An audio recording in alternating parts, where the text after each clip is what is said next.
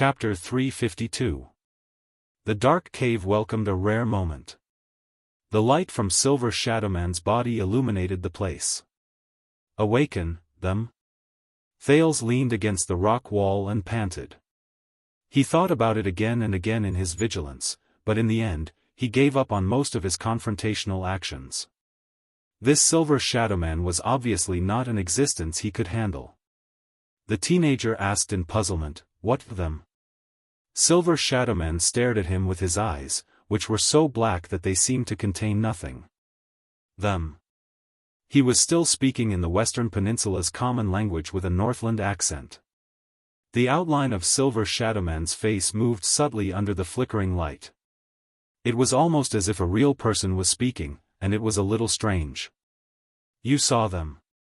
Those homeless souls of the deceased. Anomalies that hover between life and death. Thales' heart trembled.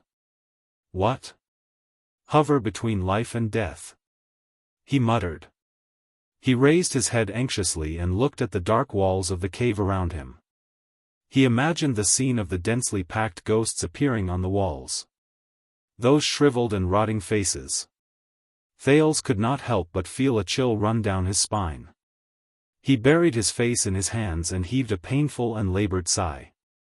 So, this world really has such things, sigh. He even thought about this for me, this world of holographic, four-dimensional, and dynamic horror movies is too beautiful. The dejected Thales used a whole 5 seconds to free himself from the unpleasant memories of the past. He lifted his head listlessly. But how? He leaned against the rock wall and pressed against the scratches on his body. He asked Silver Shadowman weakly, "Why are there so many souls of the deceased under Dragon Cloud City? Are they bored and come here to scare people?" Silver Shadowman's body shone faintly. He seemed to be hesitating. "Arund Castle is above our heads," he answered in the end. The words that came from the silver light were like murmurs in a dream, and they echoed faintly. "It has stood here for thousands of years. The flames of the great dragon, the footprints of the elves, the warriors of Northland, the iron hooves of the Empire, and even the heavy hammers of the orcs have plowed through this place." When he heard the unfamiliar name, Thales was instantly stunned. "Run, castle," the prince repeated doubtfully, but his eyes immediately brightened. "Wait a minute, are you talking about Dragon Cloud City?" Arund Castle was its former name. Thales immediately understood something. In a moment of realization, he began to size up Silver Shadowman with a strange gaze. Using this form of address. "So you're from the ancient times, you're from the Empire era?" But Silver Shadowman only stared at him quietly and did not answer. "All right." Thales spread his arms, inviting a snub. In his mind, he crossed out the option of finding things to talk to get information out of this person who was neither a human nor a ghost.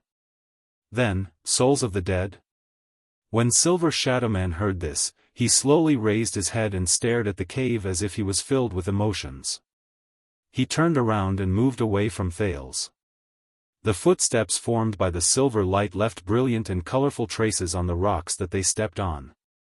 This land has experienced countless wars, bitter cold, disasters, and deaths. Heads have fallen, blood has spilled, corpses have filled the fields, and wails have lingered. Silver Shadowman walked forward slowly. His words traveled into Thales' ears again, and they contained a certain melancholy that could not be dispelled. For thousands of years, countless living beings have been buried here. The souls of the dead gathered in the past cannot be dispelled. Cannot be dispelled, cannot be dispelled, cannot be dispelled. This time, the echo in his voice was especially clear, and it shocked Thales. It was only then that the prince noticed that Silver Shadowman's words did not come from his voice, but from his heart. "Wait. The words that came from the bottom of my heart.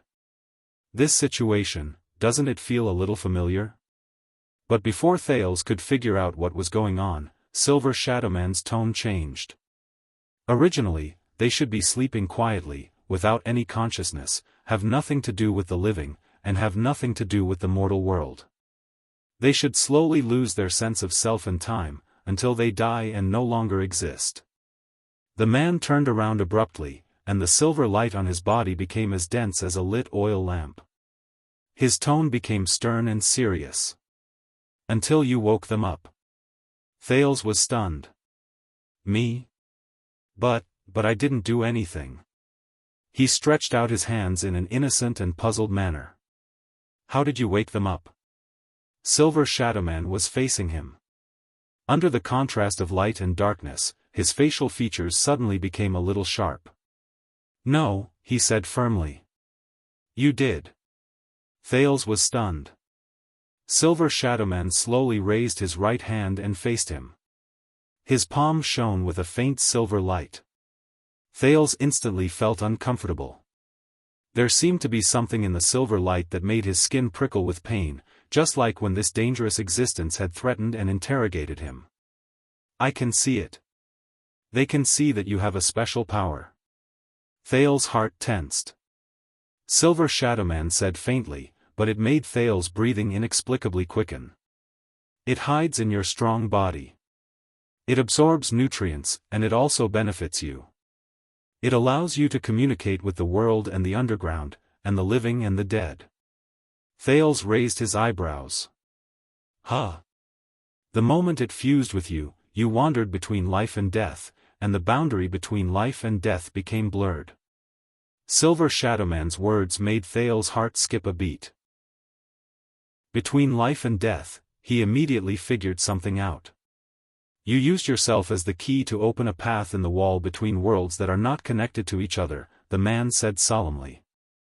The souls of the dead, who should not have been able to sense anything and could not affect the living, were startled and awakened.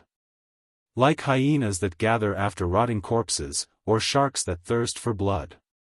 Thales blinked in shock as he stared at Silver Shadowman's increasingly distinct black facial features. Are you saying? He whispered in disbelief. The sin of Hell's River? Silver Shadowman did not answer. Thales, who was feeling uneasy, took action the moment he thought of it. He clenched his fists tightly and took a deep breath. He summoned the sin of Hell's River in his body and activated its most commonly used effect, which was to strengthen his sight and hearing. In a few seconds, the sin of Hell's River followed his consciousness and poured into the blood vessels around his eyes and ears, making his world brighter and clearer. But at the same time, Thales immediately felt that there was something strange around him. In the distance, on the rock wall where the silver light could not shine, countless black shadows emerged. The new and strange faces of ghosts looked in his direction. Ah, it hurts, my chest. No, why do you want to kill me? I didn't join the uprising, Sada. Noxada. They can't stay here. The vanguard of the orcs is coming. Even if I have to kidnap them, I have to kidnap all the people in this village. Ha ha ha, you won't believe me. I locked that ice bastard on a rack, used a pair of red-hot tongs to wring out its intestines, and poured kerosene on it. I will never forget what they did to my Lisa. I want every orc who falls into my hands to die in agony. At that moment, a cold chill, deep whispers, painful howls, and all the nightmares returned to Thales' senses. The prince was greatly shocked. However, the sin of Hell's River, which had sensed the threat, not only did it not stop, it even sped up uncontrollably and continued to strengthen his senses. That feeling was similar to when he watched a horror movie in his previous life. At the climax of the scare, the movie would suddenly change from a 2D perspective to a 3D perspective. I'm just doing it for the reward and food. Why should I risk my life for them? Anyway, they've never treated pawns like us as human beings. I'm so hungry, General. We've eaten all the prisoners and criminals. I'm so hungry. Can we eat the sick and the elderly? They're going to die anyway. If they fill our stomachs, we can also help them protect their families. I don't understand. We're warriors. We have our own honor. Is there any honor in slaughtering civilians? Listen, soldier. Your honor is not up to you to decide. Who are civilians and who are enemies are not up to you to decide. It's up to the army, the empire, and my orders. Do you understand? Now, soldier, kill this Northland brat. Because he's an enemy, this is honor. His voice grew louder, and his surroundings grew colder. Thales covered his head in pain, closed his eyes, and started convulsing. **T, how can this be? The souls of the deceased around him became increasingly agitated. Many of them even climbed towards him. At that moment, get lost. Silver Shadowman's furious roar echoed in Thales' ears. Silver light shone brightly in the cave again, and it was so piercing that Thales curled up. Go back to your lair. As Silver Shadowman roared, the screams of the souls of the deceased rose again, but they gradually became weaker. They painfully avoided the silver light and retreated back into the darkness. Those terrifying whispers and emotions also retreated from Thales' senses like a tidal wave. Then, the area around him became quiet again. After a long while, Thales, who was sitting paralyzed by the rock wall, put down his hands weakly and sensed the disappearance of the sin of Hell's river. Damn it! He panted and cursed in his heart. Damn it, damn it, damn it! As of now, these souls of the deceased cannot directly harm your body, Silver Shadowman's voice rose again.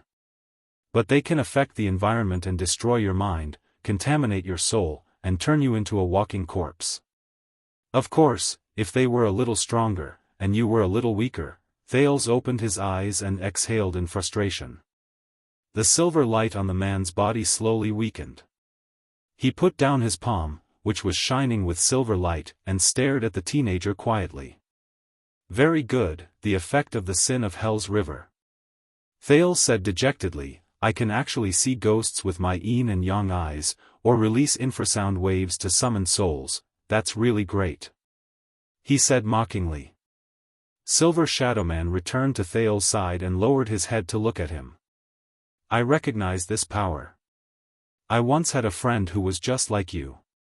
Silver Shadowman's words made Thales perk up. The sin of Hell's river? The man in the silver light shook his head. Under the torture of this power, he was rejected by Hell's river, and the mortal world did not accept him. That was the greatest misfortune in his life. Just like this place, just like this group of pitiful souls of the deceased who are stuck between life and death because of an evil curse. Thales, whose mood was occupied by gloom and irritation at the same time, let out a mocking chuckle. I guess I'm not much better. But he thought of something. An evil curse. The exhausted Thales looked up and asked, You mentioned this more than once. This is not the first time you mentioned it. What do you mean? This time, Silver Shadowman, who lowered his head to look at the teenager, paused for a long time. The silver light on his body flickered. Finally, Silver Shadowman spoke again. These tortured souls aren't trapped here out of their own will. His words were full of sorrow and pity. On the contrary, they are bound here because of a vicious curse, unable to continue their journey of death. Because of this curse, they are cut off from the cycle of life. They are trapped in the swamp of eternity, and they suffer endless suffering. Thales was stunned. He stood up laboriously and looked around him. He could only see a dim cave and a dark rock stratum. There was nothing there. The prince suppressed the fear in his heart and asked curiously, what kind of curse? Silver Shadowman was silent for a few seconds. When Thales could not help but urge him to speak, Silver Shadowman looked straight at him. His facial features flickered under the silver light. His words were solemn, and he enunciated each word clearly. The curse of the Iron Blood King. Thales' eyebrows twitched. Iron Blood King? I remember this legend. The prince scratched his head. The Iron Blood King. All the Northlanders know him. He seems to have built something. Thales bit his lower lip and thought hard. He felt that he was about to recall it. Silver Shadowman snorted softly and interrupted his recollection.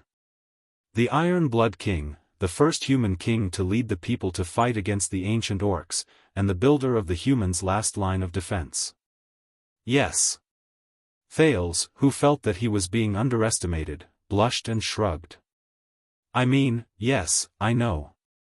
The Iron Blood King died in battle, the last line of defense was lost, the ancient orcs invaded the south on a large scale, and the ancient chauvinistic countries were destroyed.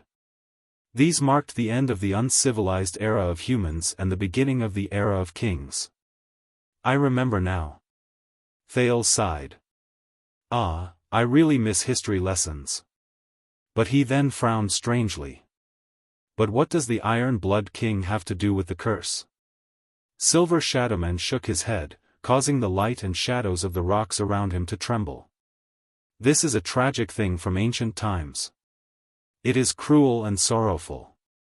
You do not need to know the details. Thales narrowed his eyes in displeasure. The man's facial features froze slightly. He looked as if he sighed. You only need to know that this is a sin committed by a group of noble people. They embraced hope and love and tried their best to save the world, but in the end, they made a grave mistake, and the consequences will be endless. His next sentence caused Thales to inhale slightly again. Even the wizards avoid mentioning it. It is a taboo. Thales froze slightly. Even his breathing shuddered. Wizards? Thales stared at Silver Shadowman in front of him in surprise. He began to doubt his identity again. Is this related to them? Silver Shadowman turned his head around. Ripples of flowing light appeared on his silver armor.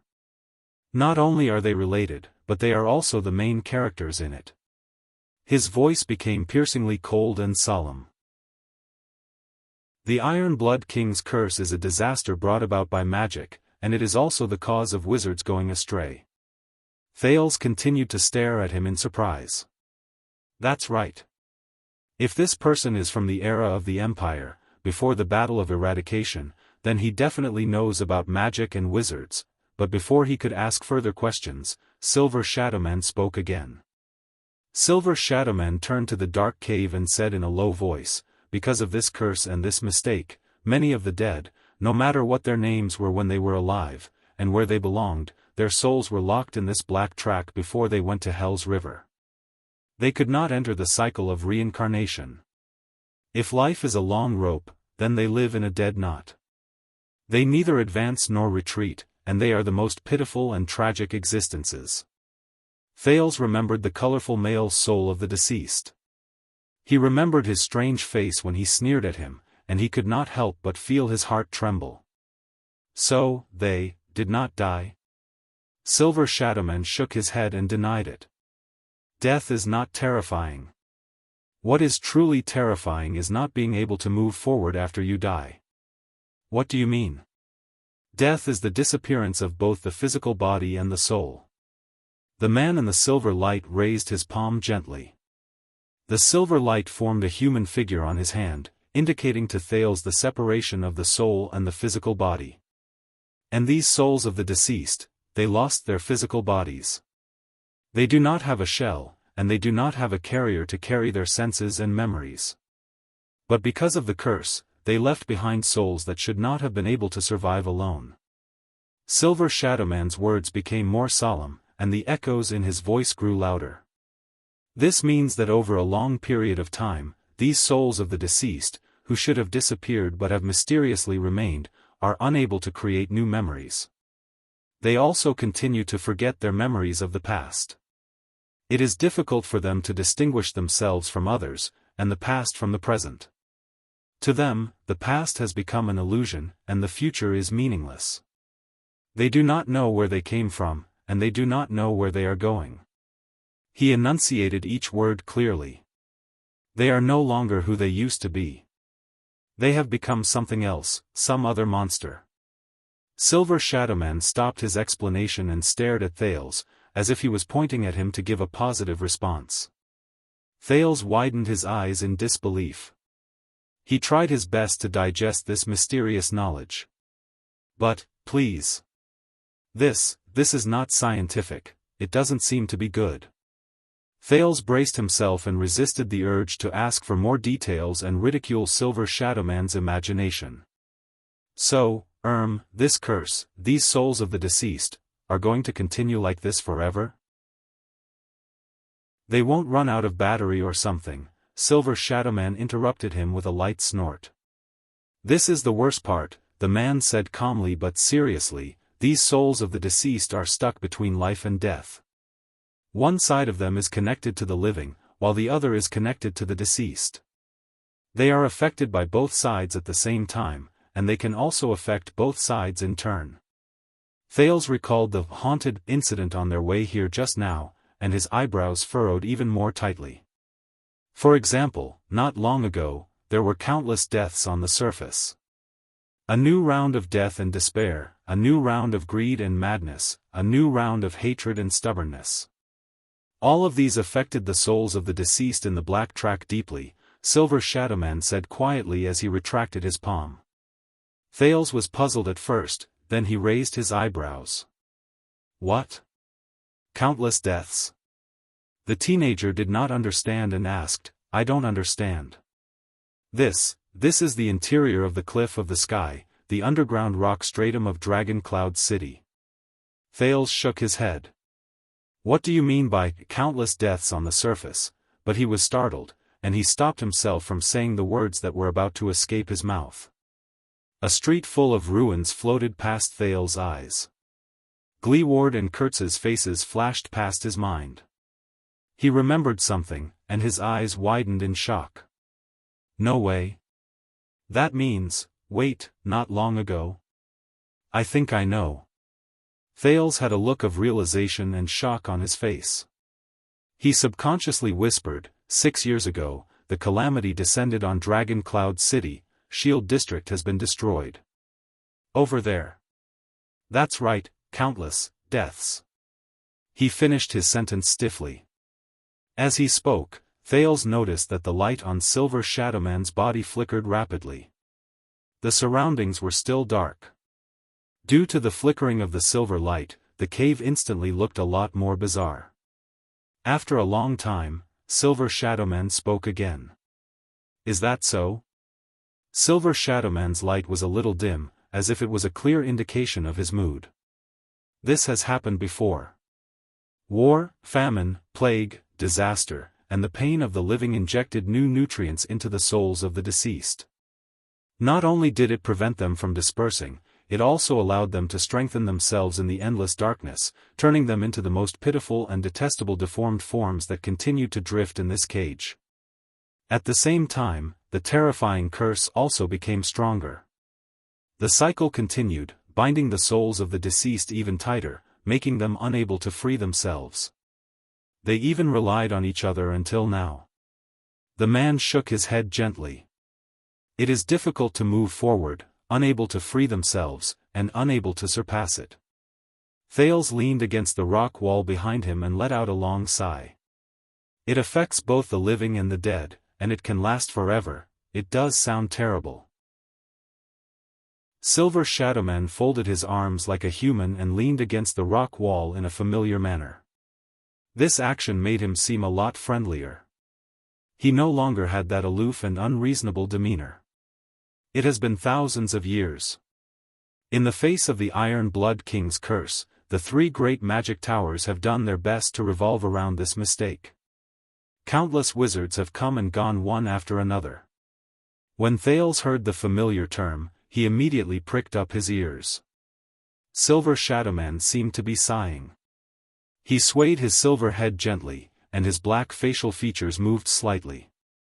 But every single time they tried to research and uncover the secret, they tried their best to make up for it and correct it, but they only pushed this terrible mistake, which was already terrible to begin with, into an even more terrible abyss, and caused even more terrible consequences. His voice sank to the bottom of the valley. And even brought about the end of the world. Thales was dumbfounded as he listened. In the face of this bizarre Silver Shadowman, he shook his head firmly. The end of the world? I don't understand. Is it that serious? Silver Shadowman snorted coldly. He slowly turned to the teenager.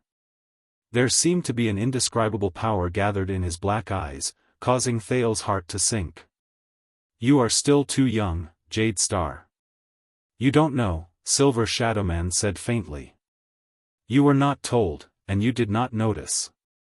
You are not ready to face the mission that belongs to you." Thales frowned. "What?" Silver Shadowman raised his voice slightly, and visible ripples appeared in the light. It was as if he was chuckling. But in the next moment, his black facial features immediately relaxed. Silver light gathered again on the man's body, and it instantly shone brightly. Silver Shadowman left the rock wall, put down his arms, and quietly looked at a corner of the cave. Thales, who sensed that something was off, quickly stood up and asked warily, "What's wrong?" Silver Shadowman's reply was very simple. "They're here." That one sentence caused Thales' nerves to tense up. As Silver Shadowman spoke, a barely discernible chill crept up Thales' spine. He raised his head anxiously and looked around the rock wall around him. Soon, he noticed that something was wrong. A black fog that could be seen with the naked eye seeped out from the surrounding rock walls and tainted the narrow cave. Every time the black fog seeped out, the area that Silver Shadowman's light could illuminate became a little smaller. It was like an insect that devoured light. Thales felt his skin crawl as he watched the black fog increase. He instinctively shrank back. He had seen this fog before. Just now. "This is the true form of the curse," Silver Shadowman reminded him coldly. "Don't touch them." Thales frowned. Good idea." Very soon, withered and rotten faces and arms of strange colors extended from the walls of the cave where the black fog was the densest. Thales gritted his teeth. As the light became weaker, he could not see the souls of the deceased in the distance clearly. However, the teenager no longer dared to activate the sin of Hell's River, afraid that he would attract another disaster. "But didn't you chase them away just now?"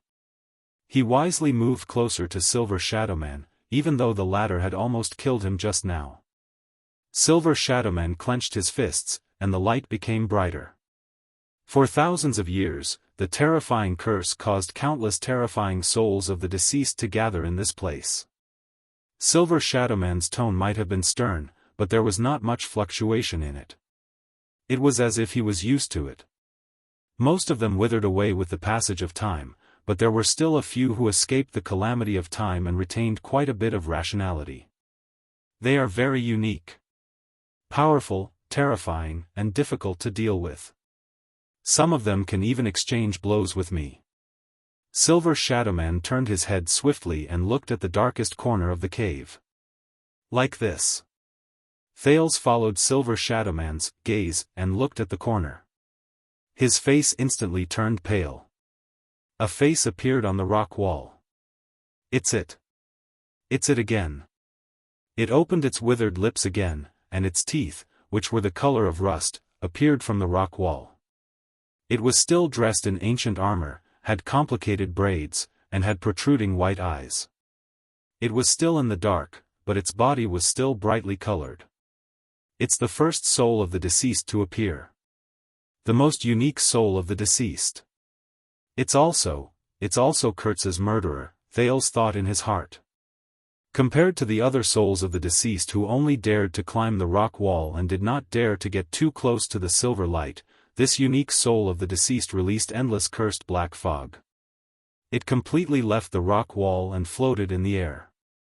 It floated towards the center of the silver light. Thales tensed up.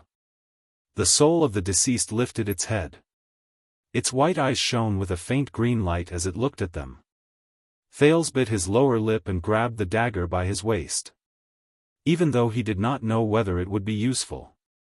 However, this time, this unique soul of the deceased looked at Silver Shadowman. The language of the ancient empire, which had turned from unfamiliar to familiar, rang in Thales' ears again with a melancholy and profound charm. It's you again. Northlander. Northlander, Thales curiously looked at Silver Shadowman beside him, and he once again raised his speculations about his identity. The muscles on the withered face of the soul of the deceased trembled slightly. It shook its head. This human-like action made it seem like it was remembering something. Why don't you give up? Why don't you join us? Why do you resist? Silver Shadowman shook his head. The silver light on his body focused, and the area it shone on became much smaller, but it became even more piercing and dazzling. It chased away a few wisps of black fog that were about to approach them. General Linka. The man in the silver light had a relaxed attitude, but he used the language of the ancient empire with great familiarity. You were once a great warrior, a powerful opponent, and a brutal executioner. But at that time, you were at least a human.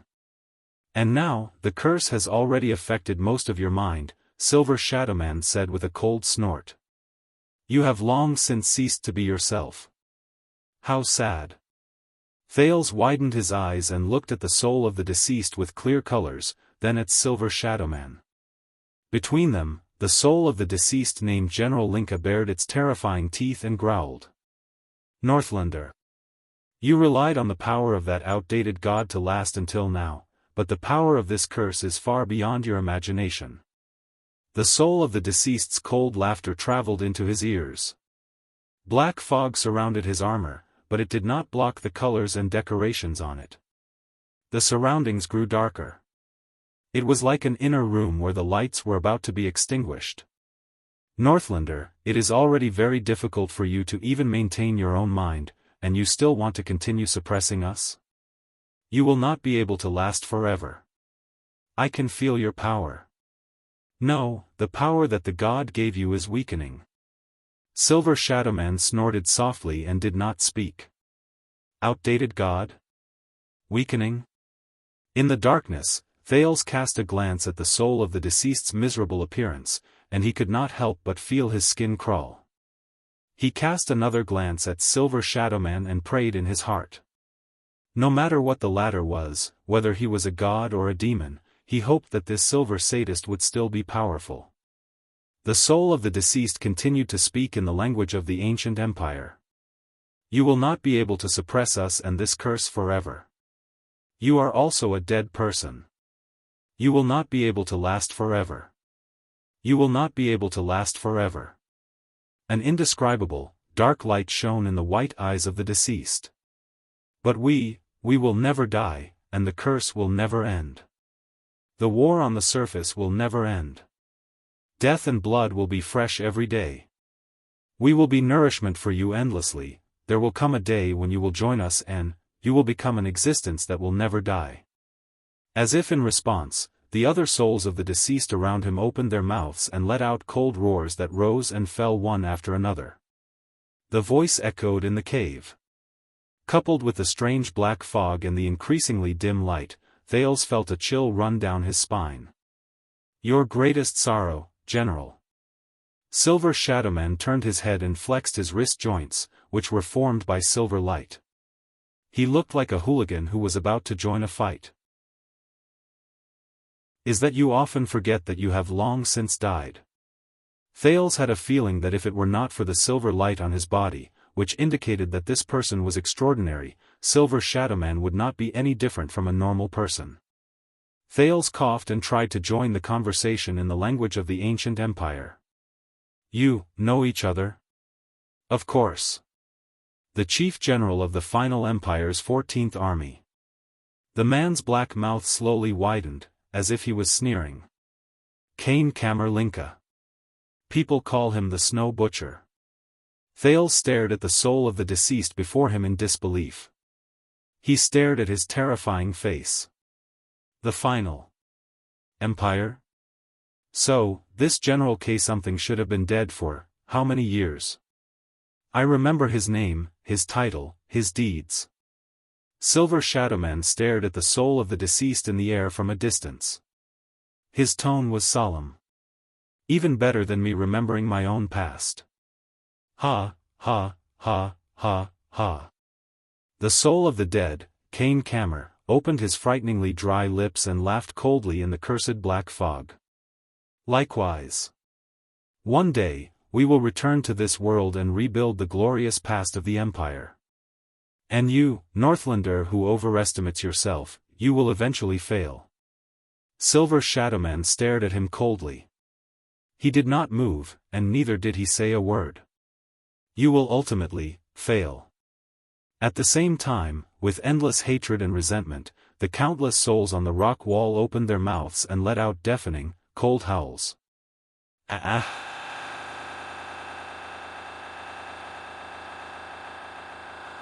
Thales tensed up and instinctively covered his ears. Silver Shadowman stood his ground without fear. He even took a step forward and blocked Thales' way.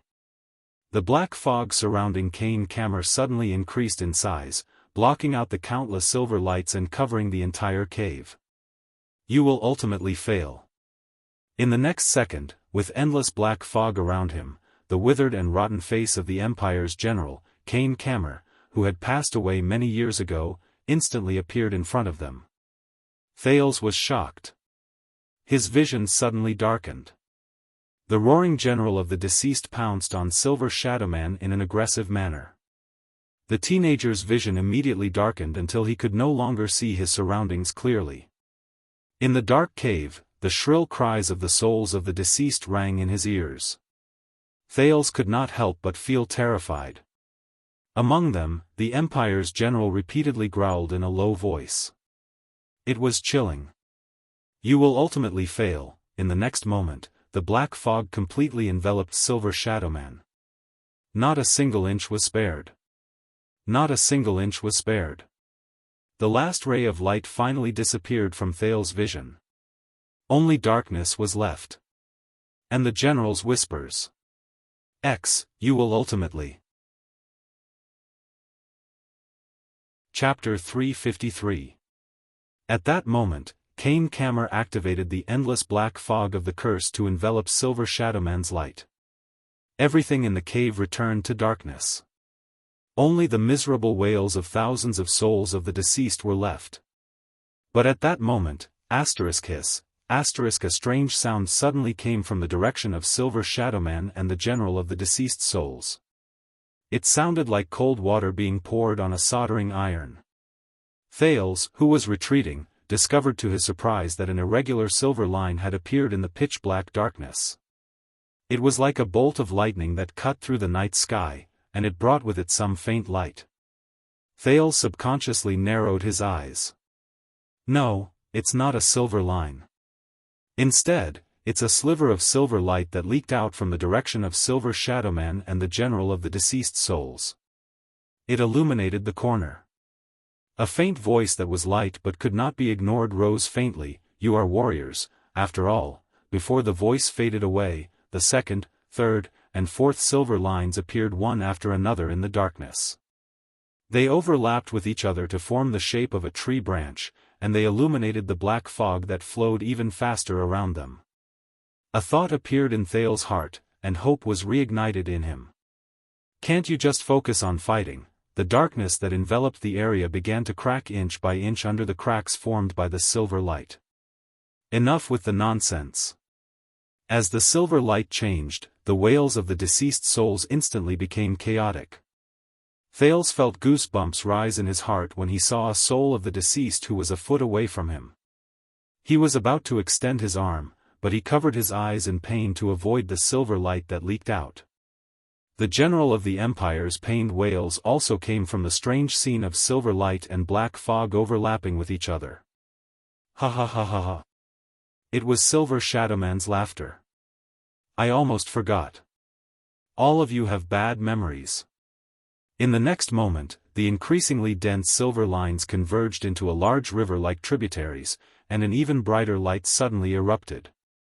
It chased away the darkness around them. From afar, it looked like a black cocoon shattered with a bang under the effect of the silver light from the inside out.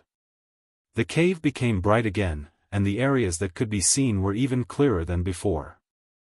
The silver light gathered into a silver brilliance that was difficult to look at directly. It was so glaring that it began to block Thales' vision. The young man subconsciously raised his palm to block his eyes.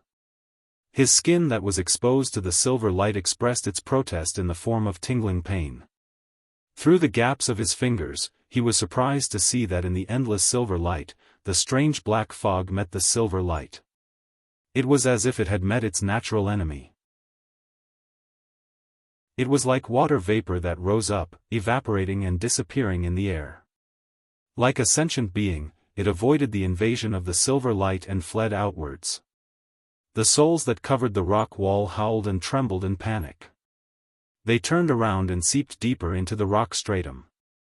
There were even a few souls that couldn't move under the dazzling silver light. They struggled to no avail and turned into ashes in the end. Thales adapted slightly to the bright light, and he was immediately surprised to see that a familiar human figure appeared in the center of the light. He was like a legendary warrior who stood tall and proud. He stretched out his right arm and clamped down on another black shadow. The latter continued to howl miserably and clung to the other's right arm, struggling bitterly under the illumination of the silver light. It was Silver Shadowman. General Kane Kammer, whose throat was gripped by his right arm and whose black fog had completely disappeared under the effect of the silver light, was still howling bitterly. The general of the deceased souls, Kane Kammer Linka, who was once fierce and insufferably arrogant, was now like a lowly pawn. He grabbed the other's right arm, and his illusory limbs twisted continuously in the air, making the terrifying soul of the deceased look a little pathetic. Thales coughed and looked at the captured general of the deceased souls in surprise.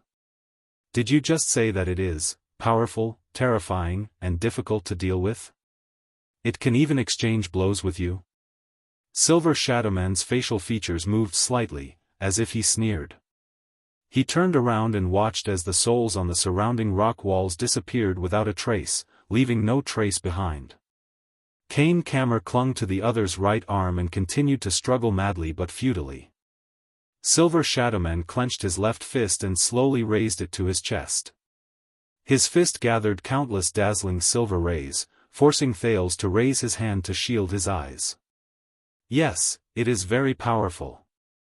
In the next moment, Silver Shadowman threw a punch with an astonishing momentum. Boom. The heavy punch of silver light hit the general of the deceased soul's withered face. As the silver light shone brightly, Thales noticed in surprise that the entire cave began to tremble in a barely noticeable manner due to the punch. It let out a low whimper. In the next second, the general of the deceased souls screamed in pain. Its illusory body seemed to have gained physical form, and it was pushed back by the punch. Kane Kammer howled in pain as he was pushed by the surging silver light. His limbs moved wildly, but he could not control himself and quickly sank into the rock wall, disappearing without a trace. His final curse was left in the cave. "But that is only," Silver Shadowman blew on his fist in a very human-like manner. He retracted the heavy punch that had easily sent the general of the deceased souls flying, turned around, and said to Thales sternly, "It is only relatively speaking." Thales stared at the empty rock wall in a daze. He could not say anything for a long time. The light on Silver Shadowman's body slowly weakened until Thales could see him clearly. Thales then frowned. He suddenly realized that the current Silver Shadowman was no longer the same. At some unknown point in time, a set of heavy armor also made of silver light had appeared on his body, which was constructed by silver light. From his helmet to his shoulder armor, from his chest plate to his abdomen plate, from his boots to his knee pads, he was fully equipped. It made him look much taller and more majestic. Thales looked at the fully armored Silver Shadowman with a puzzled expression on his face. "What is this?" the prince asked dumbly as he stared at Silver Shadowman's new appearance. Silver Shadowman seemed to have only noticed this at that moment. He was also a little surprised by his new appearance. "Not bad, the restoration is quite realistic." "Ahem, I mean, it is more or less a little too beautified." "Yes," his facial features quivered slightly. He seemed to be excitedly sizing himself up. The shoulder armor on his shoulders rose up to his eyebrows, the gauntlets on his forearms were covered in barbs, the plate armor on his chest, abdomen, waist, and crotch, and the heavy boots on his knee pads. At that moment, Silver Shadowman looked like a bardic poet. Chi warriors were dignified and had an imposing presence. They had the air of a hero and a gorgeous beauty. And the most eye-catching thing was his helmet. The silver light formed a huge, ferocious helmet that covered his entire face. It had a complicated design, and there were even 4 ridiculously sharp horns that extended from both sides of the helmet. As Silver Shadowman moved, the huge, horned helmet formed by the silver light swayed back and forth in a terrifying manner. It gave off an exaggerated feeling that it was about to fall. Forget about the helmet. Silver Shadowman tapped the ferocious, horned silver helmet, and it shone with sparks of light. His facial features behind the visor were scrunched up, and he seemed a little awkward. This is only used to boost morale. I've never worn it in a real battle. It's too stupid, too pompous. Silver Shadowman began to gesticulate, and his movements became more and more exaggerated. And it has 4 horns. You know, even my wife only has 2. She might not say it, but she doesn't really like it. Thales blinked in a daze. He sensed the excitement in Silver Shadowman's words, as if he had bought a new set of clothes. He found it a little hard to accept. Silver Shadowman, who was solemn and stern just a moment ago, has turned into a chatterbox because of a strange armor that appeared out of nowhere?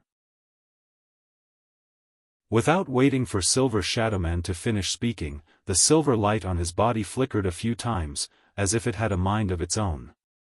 Silver Shadowman's facial features changed continuously. Oh, right, and my shoulders. You know, I'm in danger of having my head explode even when I turn my head. Immediately, the silver light that repelled the souls of the deceased started flowing. Silver Shadowman's terrifyingly huge horned helmet turned into specks of silver light and disappeared into the air. The ridiculously tall shoulder plates on both sides were also flattened a little. Ah, much better, thank you.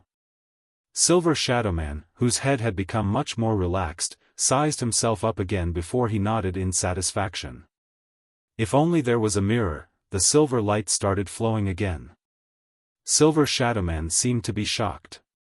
He quickly raised his hand. Oh, wait, I was just saying. I didn't really want it. You can't waste divine power like this. The silver light that was about to transform into a mirror flashed a few more times in the air before it dissipated again. Thales was a little puzzled. Who is he talking to? The silver light flashed back and forth in the air. It flickered between brightness and darkness. Silver Shadowman shook his head in slight panic. His facial features changed rapidly. What? Then why do I need armor? Ahem, of course, it's because it's more handsome. Ahem, I can fight better. Yes, you heard me wrong just now. It's can fight. I've always pursued practicality. Don't laugh, what's so funny about it? The silver light circled around Silver Shadowman and shone on him, as if it was talking to him. Silver Shadowman paused for a moment before he pointed at the silver light in front of him in slight annoyance. You're still young. You don't understand. A good mental state is an important foundation for strength. For example, if I want to bring out the full power of this punch, I must fulfill one condition: I must be handsome. The silver light flashed 3 times and gathered into a palm in midair. It gave Silver Shadowman a thumbs up and fell down. Silver Shadowman was instantly exasperated. I was just making an example. Why do you have so much to say? You're so long-winded, what's going on? Baffled, Thales watched Silver Shadowman quarrel with the silver light on his body. He was dumbfounded and felt that the world was really strange. Finally, the silver light armor on Silver Shadowman's body turned into stars and disappeared into the air. Thales averted his gaze from the human-like silver light and looked at Silver Shadowman. He said quietly, Extet. When he heard this name, Silver Shadowman paused for a moment. The relaxed expression he had just now disappeared. That soul of the deceased called you Extet. Thales stared at Silver Shadowman in front of him and asked tentatively, Is this your name? Silver Shadowman was silent for a few seconds. This is not important, he said faintly. Thales took a deep breath. There aren't many people with this name in history. The teenager suppressed his excitement and tried his best to voice his guess calmly. And there is only one person with this name who has a close relationship with Northland and Dragon Cloud City. There is only one person who knows what Jade Star is. Silver Shadowman did not move. Thales bit his lower lip and glared at the silver existence in front of him. Without realizing it, he used honorifics. You are, sir, you are. Silver Shadowman raised his head abruptly and interrupted him. Who am I? But Silver Shadowman shook his head. Just as I said before, this is not important. Even I often forget who I used to be. Because that's all in the past. Thales' words were stuck in his mouth. He could not help but say in surprise, but, haven't you noticed? Silver Shadowman walked to stand in front of him. His dark facial features were profound. In essence, I am no different from them and those souls of the deceased. I am just another dead person, one of the thousands of souls in this world. Silver Shadowman's voice was deep and lifeless in his heart. Even the silver light on his body had become much dimmer. Thales stared at him, puzzled and puzzled. Another dead person, but Thales immediately shook his head forcefully. His gaze was firm. No. I think you are different. Silver Shadowman froze for a moment. You and that general. I can see the difference between the two of you.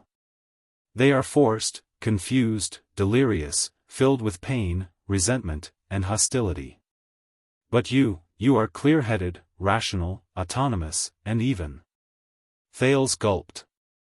Even if you might have been dead for many years, but, he paused for a moment and remembered those indescribably terrifying souls of the deceased. He remembered the murmurs and cries of pain that once gave him a splitting headache, but after that, he became thoughtful. Thales raised his head and said with certainty, You volunteered to guard this dark and boundless black track and suppress these increasingly brutal souls of the deceased, am I right? Are you the one who has been suppressing this inexplicable curse and doing your best to prevent the terrible consequences they might cause? Silver Shadowman still did not speak, but his dark facial features became more and more tense. For so many years, you relied on yourself to stay in this dark underground. Thales enunciated each word clearly with disbelief, reverence, and excitement, to protect Dragon Cloud City. Regardless of the past or the future. Thales bit his lower lip and spat out that title. Extet, Silver Shadowman suddenly raised his head. You are wrong. His tone became cold and rebuked again. Thales was stunned. The only difference between me and them, is that I was quite lucky after I died. I received a blessing and gift from a certain great existence, Silver Shadowman said with a cold snort. It allowed me to maintain my former self even after I lost my physical body. I retained a few important memories and escaped the misfortune of losing my mind. I was able to retain new memories as long as I could, such as meeting you. Silver Shadowman walked forward slowly and pressed his palm, which was formed by silver light, on Thales' left shoulder. But I am still forgetting, still losing. In a few days, you will disappear from my memories, and I will no longer remember your arrival. Thales stared into the dark, round holes where the eyes should have been. When he remembered the man's extraordinary identity and his current situation, he was instantly stunned. Silver Shadowman shook his head slightly. In the end, I am no longer in this world. In the end, I am different from you. In the end, I will also disappear. That is all. There is nothing more. At this moment, the silver light on Silver Shadowman's body brightened again. He let go of Thales and looked to the other side with a solemn expression. While he was immersed in the complicated emotions of knowing the man's identity, Thales snapped out of his daze. his surroundings turned dark again. What's going on? He noticed that the ominous black fog had once again appeared in the cave. Countless ghostly faces reappeared on the rock walls. The souls of the deceased had arrived again. Thales widened his eyes. What? Didn't Silver Shadowman just... Soon, at the spot where the black fog was the densest, the Empire's general, who was as ferocious and terrifying as ever, Kane Camerlinka, who had died many years ago, appeared before them for the second time. With trembling limbs and an increasingly terrifying presence, he climbed out of the rock wall stiffly. His expression was deathly still, and his eyes were dark. The language of the ancient empire, which had a strange and ghastly feel to it, rose again. Thales subconsciously gulped. He stroked the hair on his back with his hands behind his back and took a step behind Silver Shadowman. He said anxiously, "Didn't you say that their strength is only relative? That they shouldn't be able to defeat you?" Silver Shadowman's facial features scrunched up. He patted his head, and the silver light above his head trembled. "That's right, but you have to know, that's just," Silver Shadowman shrugged. With his back facing the souls of the deceased who had climbed out of the rock wall, he said to Thales sternly, "The first round." Thales frowned. The first round? At that moment, the silver light on Silver Shadowman's body suddenly jumped. The silver light seemed to be sentient creatures. It gathered into a line above his head and formed a sentence in the common language at a spot where Silver Shadowman could not see. It was as if it was explaining Silver Shadowman's words. Thales stared at the silver words above his head, dumbfounded. What? Silver Shadowman did not seem to notice the silver words above his head betraying him. He crossed his arms over his chest, looking as calm as the wind and as still as a mountain.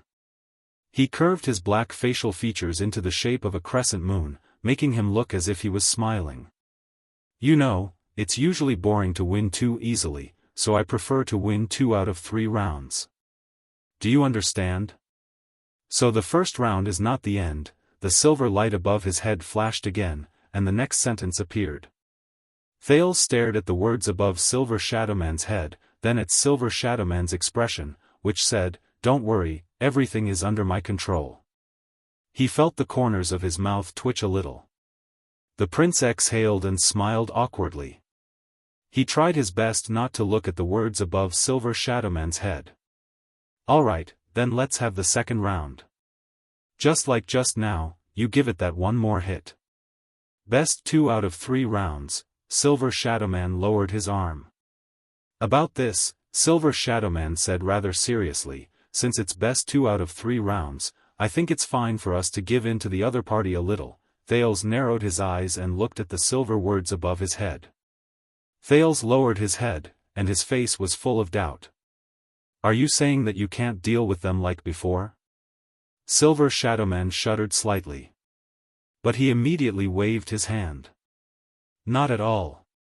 The silver words continued to appear. Silver Shadowman looked at the souls of the deceased that were gradually crawling towards them. His expression was still cold, but his tone had become much gentler. "But speaking of which, I did not hold back in that attack just now, so I used up quite a lot of energy. But to save you, I couldn't care less." The silver words flicked a few times in a rather agitated manner. This time, there were even beautiful punctuation marks. Thales widened his eyes. He raised his head, then lowered his head. He compared Silver Shadowman's words to the message in the silver words, and he felt a little awkward. "What's going on?"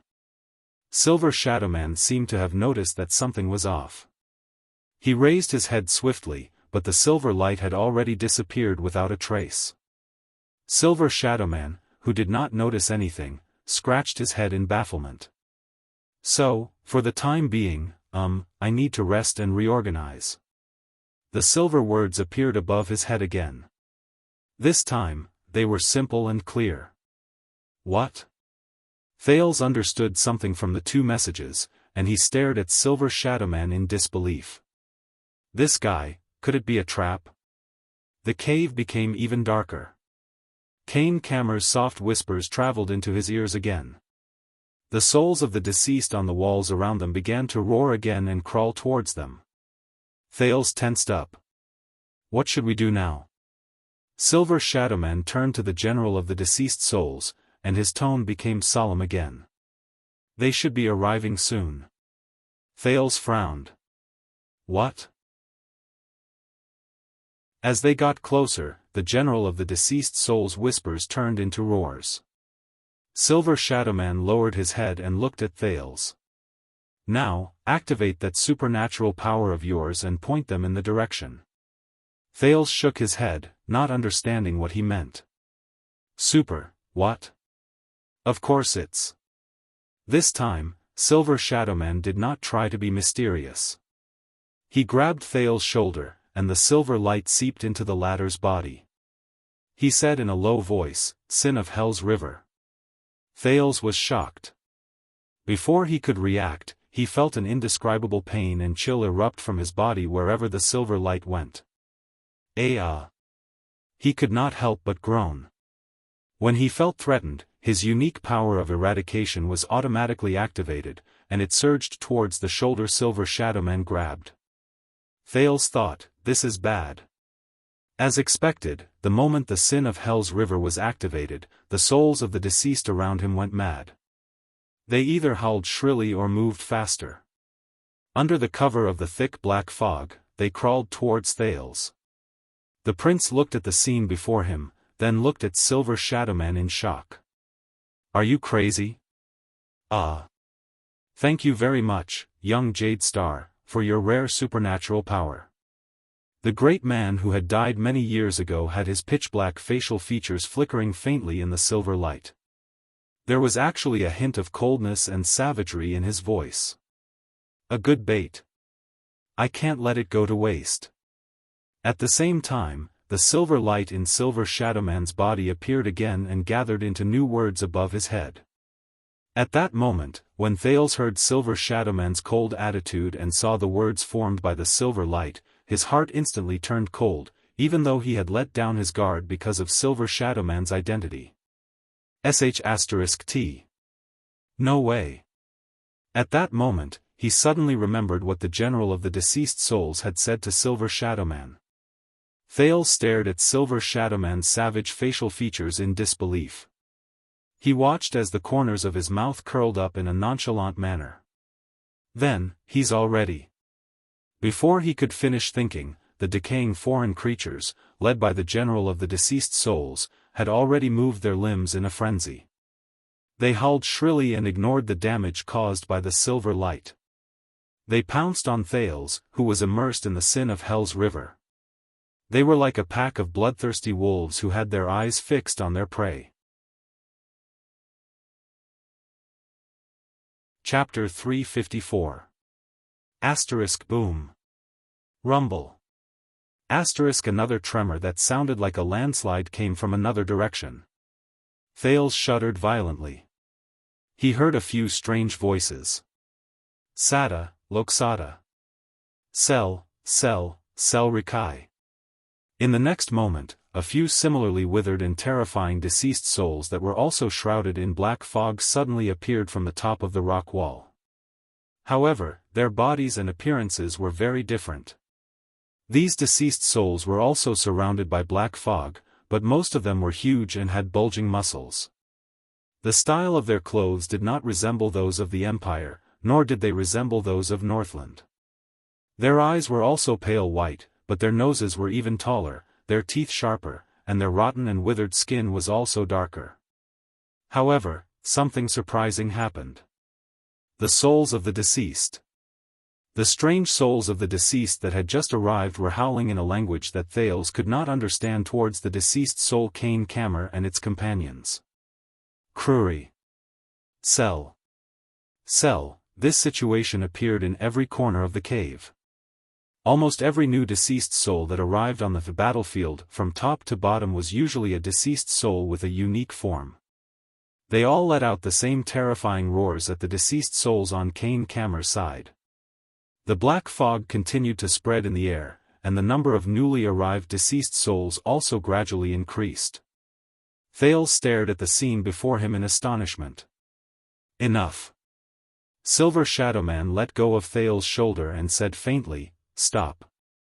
The silver light on his body turned into something that looked like a barrier and covered both of them. "It's here." Finally, a low roar that sounded like a thunderclap rose from almost every corner, and it resonated with the surrounding rock strata. "Kruri, Scanna, Nadalius," the low roar continued. A huge decaying arm that was as thick as a human's thigh slowly emerged from the top of the rock wall and climbed up the rock strata. As the low growl gradually grew louder, the owner of the arm slowly pulled its entire body out of the rock wall. Its enormous body even occupied most of the entire rock wall, until it raised its equally enormous head. Under its deathly pale eyes, it opened its enormous black mouth. Thales widened his eyes. An anomaly that was different from the pitiful deceased he had seen so far appeared before Thales' eyes. "This is also a deceased soul," Thales told himself anxiously. It was a giant dead soul that was so strong that it was almost the size of 3 people. It floated in the black fog of the curse. Its appearance was strange and out of proportion. Its white eyes were very small, its nostrils turned outwards, and a terrifying scar ran across half of its face. It even cut through half of its lips, making its teeth protrude and making it look even more terrifying when it roared. Its whole body was surrounded by several rings of beast teeth ornaments. With the support of its rotten and withered limbs, it roared madly at the cave. "Nadalius." Its roar seemed to have shaken all the souls in this cave. The souls of the deceased who were originally surrounding Thales and Silver Shadowman in the cave turned around, as if they had given up on Thales and Silver Shadowman. They flashed their claws, which were covered in black fog, at the new souls of the deceased that kept increasing in number. They responded with shrill howls as well. "Ah! Kill, kill, kill them all." Even though the newly arrived foreign deceased souls were at a disadvantage in terms of numbers, under the leadership of the giant leader, they responded to the other party's provocation with even more excitement and fury. A few of the deceased souls with unique physiques even used their grayish-white and rotten upper arms to beat their chests. Their howls even drowned out the other parties. Sel, Nadalius, the most unique deceased soul, General Kane Kamerlinka, turned his head around with a ferocious expression. He stared at the newly arrived gigantic deceased soul without showing any signs of weakness. His pale eyes were filled with strong emotions. Bastard, there was an inexplicable hatred hidden deep within his ancient empire's language. Bastard, in the next second, the giant deceased soul that was the size of 3 people and had a terrifying face also had a twisted expression on its face. It let out a deafening roar. The moment it finished speaking, it swung its strong limbs and pounced towards Kane Kamer from above. The black fog all over Kane Kamer's body trembled. It faced the new enemy without taking a single step back. "Come on, ice bastard." The 2 leaders were not the only ones. More and more new deceased souls pounced down from the rock walls above. They invaded the narrow space and pounced towards Kane Kamer's old deceased souls in midair. A new battle had begun. Thales watched as a gigantic new deceased soul descended from above. It screamed fiercely and pounced on a deceased soul in the form of an old man. In a fit of madness, it bit down on the deceased soul's neck. The old deceased soul screamed in pain and uttered words whose meaning could not be understood. "Ah!" A ball of black fog instantly spread out from its wound. However, this victim immediately started fighting with the other party. He pierced his bare hands into the deceased soul's chest. It used all means, including its teeth and limbs, to diminish the other party's existence. The new deceased souls seemed to have been infected with madness. They did not hold back at all. The deceased souls on Kane Kamer's side also pounced forward without hesitation and retaliated fiercely. The entire cave was instantly in chaos. Thales watched the scene of the deceased souls killing each other with a pale face.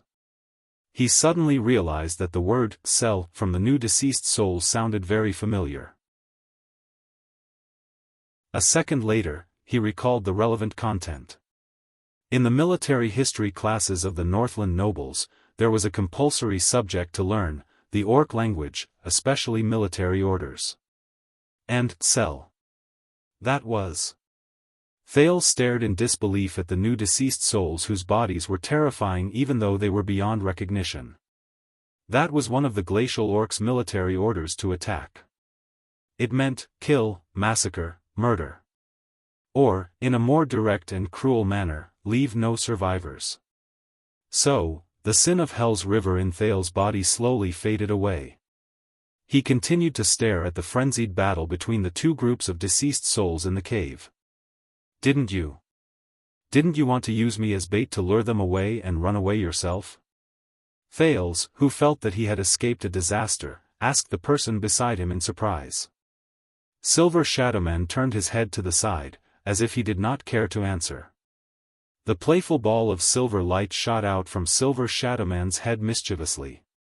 It bounced around to form a few words. Mischief. Bad taste. Thales' small face instantly darkened. The existence of the new deceased souls made the cave appear even darker. But for a moment, no deceased soul paid any attention to this small corner. Alright, but, what is that? Thales quickly forgot about his displeasure and pointed at the newly arrived large deceased soul who was fighting against the general in a daze. It is also a deceased soul under a curse, Silver Shadowman answered him readily. But it is another one. Its soul is tenacious, and its will is terrifying. After it is imprisoned and polluted by the curse, it is even more difficult to deal with than our General Linka. Thales turned his head around anxiously. But why are they? Silver Shadowman nodded. You know, there is something very interesting. The other party's voice sounded a little relaxed at that moment. Under this terrifying curse, even though these deceased souls are muddle-headed, they are still unable to separate themselves from the world they were born in. Some of their most deep-rooted emotions and obsessions are not only impossible to forget, they become stronger and more deformed. They have already broken away from their memories and situations, leaving only their feelings and instincts. For example, Silver Shadowman gestured at the chaotic battle with his chin. Thales carefully observed the new, strange-looking deceased souls and suddenly came to a realization. Allow me to introduce them. Silver Shadowman pointed at the large deceased soul that was adorned with a beast tooth. He said softly, Nasada Dark Thunder. And its hundreds and thousands of orc companions. Thales' thoughts stirred. Dark Thunder? Orc? Silver Shadowman nodded again. I heard from a dead person that it was a war chief of the Dark Thunder tribe. It was also one of the glacial orcs who wreaked havoc in the south after the collapse of the ancient empire. It was also the culprit behind the hundreds of bloody robberies in the Northland province. Silver Shadowman was silent for a moment before he continued. Before it died in the joint ambush of the Northlanders and the mountain elves, people used to call it the Raging Hammer. Raging Hammer. Thales stared at the deceased orc named Nasada from afar. He watched it fight like a wild beast and the flustered General Linka, who was forced into a pathetic state. He seemed to be deep in thought. It is easier for you to remember your enemy than yourself. Silver Shadowman snorted softly. This is why I, who was originally in danger, can still stand here and watch the fight leisurely with you, while they can only mindlessly kill each other over there. Silver Shadowman turned around and raised his index finger at Thales. Using all means to divide and weaken your enemies. This is what war is. Thales frowned. He noticed that the silver light had started to jump above Silver Shadowman's head again. As if.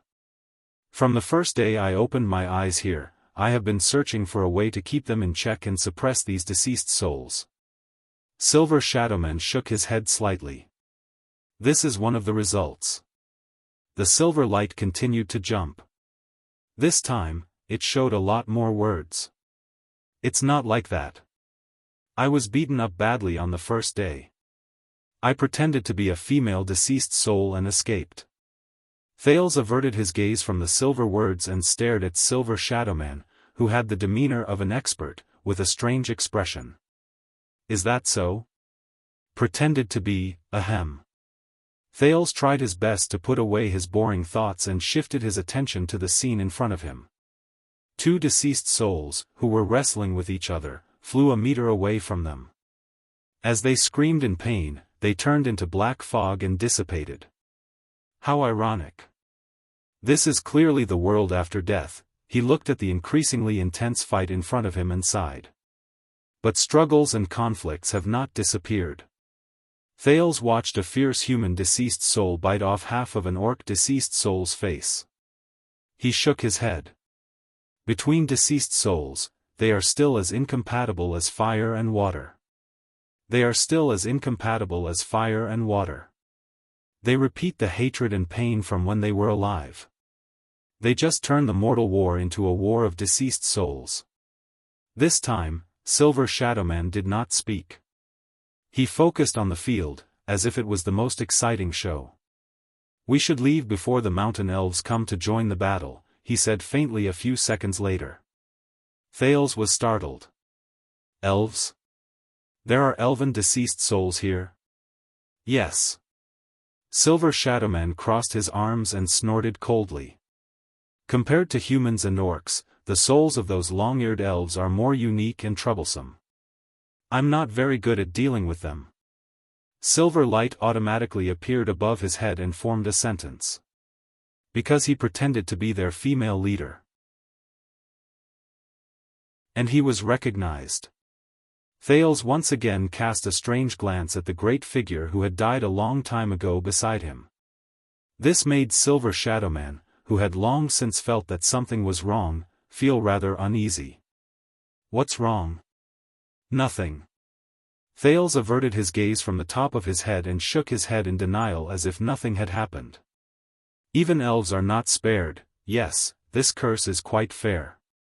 Silver Shadowman paused for a moment before he nodded slightly, as if he was sighing. At least it is never racist. And we really should go.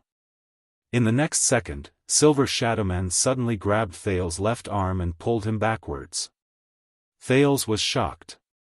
Caught off guard, he fell backwards. Bemoaning his bad luck, he was prepared to have the back of his head crash into the rock wall, but he only heard a faint rumble behind him. He felt that he was being dragged all the way, and the souls of the deceased who were fighting endlessly in front of him became smaller and smaller in his field of vision. About 10 seconds later, Thales finally let go of his arm. He was let go. Thales crawled up from the ground in a disheveled manner and realized that he had stepped on a new place. Even though he was under Silver Shadowman's illumination, the so-called new place was just another piece of rock under his feet. When Thales raised his head, he was shocked to see that the two rock walls in front of him were slowly closing up, and the battlefield of the deceased who were fighting against each other disappeared from his sight. He blinked a few times. Just now, Silver Shadowman brought me, through the rock walls? What kind of power is this? Everything he had seen in the past few hours, the deceased souls, Silver Shadowman, the curse. Every single one of them far exceeded his imagination. Amidst the faint rumbling sounds, the rock walls closed up seamlessly, as if there had never been a crack in the middle.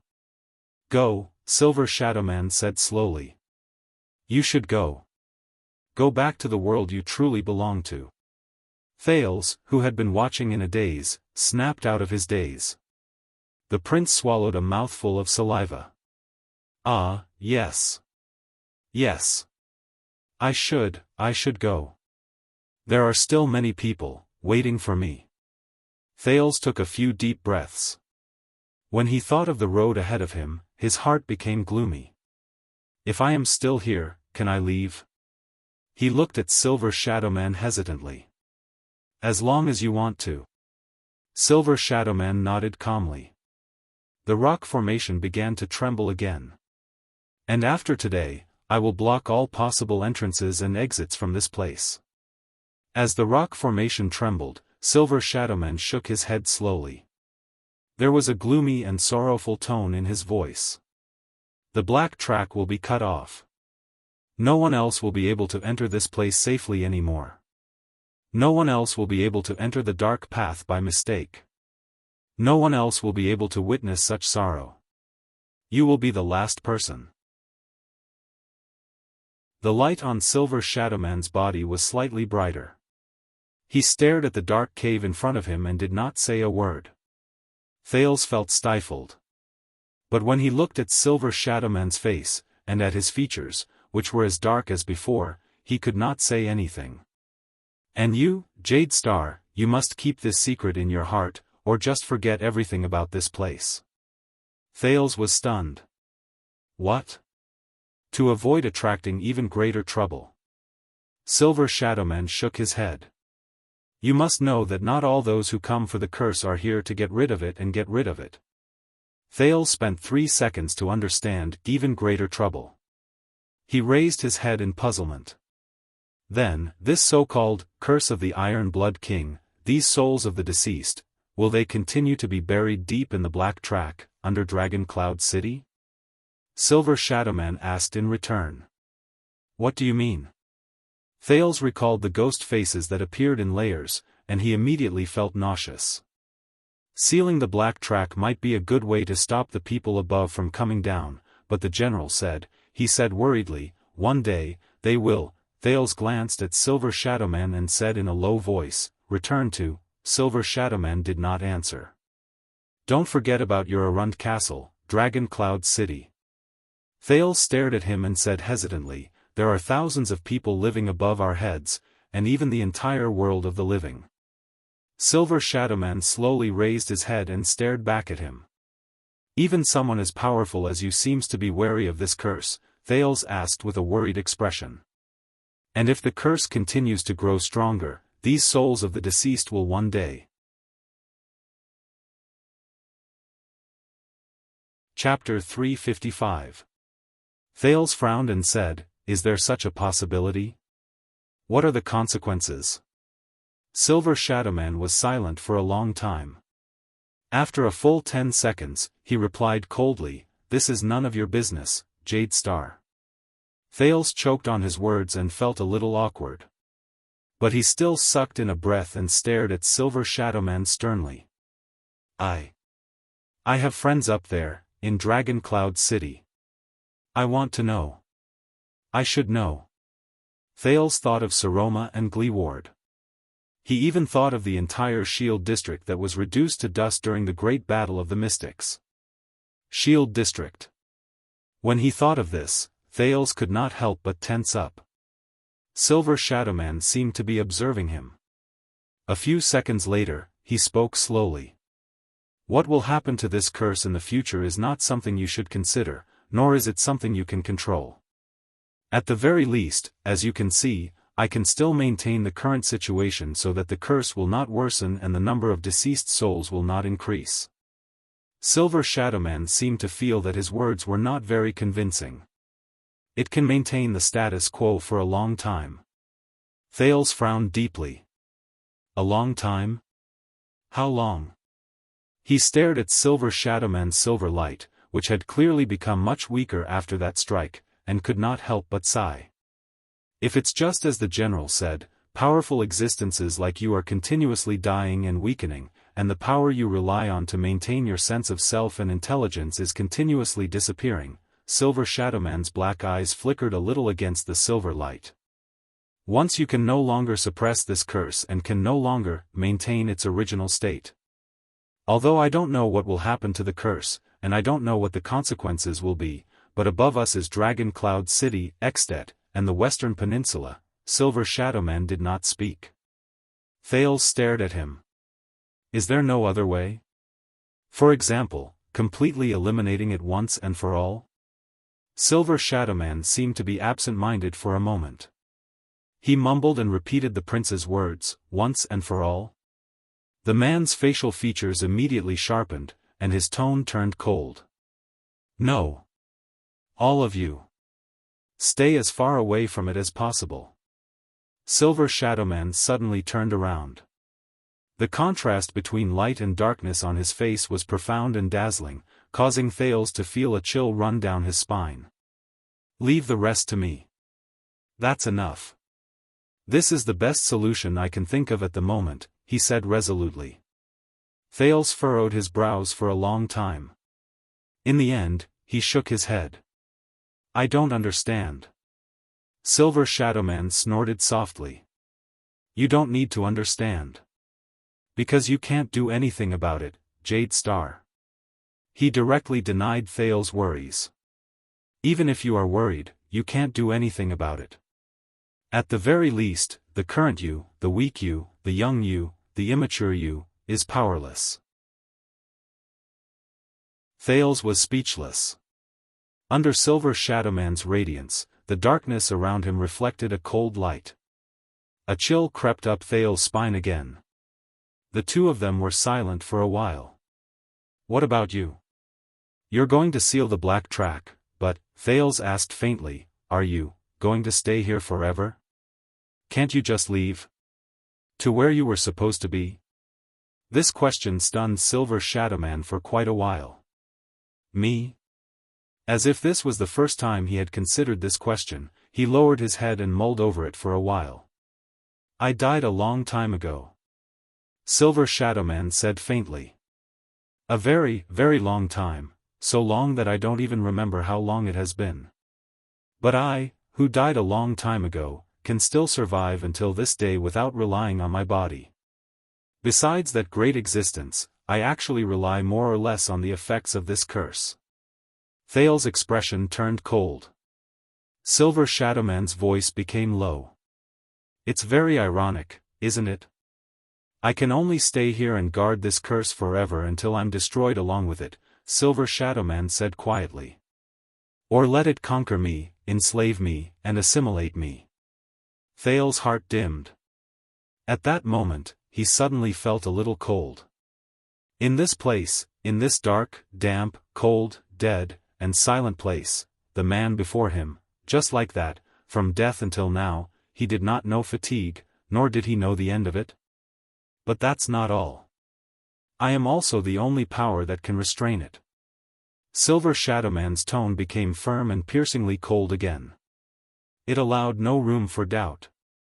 By staying here, I can prevent new souls from being dragged into the curse and creating tragedies, turning them into puppets and nourishment for the next round.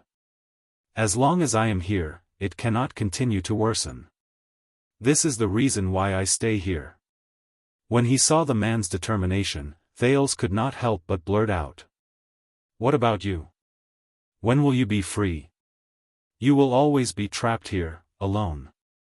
You will face these souls of the deceased, the rocks, the darkness, and the curse day and night, day after day, year after year, century after century. You will still have to be on tenterhooks and be careful to prevent yourself from losing your mind and falling into the hands of the enemy.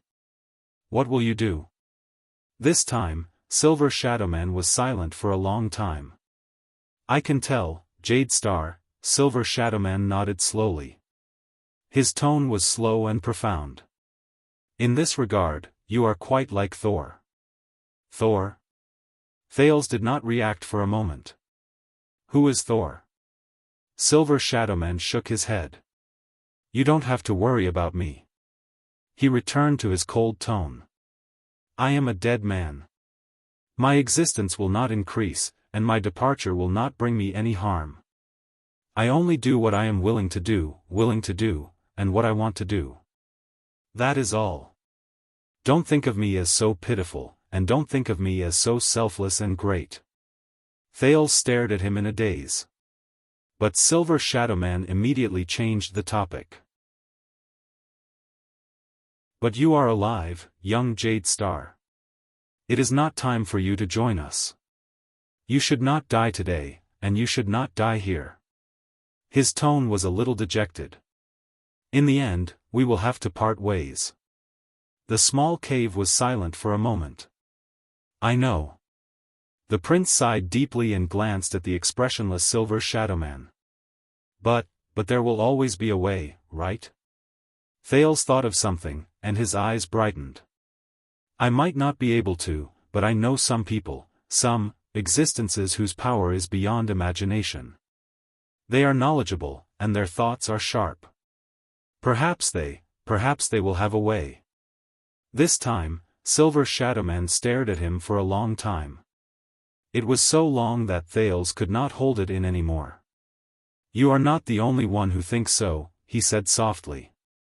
The echo of his words rippled in Thales' ears. Silver Shadowman did not look at him anymore. Instead, he slowly walked forward. As the silver light flowed around him, he appeared even more unique and dazzling. But just like how the Iron Blood King's deeds were the beginning of mankind's rise, here, the Iron Blood King's curse is also the source of all disasters. Silver Shadowman raised his head. His deep facial features stared at the sealed, locked, dark, and monotonous rock walls around him. The source of everything? Silver Shadowman shook his head slowly. If you know how much the wizards have paid in order to get rid of this curse and get rid of the effects it brings, if you know how many so-called powerful, knowledgeable, and sharp-witted people have tried to get close to this curse and unravel its secrets, and how many geniuses among them have been lost on this path. They have gone mad on this path, and they have broken down along the way, and during this process, they have evolved, hastened, and brought about many evil consequences. Many of the consequences still torment the people of the world, and even today, I am afraid that they will not say such things so easily. Thales listened to Silver Shadowman's narration in silence with a puzzled gaze, but he could not understand Silver Shadowman's words at all. What does he mean? A kind heart might not necessarily bear good results. Silver Shadowman's words became stern and blunt. Some soil is destined to grow the flower of extreme evil. They sank into silence again. Is that so? Thales lowered his head and did not say a word. He only sighed faintly. Neither of them spoke until the light on Silver Shadowman's face flickered slightly. But, if you really want to do something. Silver Shadowman stared at him, slowly raised his right arm, and clenched his fist lightly. Go and prepare first. Thales forced a smile, raised his head, and sneered. Prepare for what? Silver Shadowman nodded slightly before he shook his head gently. Right now, you only have blood in you. Thales' smile disappeared. What do you mean? Only have blood in me? Silver Shadowman's dark facial features twitched. Young Jade Star, your mind is still childish. Your future is still unclear, and your understanding is far from enough. I heard what you said. The calamity still exists in the world, mercilessly harvesting lives and brewing tragedies, am I right? Thales was slightly shocked. Huh? The light on Silver Shadowman's face flickered as he stared at Thales quietly. The prince suddenly felt that hidden behind that silver face was probably a burning emotion that was far beyond his imagination. Tormund did not fulfill his promise. Silver Shadowman stared at Thales quietly and said slowly, but I can tell that he left hope for his descendants. Silver Shadowman gently spread his palm. A few wisps of silver light appeared on it, flowing back and forth like a crystalline galaxy. It was amazing. There was a second of silence. Thales' pupils shrank a little. Tormund. He mumbled, you mean, go, Silver Shadowman said faintly, but the echo in his voice was especially obvious. Thales could not help but be shocked. Find the mission that belongs to your ancestors and family, take it, and become a man who can be entrusted to you. Silver Shadowman, who had a special status, moved his facial features slightly, as though he revealed the quietest smile. At that time, you will have the right to return and fulfill the long-cherished wish of Thor and me, which failed at the last moment. The darkness in his eyes seemed to contain the profoundness of the entire world. At that time, you will have the right to end everything, and end the disaster, including this ancient curse. From the beginning to the end, you will have the right to end them. Thales stared at Silver Shadowman, who was in this state. He seemed to have grasped something, but at the same time, he did not seem to understand anything. In the end, The prince furrowed his brows and shook his head honestly. I don't understand. Silver Shadowman swayed slightly, and ripples appeared on the silver light on his face. Then I hope that you will never understand. Thales was a little surprised.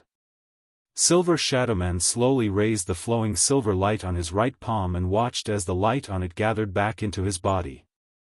Young Jade Star.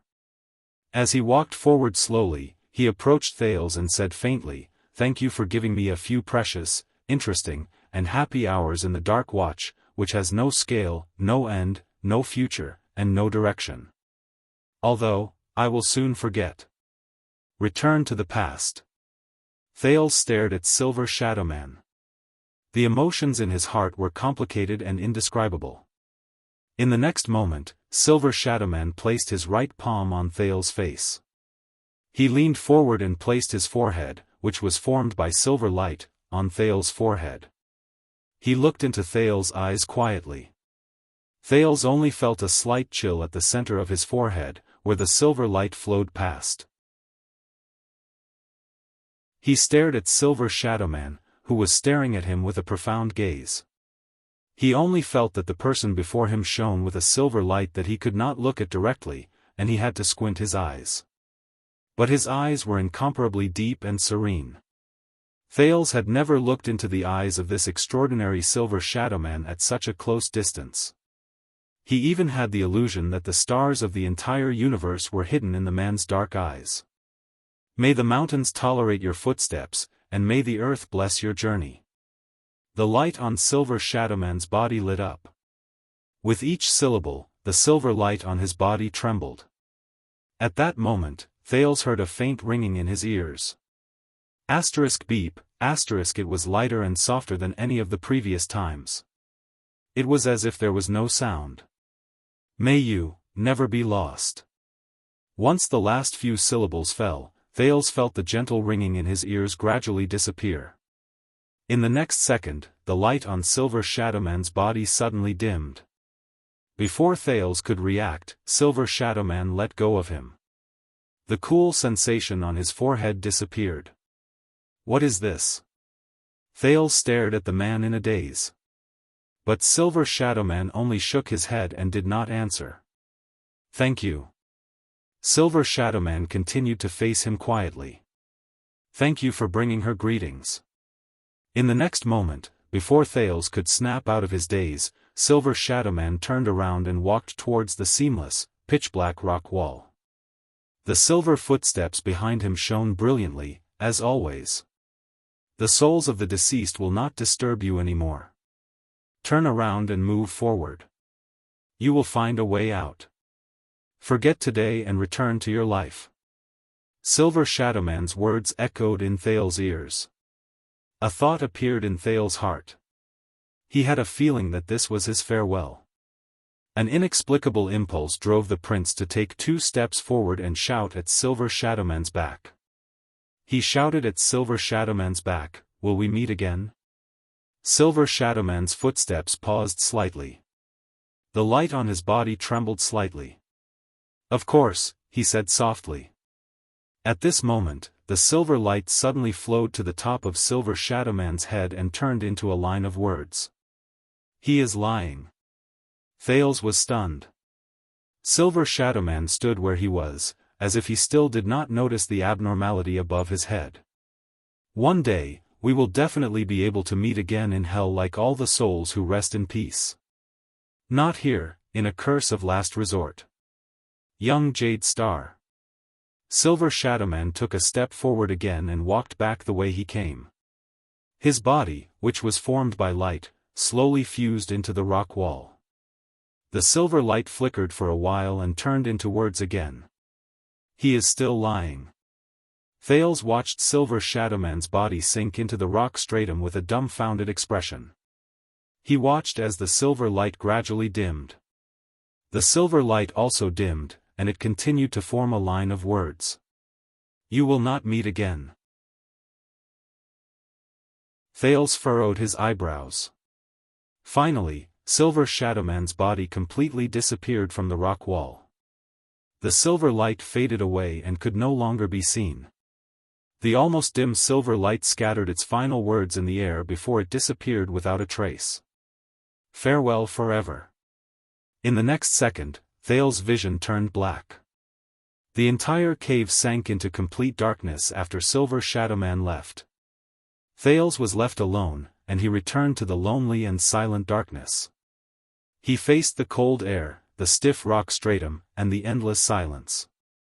Thales could not see anything in the darkness. But he still stared in the direction where Silver Shadowman left with a stupefied expression until an indescribable feeling surged into his heart. Not long ago, Silver Shadowman threw a heavy punch, manifested armor, and mocked him in a relaxed manner. It was as if that scene was still fresh in his mind.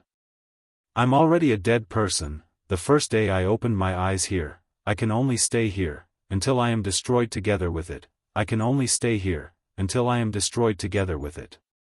It has been a long time, so long that I can't remember how long it has been.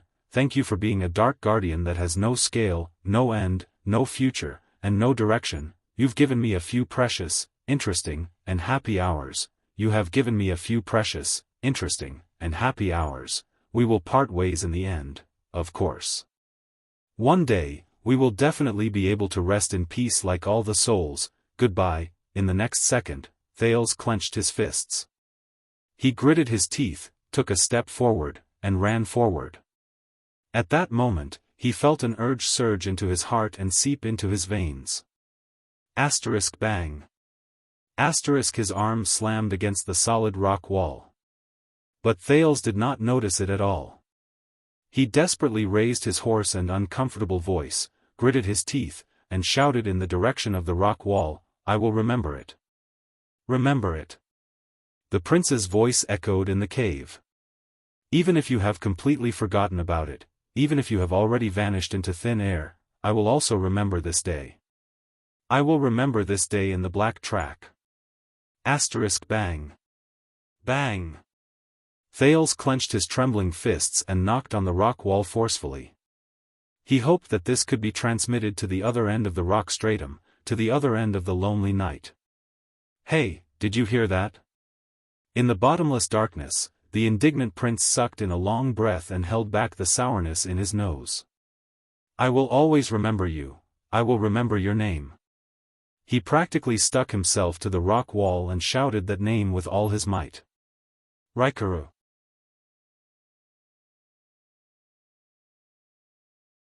Chapter 356.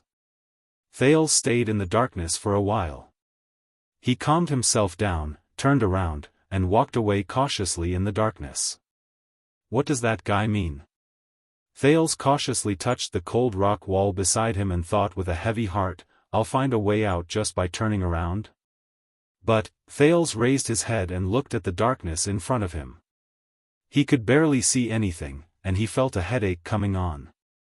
When he thought of the possibility of finding an unfamiliar head on the dark rock strata, or suddenly seeing a stiff face, the terrified prince finally gave up on the idea of activating the Sin of Hell's river to explore the way. He used his hands and feet to explore the rock wall beside him and the ground under his feet, not daring to relax. However, the difficulty of the black track was beyond Thales' expectations. He had only taken a few steps when he immediately felt something strange under his feet. Asterisk crash, asterisk it was the sound of rocks rolling down. Shocked, Thales could not react at all. He only felt that there was nothing under his feet. He lost his balance in the midst of his scream, his upper body leaned forward, and he fell down. What? Knowing that he was in trouble, he subconsciously hugged his head and chest to prevent himself from suffering more damage from the impact. However, Thales' luck was obviously worse than that. His elbows barely touched the ground, but he could not stop his body from falling.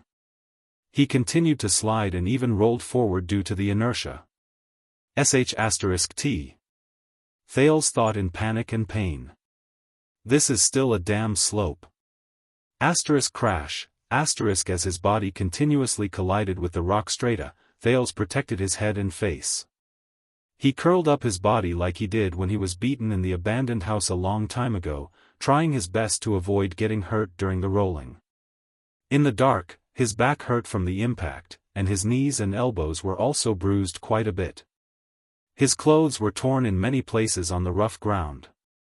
The burning sensation spread throughout his body, and Thales could not help but curse this damned place again. Finally, after rolling for the 6th or the 16th round, the dizzy Thales finally stopped with a loud bang and a sharp pain in his left elbow. He touched a flat ground that was not so stiff. Damn it, in the darkness, Thales lay on the ground, moaning in pain. How should I get out? However, in the darkness where he could not see anything, a low, hoarse, and chilling moan came faintly, ah. Thales, who was rubbing the wound on his elbow, immediately felt his scalp tighten. Who is it? The voice was intermittent without any rhythm, and it faintly sounded out in the cavern, light and mysterious. Who dares to disturb my sweet dreams? A gasp that sounded like a struggle before death followed. A chill crept up Thales' back. Seriously? Thales exhaled in pain and shivered slightly in the cold air of the black track. It was hard to believe that he had encountered those things again. Which idiot is it? The voice continued, and there was a chilling rhythm to it. How dare you? He did not dare to move, much less make a sound. He only wished that he was a senseless and ignorant rock right now, afraid that he would be discovered by something unknown in the dark. How dare you come to my resting place, Wait a minute. Questions arose in Thales' mind as he listened to the terrifying soft moan. This voice, he raised his head abruptly and spoke in a trembling voice in the darkness. Kurtz? Surprised and puzzled, Thales asked tentatively in the dark, Is that you, Kurtz? The panting in the darkness paused for a moment. A few seconds later, the creepy, mysterious voice turned into an even colder laughter. He. The cold laughter reverberated in the air and spread out in a low voice. So it's you, kid. It sounded like, Thales felt a chill in his heart. Why does it sound so strange? He swallowed hard, and at the same time, with confusion and fear, he asked anxiously, You are still alive?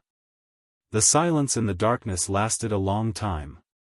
During those few seconds, Thales could even hear his increasingly rapid heartbeat. No.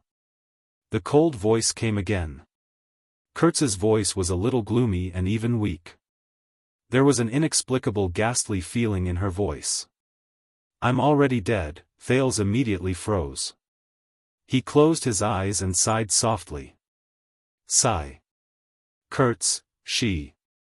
At that moment, Thales said dejectedly, I'm sorry, Kurtz.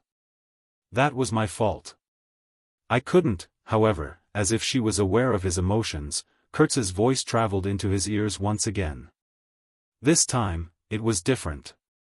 But, if you climb down from my body right now, Kurtz's weak voice became clearer, and Thales gradually grasped the dissatisfaction and anger in her words. If you don't continue to suppress me, I can still be resurrected. Thales felt a chill run down his spine. Then, realizing something, he let out a startled cry and quickly climbed back in a flurry. He left Kurtz's pitiful back. I was wondering, why is this piece of land so warm and so soft? While Kurtz moaned in pain and hissed in dissatisfaction, Thales, who was embarrassed and terrified, apologized profusely, and escaped the crime of manslaughter. In his haste, he helped up the pitiful Kurtz, who had escaped death and was panting on the ground. You're actually all right. I saw you. In the darkness, Thales tugged at Kurtz's arm with surprise and excitement. He blurted out, You're actually all right. Thales could feel that Kurtz was rolling her eyes at him in disdain in the darkness. Look at what you're saying, this is nothing. The seamstress was still weak, but her words had returned to normal. I grew up among piles of dead people. The seamstress leaned against a protruding rock and panted. You're very tough.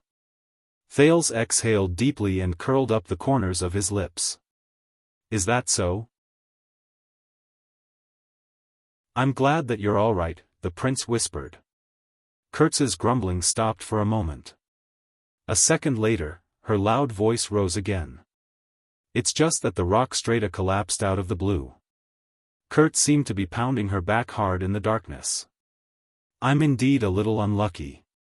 It feels like wherever I go, the ground collapses. I must have forgotten to bring my lucky leggings when I went out. Thales raised his head. The rock strata collapsed, he nodded and repeated. So, you can't see those souls of the deceased, Thales whispered. Kurtz's puzzled voice rose from the darkness. Huh? Those what? Thales snorted and shook his head gloomily. It's nothing. So, he was the only one who could see and knew that the collapses were the work of the souls of the deceased. Thales remembered when they appeared in the rock wall. Whether it was the sin of Hell's river that caused them to show their violent forms, or the cleansing of the power of eradication that allowed his eyes to see those souls of the deceased, Thales sighed. This method of using the sin of Hell's river to strengthen my eyesight or hearing might seem very convenient, but this is practically the same as seeing ghosts with my eyes open. At this moment, rumble, as a low rumble sounded, the ground shook again. Thales and Kurtz held their breaths at the same time. It can't be. The seamstress' voice rose in disbelief. It's going to happen again? Is it really going to collapse wherever I go? A loud crash rang in their ears. Bang. Thales subconsciously raised his arms to protect his head and retreated as he sensed the crushed stones charging at him. The ground shook more and more violently. A strange ominous feeling rose in Thales' heart.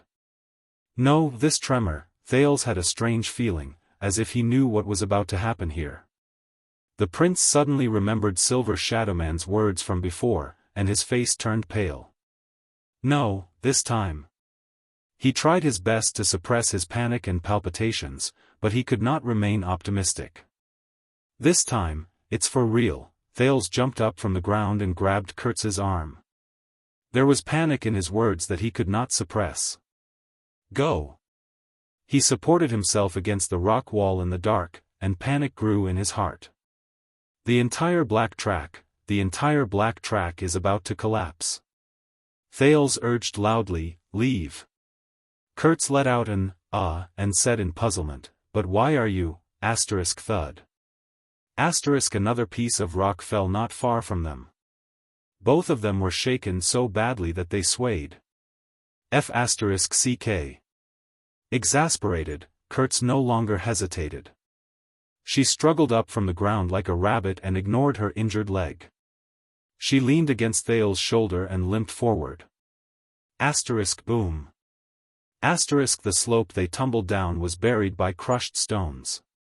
However, after they advanced a few meters in the dark, Kurtz sighed heavily and pushed Thales away. No. The ground continued to tremble, but Kurtz's dejected voice traveled into their ears. This isn't the route I know.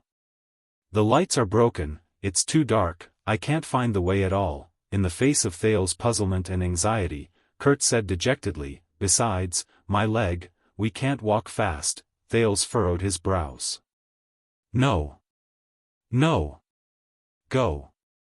Kurtz laughed mournfully in the midst of the rumbling. If you're lucky, you might be able to sneak out. Thales finally managed to stabilize his balance amidst the tremors. In his anxiety, he subconsciously grabbed Kurtz's arm. No, we definitely have a way, we can't let, but he was held down by Kurtz. If you go out, tell the cripple that I've completed his task. Kurtz panted and laughed softly. Also, tell him to forget about that girl. No. Thales refused resolutely and roared, get up. Thales wrapped Kurtz's arm around his neck and held her waist, trying desperately to lift her up. It's not the end yet. Get up, you bastard. A clear sound rose, and the rock stratum behind them shattered inch by inch. Crash, a cave not far away from them seemed to have completely collapsed. The teenager lost his footing and fell on the rock wall with Kurtz. Let's go, Kurtz panted and pushed his shoulder, urging him to leave. If you don't want to be buried alive now, no, Thales gritted his teeth in the darkness. I just can't find the way, right? As long as I can see clearly. He supported himself against the rock wall. Indignant, he was about to activate the sin of Hell's river and enter the Hell senses that he had always hated. But before he could summon the sin of Hell's river, the moment he supported himself against the rock wall, Thales felt the tremors in his hand, but his heart became calm at that moment. Strange. There's something different. Thales was stunned. His senses, hey, if you don't leave now, we're all going to die here. In the darkness, Kurtz cursed in exasperation as she pushed Thales with all her might, but her urging was futile. But then, she seemed to have thought of something and laughed. Forget it, Kurtz said with a chuckle. There was fatigue in her voice. Dying together with a prince, and before we died, we even pulled and hugged each other, and never left each other. Thales was immersed in his own senses and did not have time to care about anything else. At that moment, Thales touched the cave wall and felt the roughness and layers unique to the rock stratum. There was a strange throbbing in his heart. When I was still a girl, Kurt sighed and leaned against the rock wall absent-mindedly, I dreamed of this day. I dreamed that one day, a good, powerful, handsome, elegant, and focused man would discover me, a beautiful little white flower blooming in a swamp, and would ride a horse to carry his princess home. Thales did not pay attention to Kurtz's words. He touched the rock wall and felt that his surroundings were different from his senses. He was even more surprised. It feels like, I'm touching the pulse of some living creature, pulse, pulse, pulse, pulse, it's like the earth breathing. It's like the mountains dozing off. It's like the rocks snoring. Thales trembled as he touched the rock stratum and sensed the information coming from it. He was incredibly surprised and amazed. What exactly is this? No, it's not important. What's important is, most importantly, Thales raised his head absent-mindedly and looked in one direction gently. There. Even though he could not see anything. But he knew. There. It's there. Until that night, when those drunk soldiers snuck into my tent, son of AB*TCH.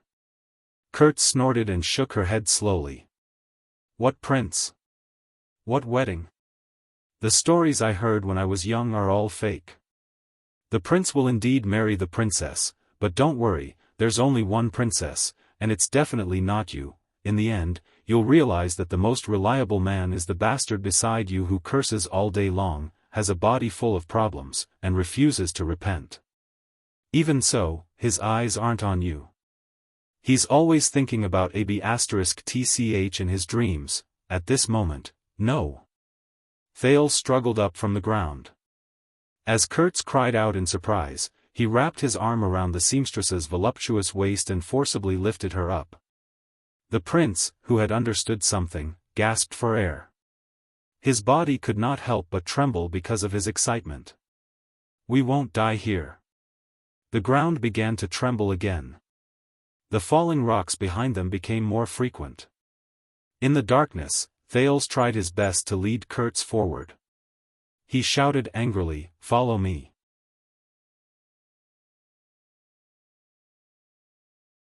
Chapter 357. Trust me. About a dozen steps forward, there's an opening to the left. Thales' tone was agitated, and he spoke a little impatiently, "Go that way." Kurtz did not quite understand what was going on. She was still resisting his help. But sensing that the person beside him was not cooperating with him, Thales became more and more impatient. The seamstress sighed, "Forget it, it will be faster if you go alone, damn it. This guy, why do you have so much to say? Leave me here. Maybe this is the price I have to pay. I shouldn't do work without pay." Thales could not take it anymore. He sucked in a deep breath and moved closer to Kurtz's neck in the dark. He yelled into her ear, "Don't worry." "Shut up, bitch." Kurtz shuddered. "What did you call me?" She gritted her teeth and said, "Brat? Nonsense." Thales roared and retorted, "If you die here, who will take care of that cripple whose brain is filled with nothing but sh*t? Without you, one day, he will die in some desolate alley. Even if it rots into the soil, no one will know."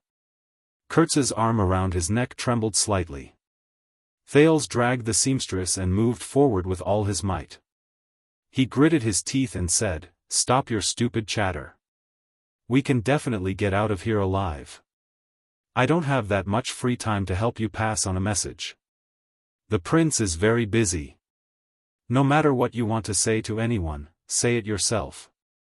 Kurtz's voice trailed off. Only the sound of her breathing could be heard. "Damn it." Kurtz gritted her teeth and suppressed her voice. She sniffed. "What do you know? You're just a little brat who has never touched a woman before," but she no longer resisted. Instead, she limped forward, following Thales' rhythm. The collapse behind him was getting closer and closer. Thales suddenly left the rock wall that he had been supporting himself on and forcefully brought the woman to the rock on the other side.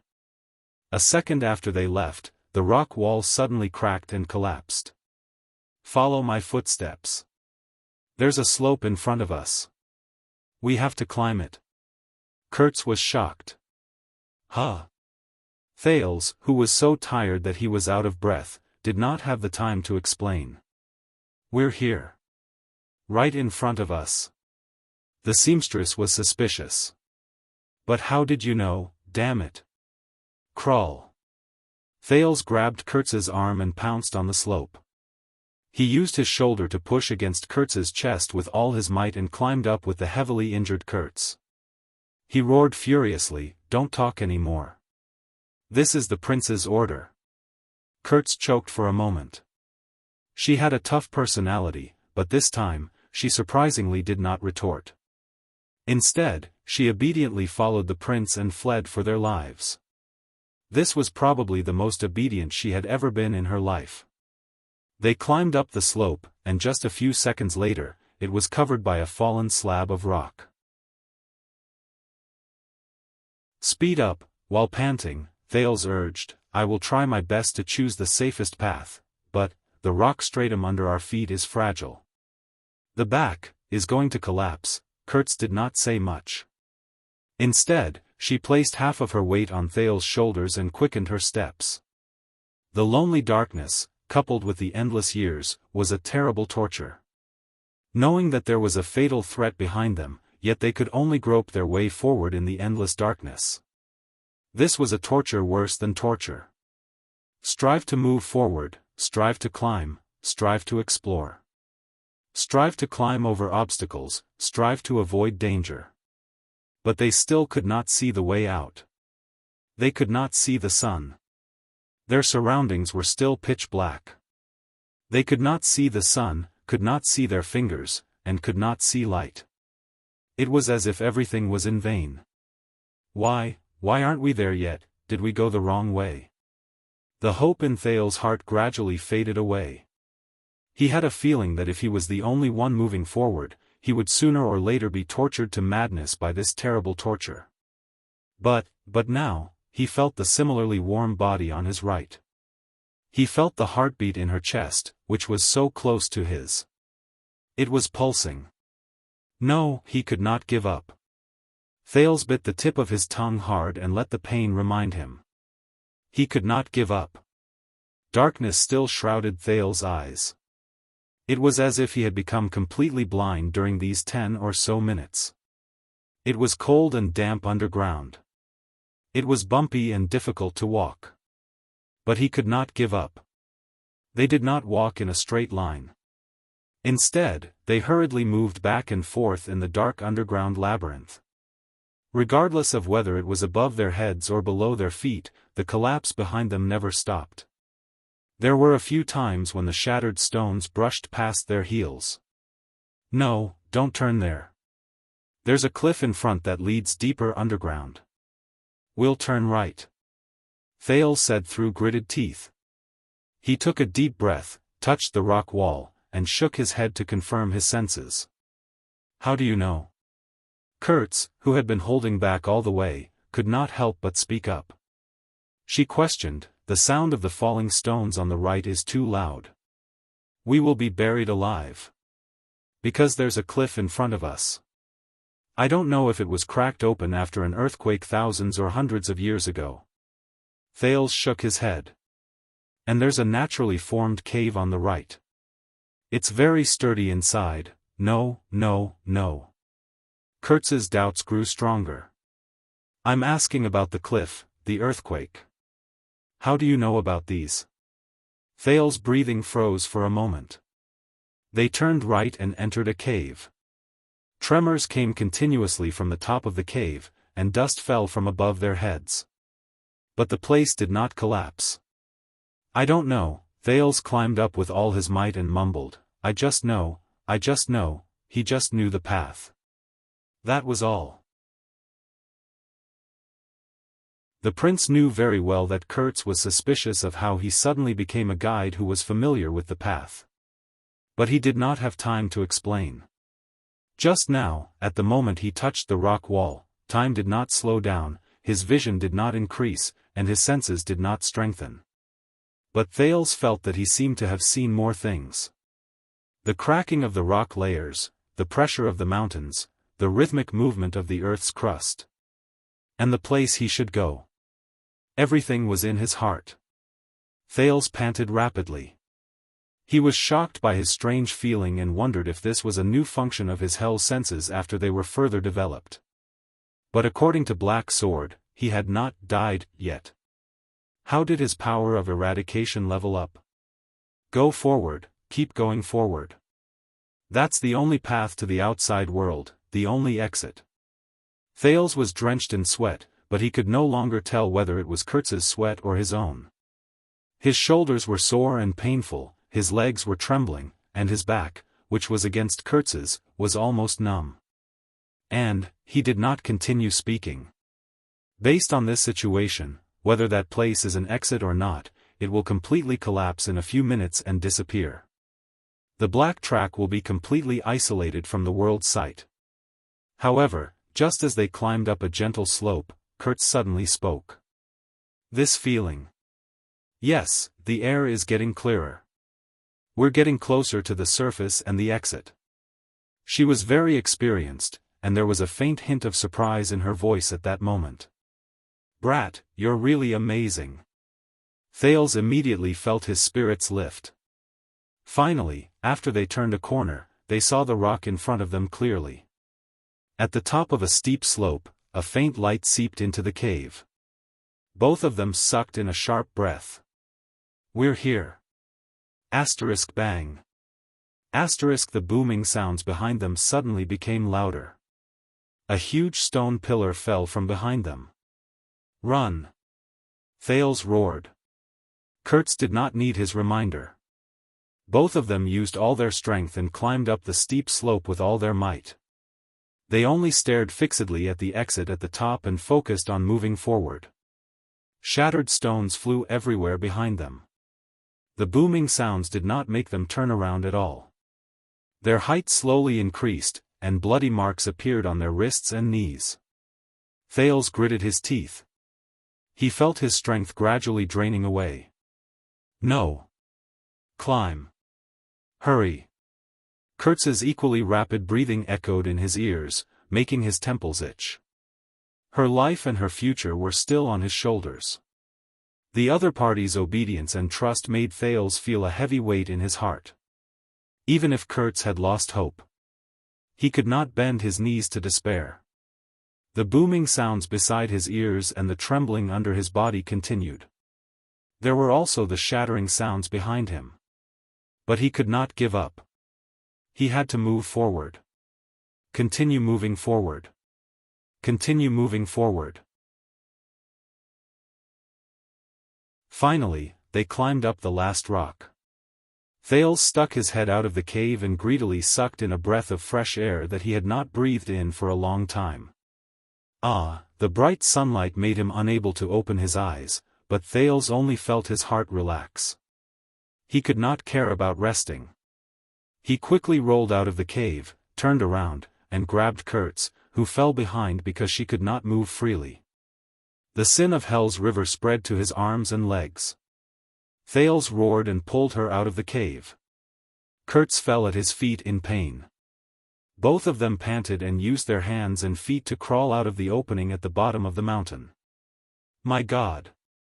The seamstress' face was covered in scratches and bruises, and there were even a lot of stains. But she was so excited that she trembled. She looked at the clouds in the sky and extended her hand towards the air. It was as if she had touched the air for the first time. We actually came out alive? Thales collapsed on the ground. He was also covered in wounds and panted in pain. But a few seconds later, he laughed heartily. At that moment, boom. Amid the loud noise, a strong gust of wind suddenly blew in the cave, stirring up a huge cloud of dust. Thales and Kurtz had to raise their arms to cover their heads. At the same time, they coughed continuously. Cough, cough. What the hell? After a while, the huge cloud of dust dissipated. Thales and Kurtz, who were sitting on the ground, were covered in dust. They looked at the scene in front of them and looked at each other. The cave they crawled out of was blocked by a huge rock that had fallen from inside. The path was sealed. If they had come out a little later, Kurtz stared at Thales, who looked like a refugee. She suddenly burst out laughing and lay down on her back. Thales laughed as well. He, too, slowly lay down on the ground. They lay in the opening at the foot of the mountain and laughed together. They laughed for a few minutes. At that moment, the prince sincerely felt that he could see the sky and the sun. How blissful. Compared to the people underground, as he thought about it, his mood turned cold. Hey! Have you been here before? How did you know the exit? Kurtz was done laughing. She lay on the ground and stared at the blue sky and white clouds she had not seen for a long time. A sense of satisfaction rose in her. Thales' smile froze a little. I've climbed the black track no less than 10 times. The seamstress snorted and laughed. But I've always been the one leading the way. In the next second, Kurtz abruptly flipped herself up from the ground. She placed her hands on both sides of Thales' shoulders, and her knees clamped around the prince's waist. She pressed herself on top of Thales, blocking his line of sight. Don't tell me that this is a compulsory course for the nobles or the royal family. Kurtz's gaze was rather sharp. She nodded slowly, and her eyes drew closer to Thales. Even the suzerain's family in Heroic Spirit Palace doesn't know about this terrible place. It took us a few generations to find our way out, and many of us never came out again. Thales stared at her anxiously. This posture made the teenager feel rather uneasy. Kurtz's gaze became sharper. His heart beat faster and faster. This is bad, how should I explain it? Ha ha ha, I'm just joking. Kurtz suddenly laughed again. We've already escaped, who cares how you found out? Look at how scared you are. Thales heaved a sigh of relief. But... Kurtz's eyes turned, and she scrutinized him with a contemplative look. You're quite calm. It doesn't seem like your first time. Huh? Thales was stunned. Kurtz switched from propping herself up with her palms to propping herself up with her elbows. She drew closer to Thales. Her chest was about to bump against Thales' chest. Thales stared at her nervously. Kurtz observed his expression and smirked. No wonder you dare to call me AB*TCH. Hee, you've played with quite a number of girls, haven't you? This time, Thales choked, and his face really turned red. Ahem, he turned his head away awkwardly. That's not true, is it? Didn't you feel rather good when you bumped against my chest just now? Kurtz narrowed her eyes and stared at him as if she had caught him in the act. Thales felt awkward again. Right, about why I know the way. That's because, Tisk, Kurtz watched Thales change the topic. She shook her head in disdain, turned around, and sat back down. Thales escaped from her restraints. He anxiously fled from the spot and stood up.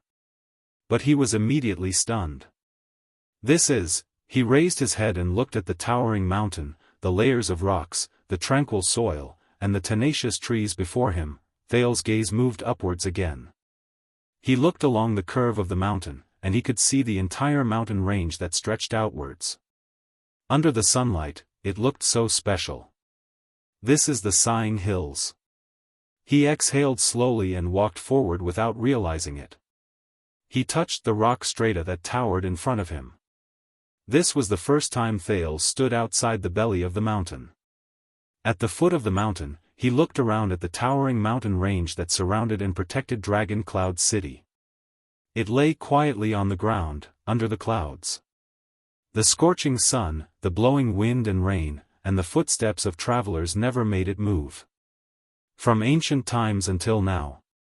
From the present to the future. To eternity.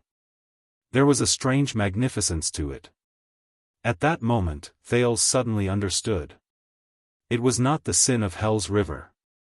It was not the senses of hell. It was, "You're asking me why I know the way?" Thales was lost in thought for a moment. "Because someone gave me a blessing before we parted." "What?" Kurtz's expression changed. "A blessing?"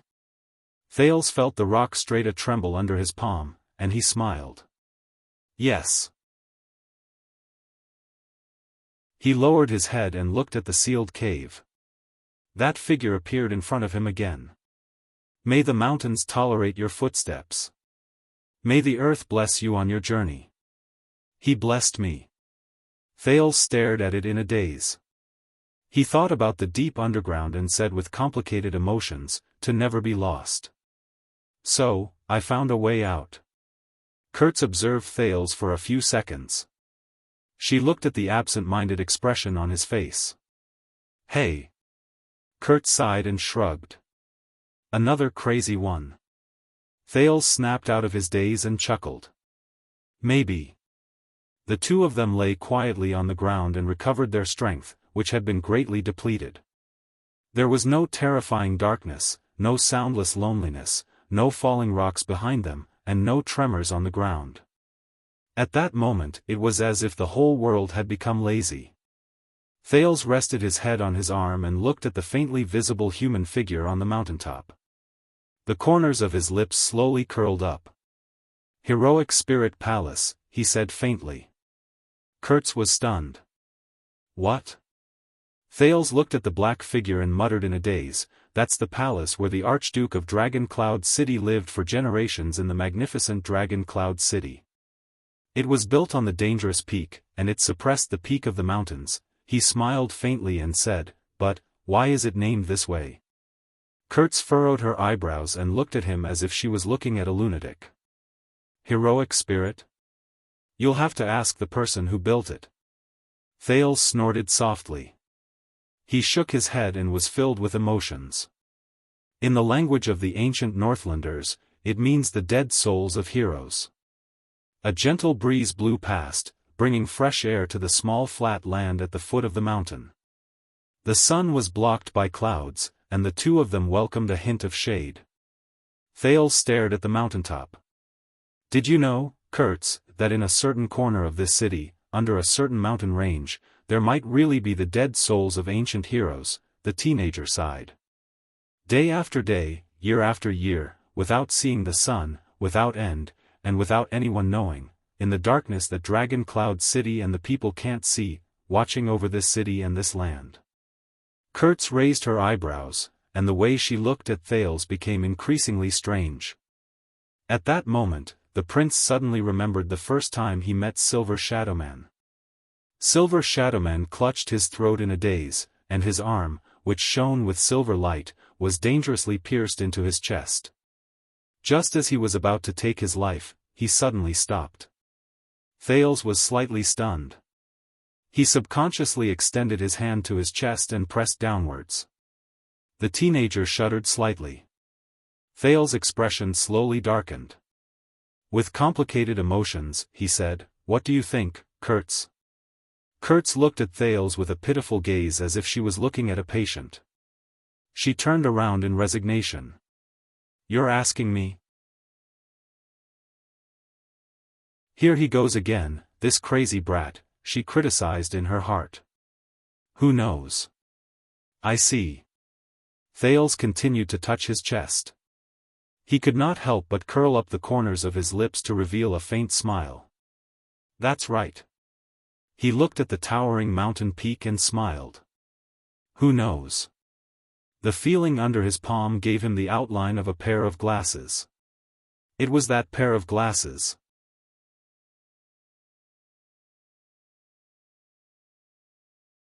Chapter 358. Under the clear sky, Thales and Kurtz stood outside a small house in the wild and watched two saddled draft horses grazing leisurely in front of them. Are you sure you don't need me to send you back? Kurtz asked as she scratched her head while leaning on a tree branch. Even though Dragon Cloud City's search is limited to the city, all the major checkpoints must have been notified. Thales inhaled lightly and looked at the small house in front of him with a light heart. It was a hiding spot outside the city belonging to Gleeward and his brothers. These bumpkins from Shield District had long since arranged for their subsequent escape through their own people, who were transporting their necessities and excrement. Thales' face darkened again when he thought of this. Two draft horses would graze on the grass while they watched them docilely. Perhaps the adventures in the Black Track were too exciting, but for a moment after they escaped, Thales almost forgot the main purpose of their trip. But when he recalled it, all sorts of feelings welled up in his heart. Thales breathed in the air that smelled like grass in the wild and looked at the stubborn weeds under his feet. He could not help but sigh at the coniferous forest unique to Northland in the distance. It had been 6 years. He had walked out of Dragon Cloud City. From time to time, the prince would look back at the mountain in the distance and imagine the bustling and messy streets on the other side of the mountain, as well as the rough and majestic palace. He shook his head and put an end to these past memories with a smile. And do you know where you're going? Kurtz frowned. Yes, I know the direction, and I also know where the checkpoints are and where I can't go. Thales recalled the map and remembered the route Raphael had pointed out to him. He found that it was still quite clear. Don't worry, someone will pick me up ahead. And, Thales stepped on the ground and felt the strange pulse under his feet. He said in a low voice, I know the way. Kurtz placed one hand on her hip and stared at him fixedly. It was as if she knew some of his secrets. It made Thales feel uneasy. All right. After a while, the seamstress spread her hands. If you reach the place, let go of the reins. This is the Fallon family's old horse. It knows how to go home. Speaking of which, Thales looked at the horse with a worried expression. He remained alert and tentatively tugged on the reins, ready to dodge the horse's hooves at any time.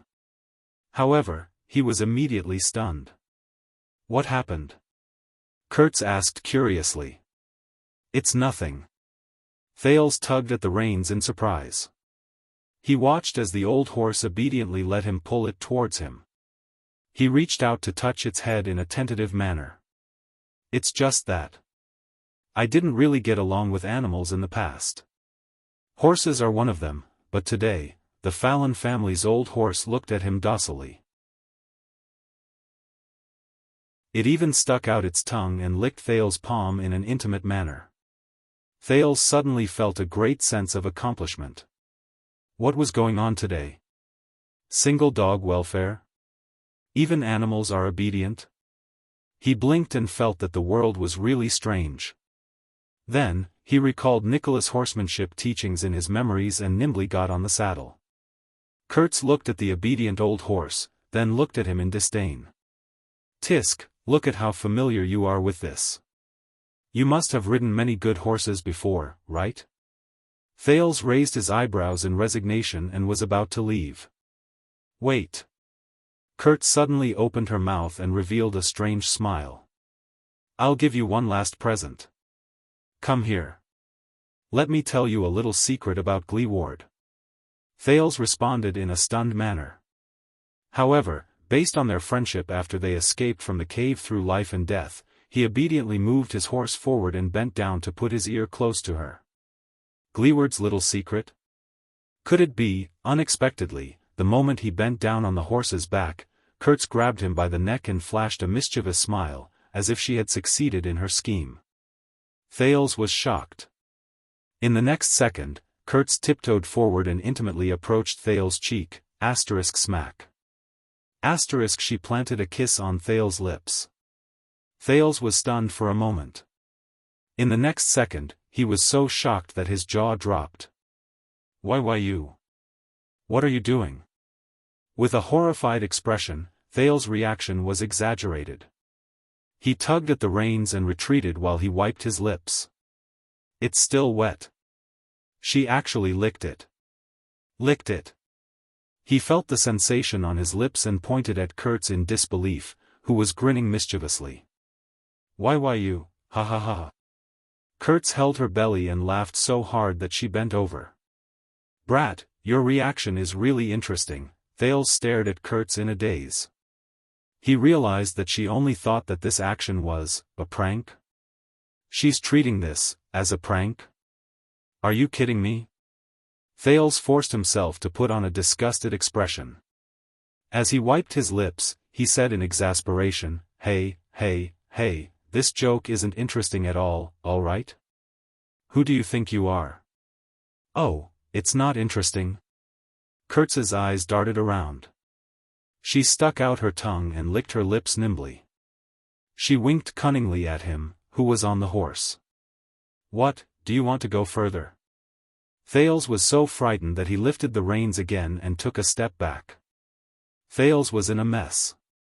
He felt that the whole world was filled with malice. He really did not know what kind of expression he should use to face this crude and violent woman. Tisk, when she saw his reaction, Kurtz said in disdain, It can't be your first kiss, right? How lame. Thales' expression darkened. The pride in his heart made him feel that he could not show any signs of weakness. Humph, conceited woman. Thales put on a disdainful expression. My first kiss was much more beautiful than yours. But he's a pervert who kills without batting an eyelid. Kurtz laughed out loud in response. Thales shook his head in embarrassment. He was just about to fling the reins and leave. Thank you, child. Kurtz's voice traveled into his ears. It was a little deep. Thales turned his head around, puzzled. I remember. When you grow up, you have to be a good man. At this moment, Kurtz's expression was a little gloomy. You have to take responsibility, and you have to be the kind that others can entrust their shoulders to. Even in the deepest darkness, she said absent-mindedly. There was a desolate expression on her face. No one knew what she was thinking about.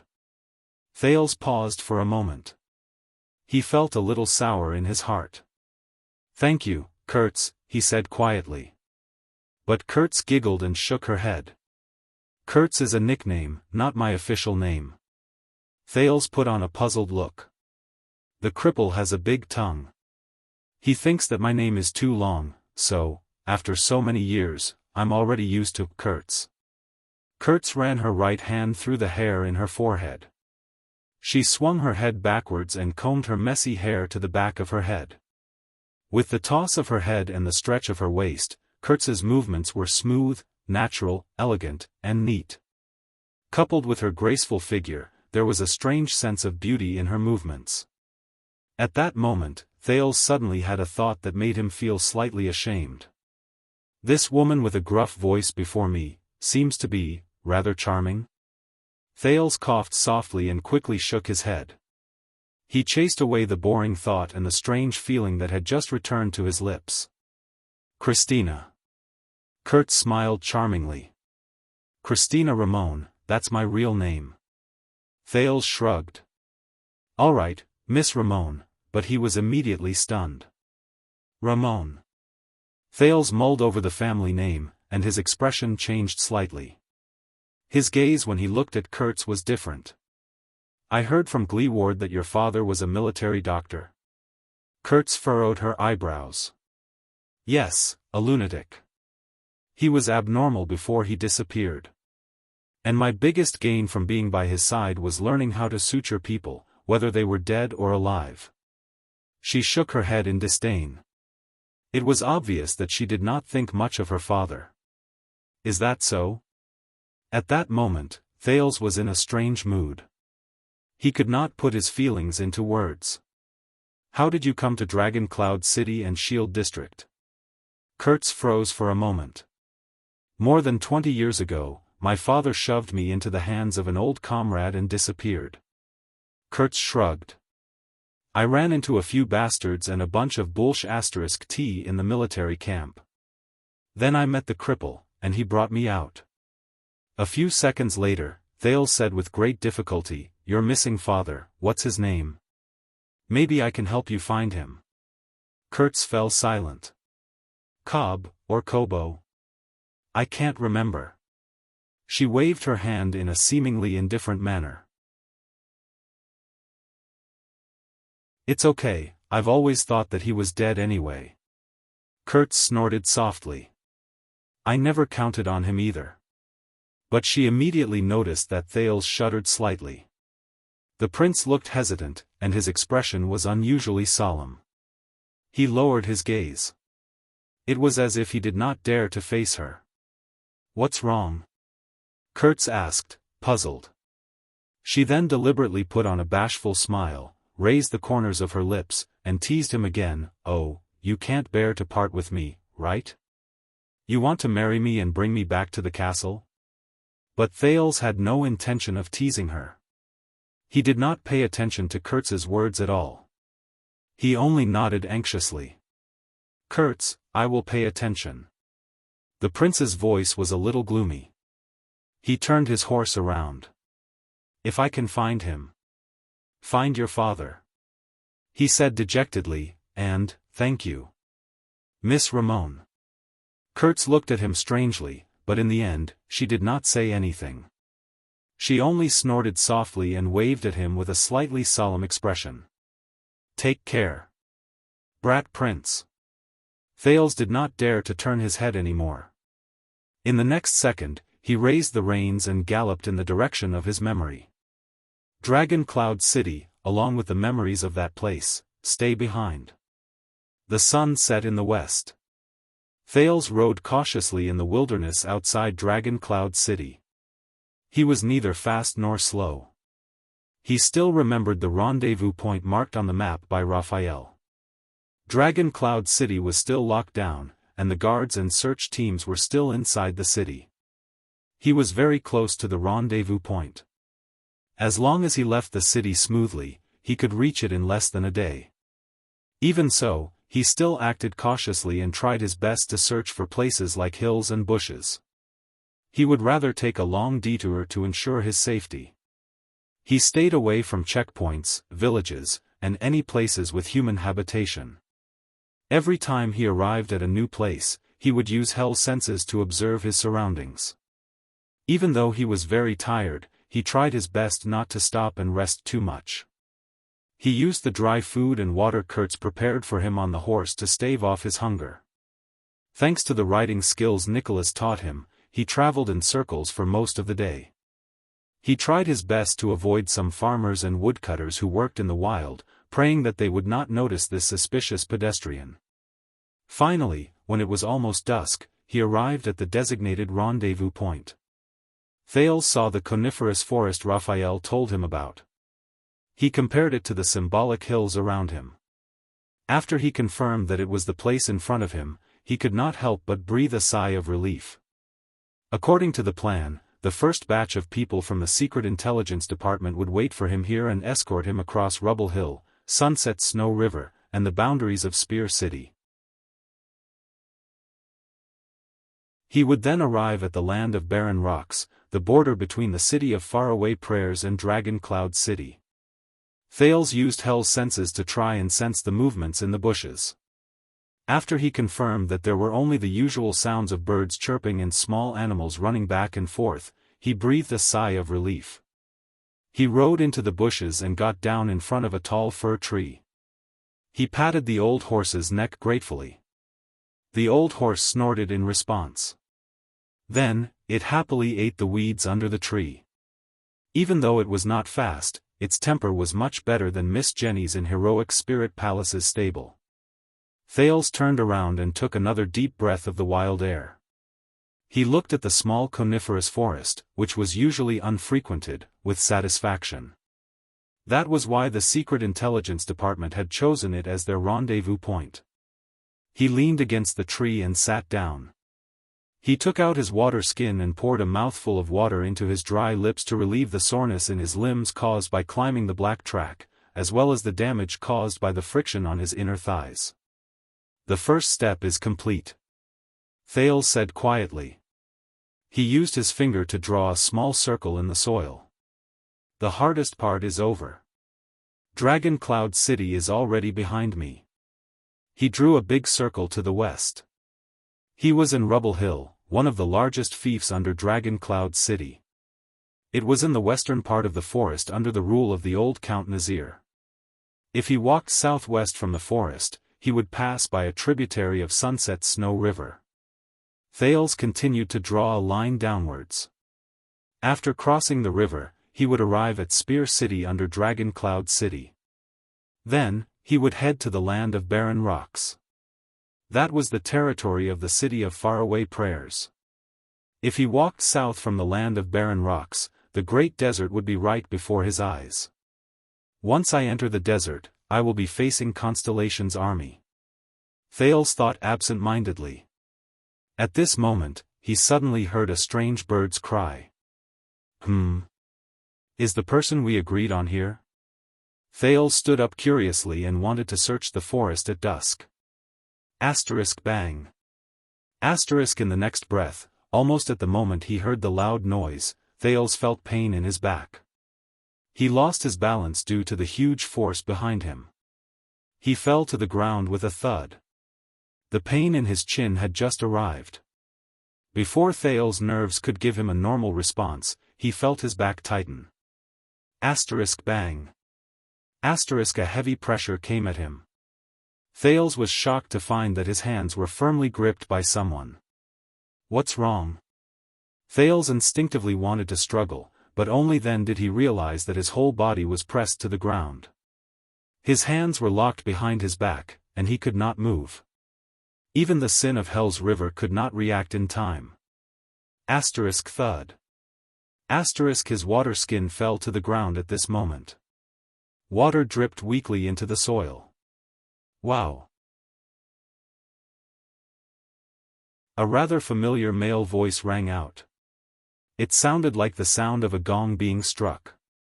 He laughed loudly and said, "Look what I caught. A big, lively fish." When Thales heard this voice, he thought of something, and his face instantly turned pale. The prince gritted his teeth and tried his best to raise his head. With his face covered in mud, he looked behind him. "It's you!" Thales cried out in grief and indignation. "The Raven of Death!" As the prince roared angrily, a flock of birds was startled away from the bushes. Under the setting sun, the vanguard of the City of Faraway Prayers diplomat group, the Raven of Death, Ned Monty, one of the 5 war generals, was kneeling on Thales' back. He pressed down on Thales' struggling hands. With a malicious smile, the Raven of Death slowly moved closer to Thales' ear. "Shoo, young prince. For the sake of our mutual convenience, let's be a little gentler, okay?" Thales could only see the man's brown hair from the corner of his eye. But he could feel that Monty's method of suppressing him was very professional. Whether it was turning over or kicking, he was in the worst position. He could not exert any strength at all. Not to mention that Thales had already used up most of his strength because of the black track. The prince's heart sank. How could it be him? Why is he here? Where are the people from the Secret Intelligence Department? Wait. Doesn't that mean? Monty's smile was a little scary. With the excitement of catching prey, he said softly, "Are you looking for the people from the kingdom's Secret Intelligence Department?" At that moment, Thales' pupils shrank. His heart skipped a beat. I'm sorry, they're all very busy now. Monty's words made Thales' heart turn cold. All very busy. Thales looked at his surroundings in disbelief.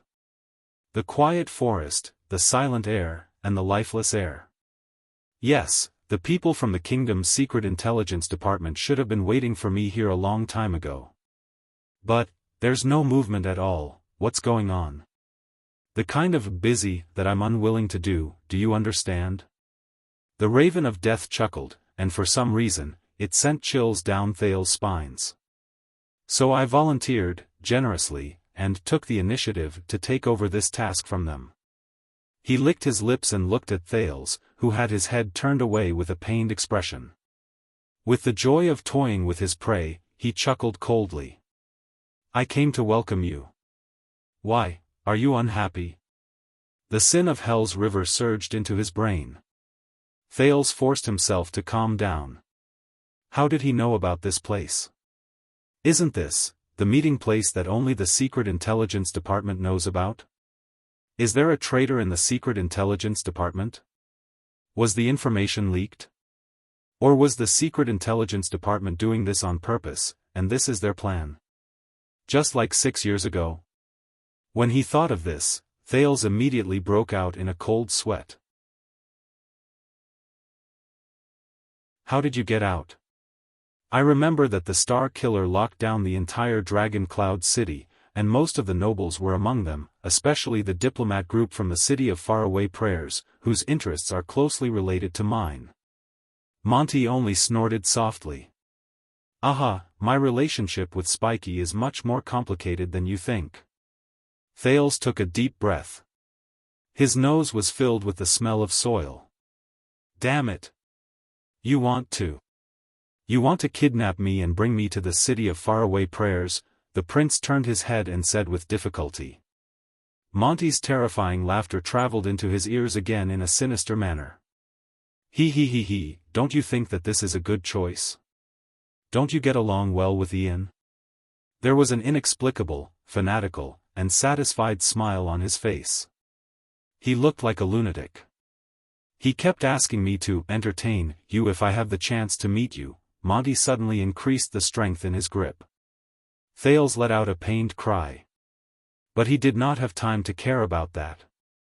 In the Hall of Heroes, at the end of the council hearing, the Viscount of Dual Wind City, Ian Rockney's ferocious face and ruthless words appeared before Thales' eyes at the same time. The cold wind of dusk blew past. Thales only felt chills all over his body. The soil under him was also bone-chilling. *T, he quickly recalled all the information he had about Monty. Ned Monty. The Raven of Death. The Scout and Vanguard. He participated in the war against the Alliance of Freedom and White Mountain. The 5 war generals, former White Blade Guards, Nicholas' old colleague and subordinate. Now, he's the Lord of the City of Faraway Prayers, the diplomat group's vanguard. He's preposterous, has a big mouth, and has a terrifying smile. Wait. Thales stopped thinking and said through gritted teeth. Monty's terrifying laughter stopped for a moment. Think about it. Even though Thales looked disheveled and his life was threatened, he still tried his best to maintain his tone. He said coldly, the Prince of Constellation disappeared in Dragon Cloud City. But a month later, I mysteriously appeared in the City of Faraway Prayers. Do you know what this means? Monty stopped laughing, but his light-colored eyes were fixed on Thales without moving. The chill in his gaze was terrifying. You should also know that I am the key to the war between the City of Faraway Prayers and the Alliance of Freedom, Thales said with a cold smile, and if I suggest to Archduke Rockney that Constellation can help them, the condition is. At this moment, the Raven of Death suddenly laughed out loud. Ha ha ha ha ha ha ha. Thales, who was interrupted, was slightly stunned. Ah. Monty looked very happy. His face was full of excitement, and the curve of his smile was wider than before. He widened his eyes at Thales, and he looked rather terrifying. I remember now. A professional told me this before. Thales' Jade Star is not big, but he is very troublesome, so, there are the necessary rules to deal with the young prince. Thales was slightly stunned. What? Deal with me, necessary rules? Monty's expression darkened, and he chuckled softly. For some reason, Thales was terrified. He instinctively felt that things were not good. The first rule, the Raven of Death's smile melted, as if ice had turned into ice water, but it was still as chilling as ever. Make him shut up. In the next second, Monty's expression became stern. His right elbow struck the back of the teenager's head at lightning speed. Asterisk thud. Asterisk a heavy, muffled sound rose.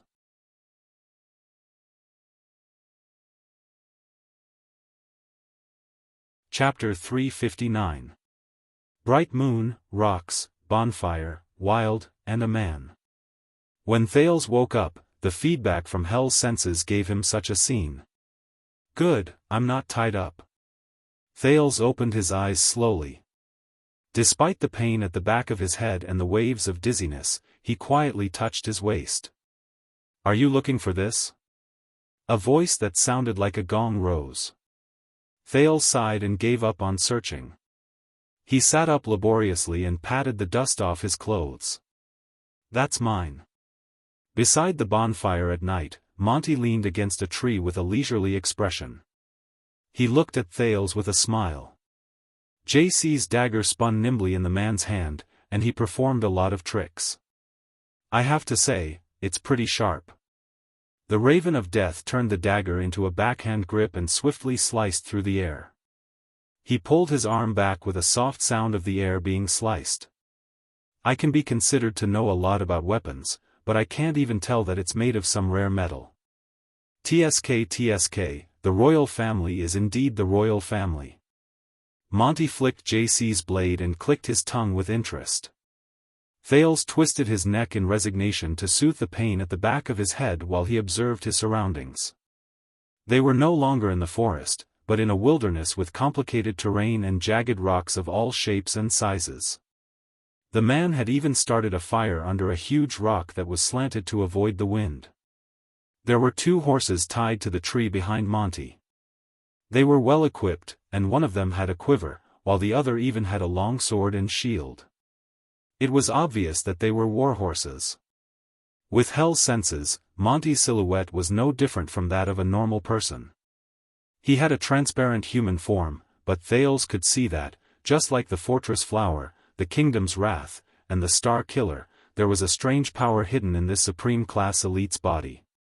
It lurked in his muscles and blood vessels, and occasionally flashed across his body. The horses are on the opposite side, and there are no weapons. This is a wilderness I'm not familiar with, and the enemy is very powerful. Thales secretly shook his head. The chances of escaping are very low. While he was observing carefully, Monty had already put down his dagger and tossed a piece of jerky and a water skin to him from afar.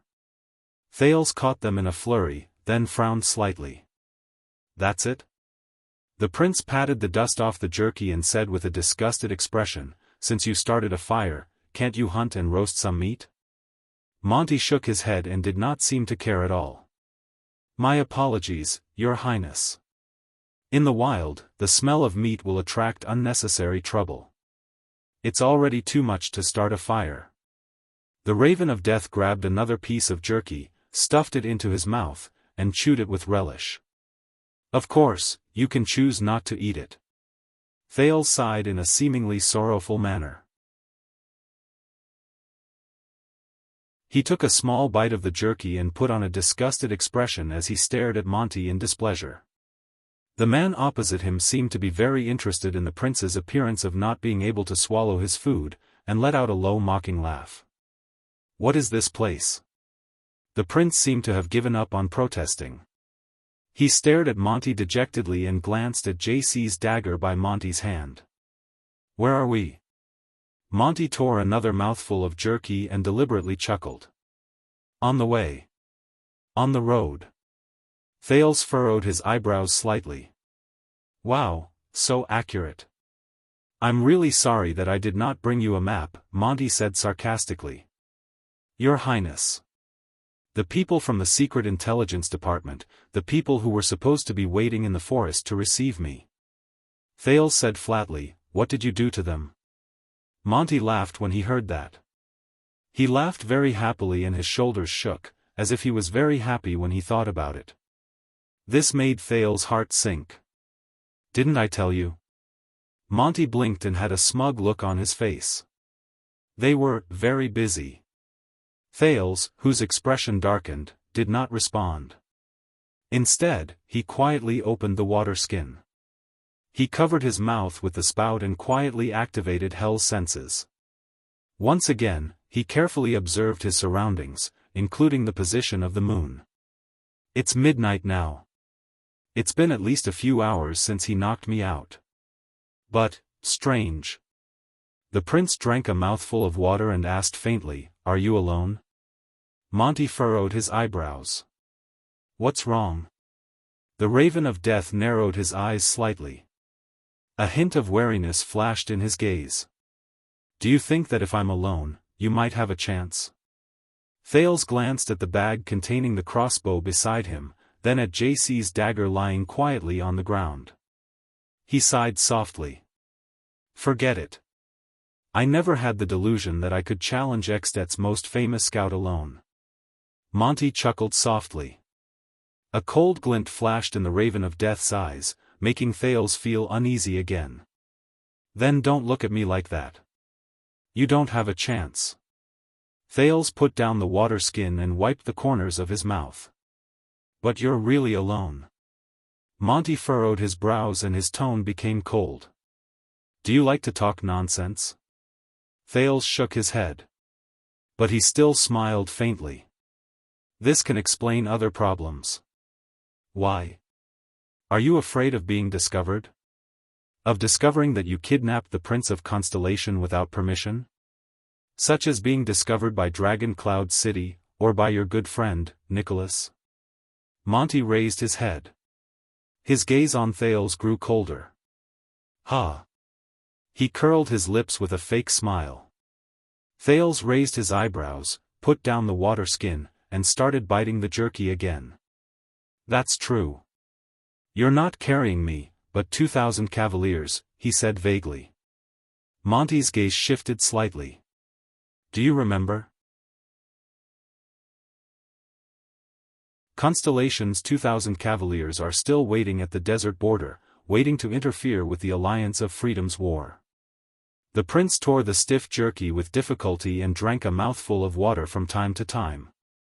It concerns the interests of the city of faraway prayers and Dragon Cloud City. The burden on your shoulders is not light when you bring me along, Lord Monty. Thales said softly, are you ready? Monty did not speak, but his expression was completely stiff. You talk too much. Thales shook his head nonchalantly. But you're very confident, right? Because you're the best scout in all of Extet. The city of faraway prayers army is also greatly enhanced because of you. The Raven of Death snorted coldly. His gaze on Thales became even more hostile. Flattery won't help you, Your Highness. He said coldly and unhappily, so, why don't you finish the food in your hands and shut up? However, at this moment, Thales suddenly laughed out loud. Ha ha ha ha. Monty was slightly surprised at first, then he looked at him suspiciously. I understand now. Thales swallowed the last mouthful of jerky with water and patted his half-full abdomen. The smile on his face became brighter. Oh you, Raven of Death. Monty's expression became even more unpleasant, and his attitude became even more displeased. Damn it. Understand what? Thales forced himself to put away his smile and averted his gaze from Monty. He shook his head hard. Nothing. But he burst into laughter again, as if he could not hold it in. It's just that. I suddenly realized that I'm too slow. Monty's gaze became fierce. The Raven of Death said coldly, you've said so much, but it gives me a bad feeling. You're planning something, or you know something. Thales seemed to be engrossed in eating his jerky, but his eyes never left Monty. Monty felt very uncomfortable under his stare, and he said coldly, they say that you're very good at persuading and swaying people. So, perhaps in the next moment, you'll say something that will make me hesitate? Thales's smile faded away, but he shrugged. There was not a hint of fear on his face. Perhaps you're hesitating because you're guilty to begin with? When he finished speaking, the air sank into silence. Only the crackling of the bonfire remained. The warmth on the Raven of Death's face disappeared completely. This time, he stared at the prince quietly for a long time. Thales felt uneasy as he stared at him. A few seconds later, Monty sneered and stood up. You know, there's a good way to overcome hesitation. Thales was slightly stunned.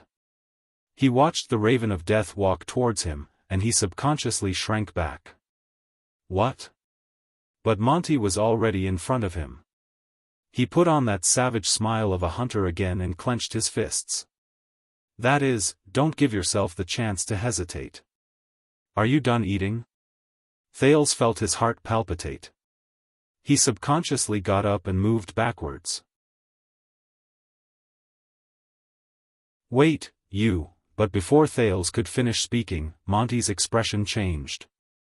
As if he did not need to accumulate any strength, he moved forward at lightning speed. Asterisk bang. Asterisk a dull thud rose. Thales could not even see Monty's movements clearly before he fainted again. You're awake again? This was the first sentence Thales heard in his muddled state after he woke up from his hunger and jolts. It still belonged to that man. The first thing he saw was the ground. The grass, stones, soil on the ground. Wait. Why are they all moving backwards? The moving ground? Thales was shocked. He shook his head hard, and to his surprise, he was lying on the saddle in an ugly posture. As the horse's hooves moved forward slowly, his head and hands were on one side, and his legs were on the other. The prince instinctively struggled to get up, but he realized that he was tied tightly to the saddle. He could not even straighten his body. Damn it, Thales felt the soreness all over his body and looked around in pain. The weather was clear and the sun was shining brightly, but they were walking on a small path covered in weeds. There were cedar trees on both sides of the path. It was obviously not the same place as yesterday's campsite.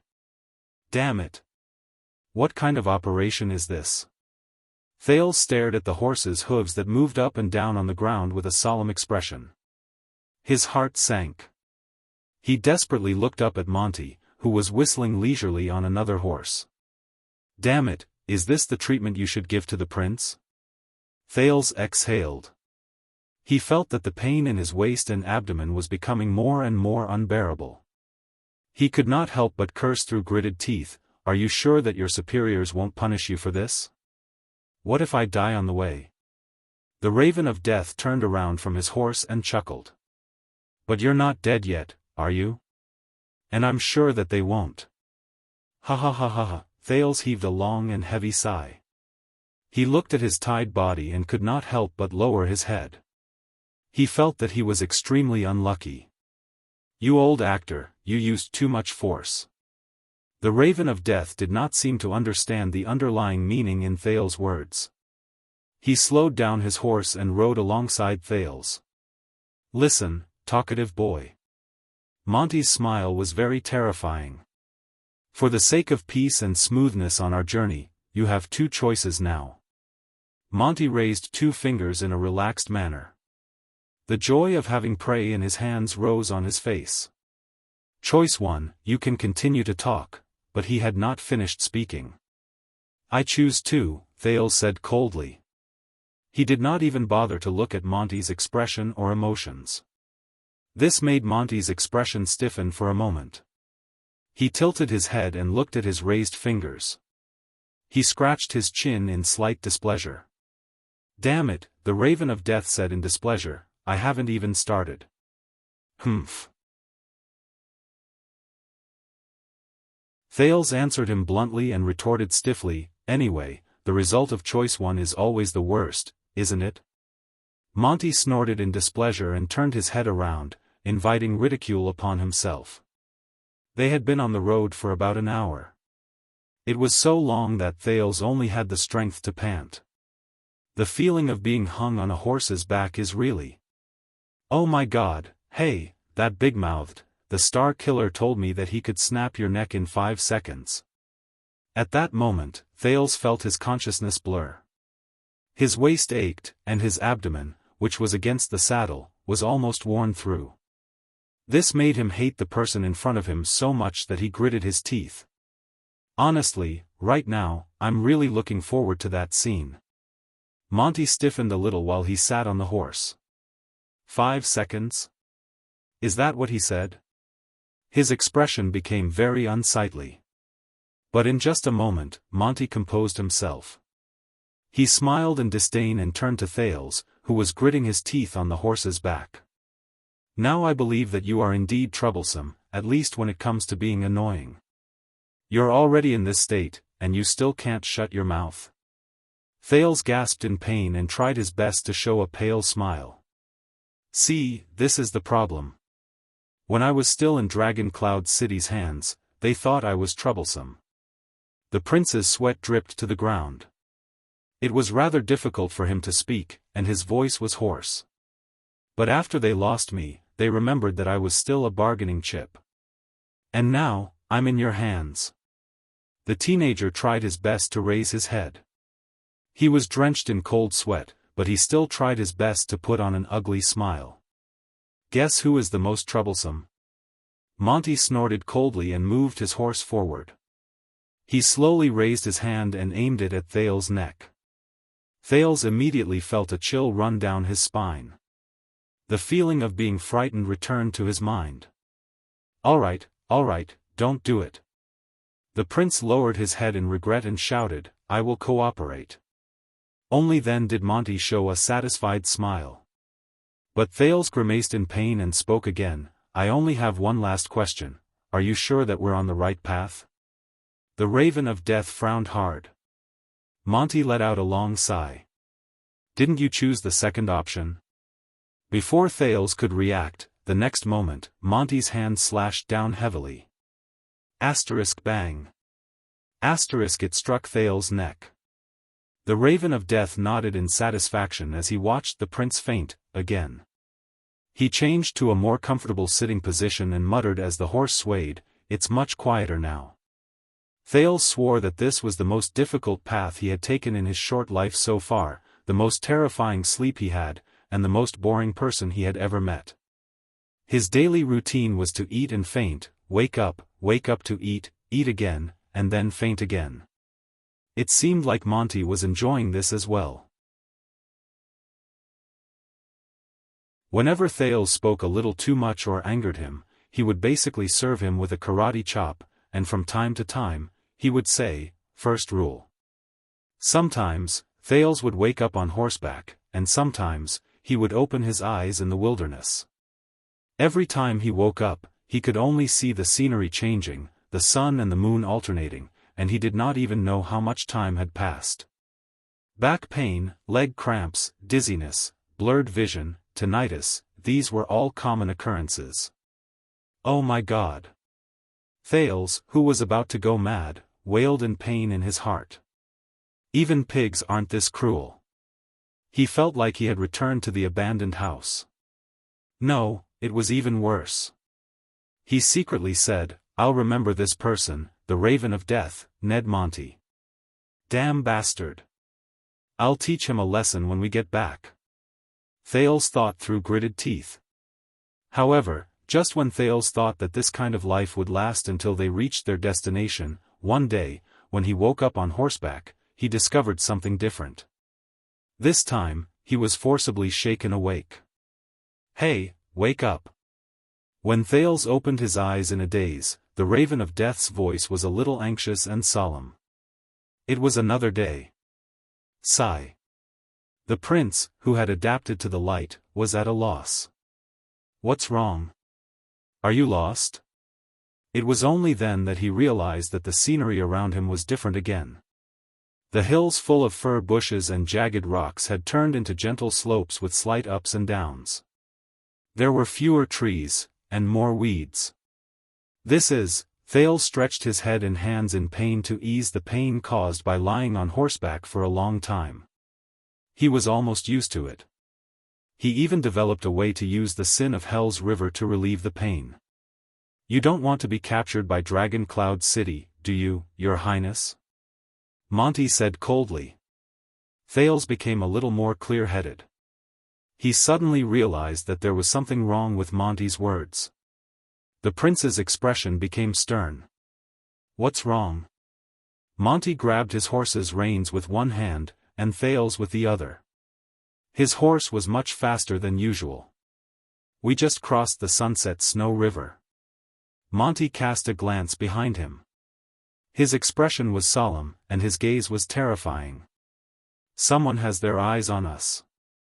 Sensing the heaviness in his words, Thales shuddered and remembered his current situation. We just crossed the Sunset Snow River, they have their eyes on us, who is it? He asked warily. Monty shook his head. His expression was tense. I don't know, but if I had to guess, it should be Dragon Cloud City or Lampart's pursuers. Thales moved a little. How do you know? The Raven of Death snorted softly. I just know. With an unquestionable expression, he looked around seriously. This is the scout's intuition.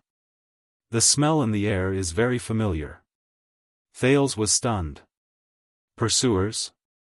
How can it be, if you don't want to be captured, Monty said coldly, and there was a warning in his words.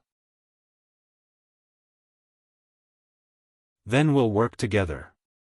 Thales stared at him in a daze. How do we work together? Monty lowered his gaze and gestured at his limbs. We can't go on a leisurely outing anymore. We have to let go of the reins and charge forward. You're also tired of fainting on a horse and sleeping, right? You make me feel like a human trafficker. The Raven of Death said with a disdainful expression, how about it? Thales stared at him. After a few minutes, the prince finally smiled. Of course. He said affirmatively. There's still a long way to go before we reach our destination. Thales nodded and narrowed his eyes. When we're faced with the pursuit of all of Dragon Cloud City, we both need partners. Not troublemakers. We're not enemies, Lord Monty. Thales put away his smile and said solemnly, especially when we're facing Dragon Cloud City. Monty exhaled and gradually smiled. The ominous feeling of having his eyes on his prey returned to him. Under the sun, the Raven of Death raised his eyebrows. Very good. He smiled, took out JC's sheathed dagger from his bosom, and cut the rope that bound Thales without hesitation. Thales exhaled. Finally. His limbs were numb. He straightened his back and sat up straight on the horse. He felt like he had not ridden a horse normally for a few lifetimes. Thales let out a satisfied sigh of admiration. His feet in the stirrup gave him a sense of security. How is it? Can you do it? Monty glanced at him. His gaze was subtle. Thales exercised his wrists and rubbed his numb waist. He took a deep breath and felt his vitality return. I've been reborn, he said faintly. Very good. Monty smiled sinisterly and tossed JC's dagger back to Thales. Thales caught the familiar dagger, and his heart became calmer. As expected, now, sit on your horse, pull the reins, control the direction, and follow me. Run with your life on the line. Monty patted his bag, which contained his crossbow, and lifted the quiver from the saddle. His expression was stern. Of course, don't even think about running away. I don't want to shoot you down with an arrow. For example, shoot through your balls. Trust me, I can do it. Thales felt a chill in his heart. He raised his eyebrows, held the reins, and nodded obediently. Monty licked the corner of his lips. Get ready to start. Remember, run with your life on the line. In the next second, Monty pulled out the rope in his hand and whipped it hard on Thales and his own horse. As the horse galloped faster, the air brushed past Thale's arms, and he felt the pleasure he had not felt for a long time. He exerted a little force on the stirrup and leaned forward so that the horse could speed up and catch up with Monty's hooves. Asterisk thump, thump, thump, asterisk Thales sucked in a mouthful of air in comfort. He narrowed his eyes and felt the force of the strong wind blowing against his face. This could be said to be the happiest day he had in the past few days. But after just 10 minutes, Thale's heart sank. "Wait!" he shouted at Monty, who was in front of him. "Why did we change direction? To avoid the pursuers?" The Raven of Death turned around and roared back in an unquestionable manner. "Cut the crap. Just follow me. Don't relax, they're not easy to deal with." The arrow was knocked on the bowstring. Thales could only suppress the doubts in his heart and follow this unreliable guide forward. They ran for an entire day and night while they galloped anxiously. They practically did not stop along the way. They even ate on horseback. The scenery before their eyes slowly changed. The gentle slope turned into an open wilderness. The trees had almost disappeared, and even weeds were rarely seen. What they could see in the wilderness were mostly large, bare pieces of limestone. So, when morning arrived again, they finally found a small stream that was so shallow that they could not even fill a water skin. When they set up camp and rested, even the horses were so tired that they whimpered. "Where are we?" Thales almost collapsed on the ground. He leaned against a rock and panted while he gulped down water. "Land of barren rocks." This time, Monty answered very straightforwardly.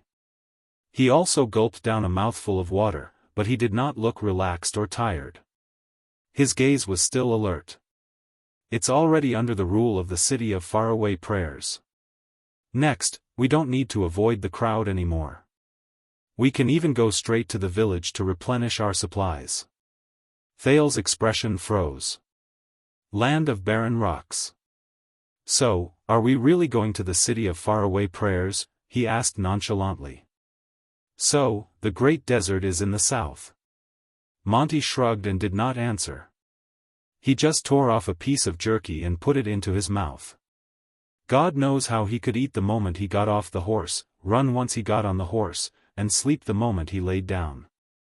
For example, Thales felt like he was about to collapse from exhaustion. He did not even have the strength to eat. "Did you take a detour?" Thales panted. "Why do I feel like you're not walking in a straight line?" Monty glanced at him in disdain. "Shut up. When you're outside, you have to listen to the professionals." With a hint of worry, Thales turned around and glanced behind him. "So, we shook off our pursuers?" "Of course." Monty seemed to be in a good mood. His eyebrows relaxed, and he actually answered his question. "Even if I'm carrying a burden, I'm still Xtet's best scout." As he watched the Raven of Death's smug expression, Thales could not help but raise his eyebrows. He mumbled in his heart, "A burden, so, who is the one chasing us?" Monty only shook his head. "The person you don't want to see the most." "Alright, I suggest that you shut up now and have a good sleep. Or do you want me to help you sleep?" Thales could only turn his head around in embarrassment to avoid being knocked unconscious again. He picked a relatively flat rock in the land of barren rocks, which was covered in sand and dust. He lay down without any worries, recovered his strength, and thought about his next step. When he was captured by Monty, Thales initially thought that the situation was very bad. Later on, after his first conversation with Monty, he discovered to his surprise that the situation was very good. But now, after following the Raven of Death for an entire day and night, Thales frowned again. "No, the situation is not as good as I thought." When he thought of this, Thales cast a worried glance at Monty. "This person isn't as simple as I thought. It's much more troublesome and complicated. I'm very close to returning to my country. Now, I need a chance. A chance. As he thought of this, Thales quietly closed his eyes and entered dreamland. But this time, he fell asleep much faster than he imagined. Whoosh. A sharp, hurried sound woke Thales up from his dream. He panted heavily. This strange and rapid sound left a deep impression on him. This is. Be on guard. Monty's exasperated shout traveled into his ears, and Thales snapped out of his daze. It was noon. The sun was high in the sky, and it made the bare rocks burn. Thales climbed up while drenched in sweat. Only then did he realize that Monty already had a weapon in his hand, and he was looking behind him with a ferocious expression. The tension in the air affected Thales, who had woken up from his dream. He shook his head and stood up. What's going on? Thales touched the dagger in his bosom and looked around in shock, but he did not see anything. Just as he was about to activate Hell's senses, the Raven of Death responded with an angry snort. What's going on? We screwed up. Monty seemed to be filled with anger. He ground his teeth continuously, and his gaze was terrifying.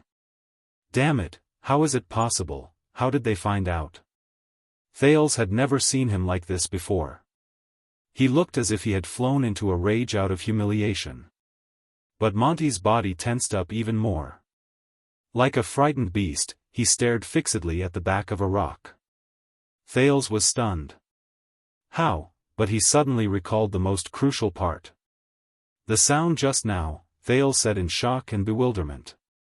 He desperately tried to recall the impression in his memory. It's a little like the whistling arrow of Dragon Cloud City's patrol team, but there are some differences.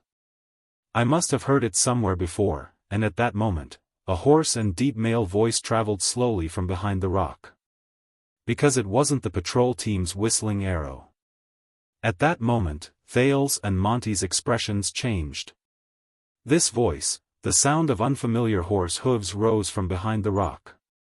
A masked man with a white cloak and a saber on his back rode out from behind the rock. His eyes were bloodshot, but they were still as sharp as a blade. Thales froze. Cloak, mask. I recognize this attire. He is, the newcomer swept a cold glance at the two of them. He gently pulled down the scarf beneath his face, revealing the pale but distinct outline of his face. When he saw the newcomer clearly, Monty covered his forehead in pain. He gritted his teeth and stomped the ground. Son of AB*TCH. The newcomer said hoarsely, that is the signal arrow of the White Blade Guards of Dragon Cloud City, which has been used for almost 100 years. 6 years ago, it rang countless times in Dragon Cloud City. Thales sighed. In the next second, the teenager took out the jerky from his pocket, stuffed it into his mouth, and chewed it hard. I told you this in the hall, right? Thales Jade Star. Under the sun, the former commander of the White Blade Guards of Dragon Cloud City rode on a warhorse, fully armed. He carried the rising sun saber on his back and stared at Thales, who had a gloomy expression on his face, with his terrifying eyes. Thales and Monty looked at each other. Their expressions were unpleasant. Be careful. You'd better not fall into my hands. The voice of the Star Killer, Lord Sorry Nicholas, rose in the wilderness. There was a murderous chill in his voice.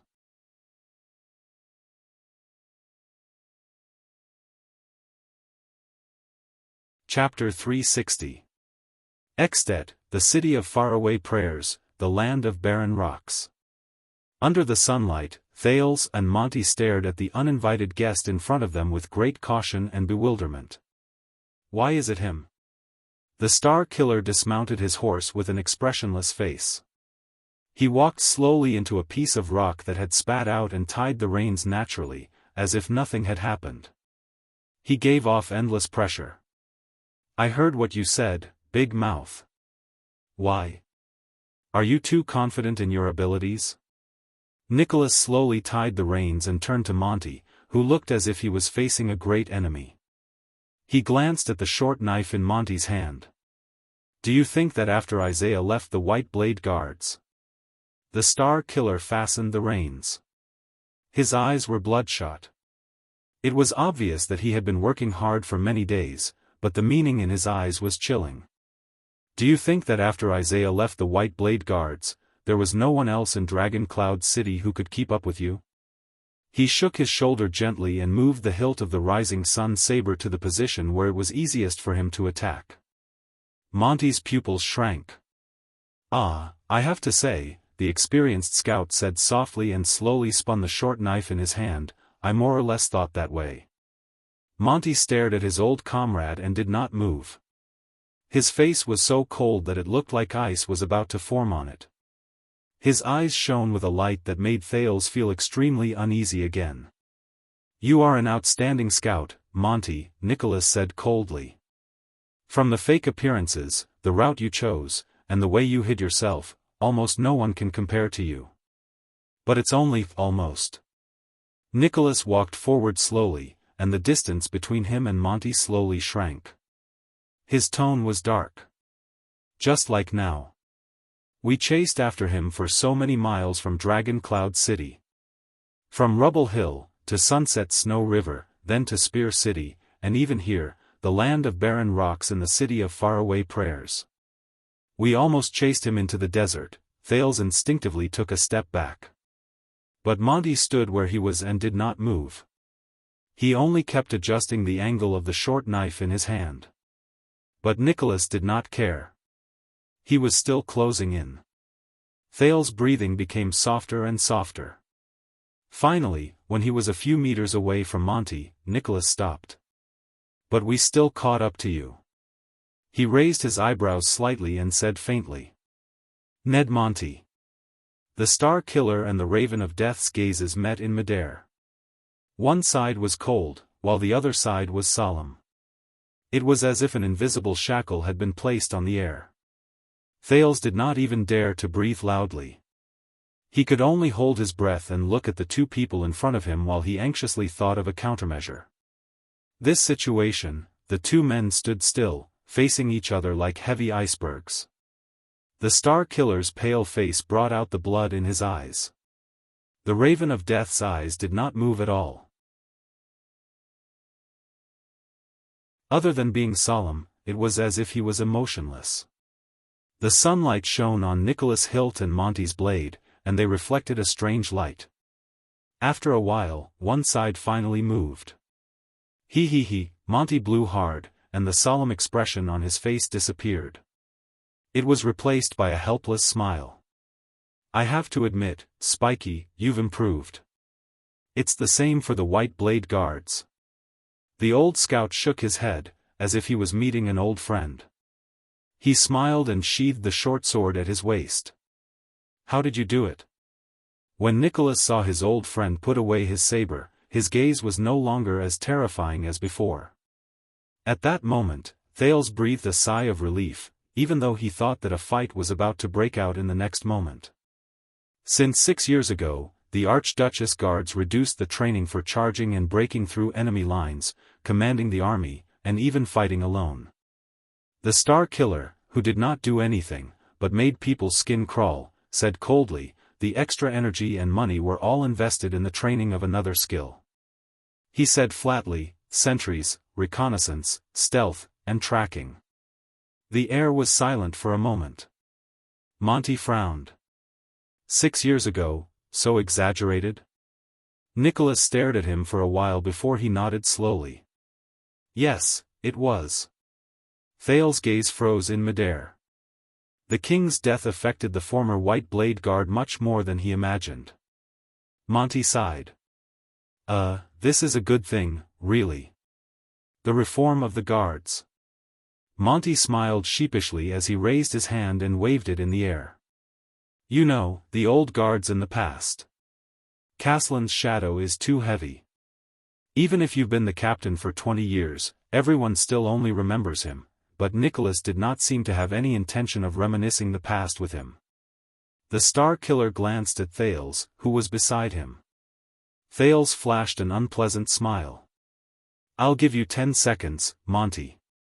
Disappear immediately. Nicholas' tone was very flat, as if he was just making a normal greeting. I'll pretend that I never saw you today. Monty's expression froze slightly. He lowered his head, placed one hand on his waist, and scratched his neck with the other. He looked like he was in a very difficult position. Spiky, you have to let me explain about this prince. Nicholas' gaze suddenly shifted and landed on the Raven of Death. There's nothing to explain. This is just between me and him. Nicholas gestured at Thales with his chin. His gaze became cold again. I don't care where you are, who you intercepted him from, and where you intend to send him. Thales could not help but feel his nerves tense up again. You can leave now, old friend, Nicholas said mercilessly. Monty's smiling face immediately stiffened. He looked away and exhaled. Thales could see that the Raven of Death was suppressing his anger and clenching his fists tightly. But the next moment, because the prince was about to get angry, Monty exhaled deeply and smiled again. Listen, Spiky. Dragon Cloud City and the City of Faraway Prayers are allies when it comes to the Western expedition. Monty bared his teeth and pointed at Thales with a troubled expression. He will go to the City of Faraway Prayers sooner or later. You don't want to see him fall into Black Sand region and the king's hands, do you?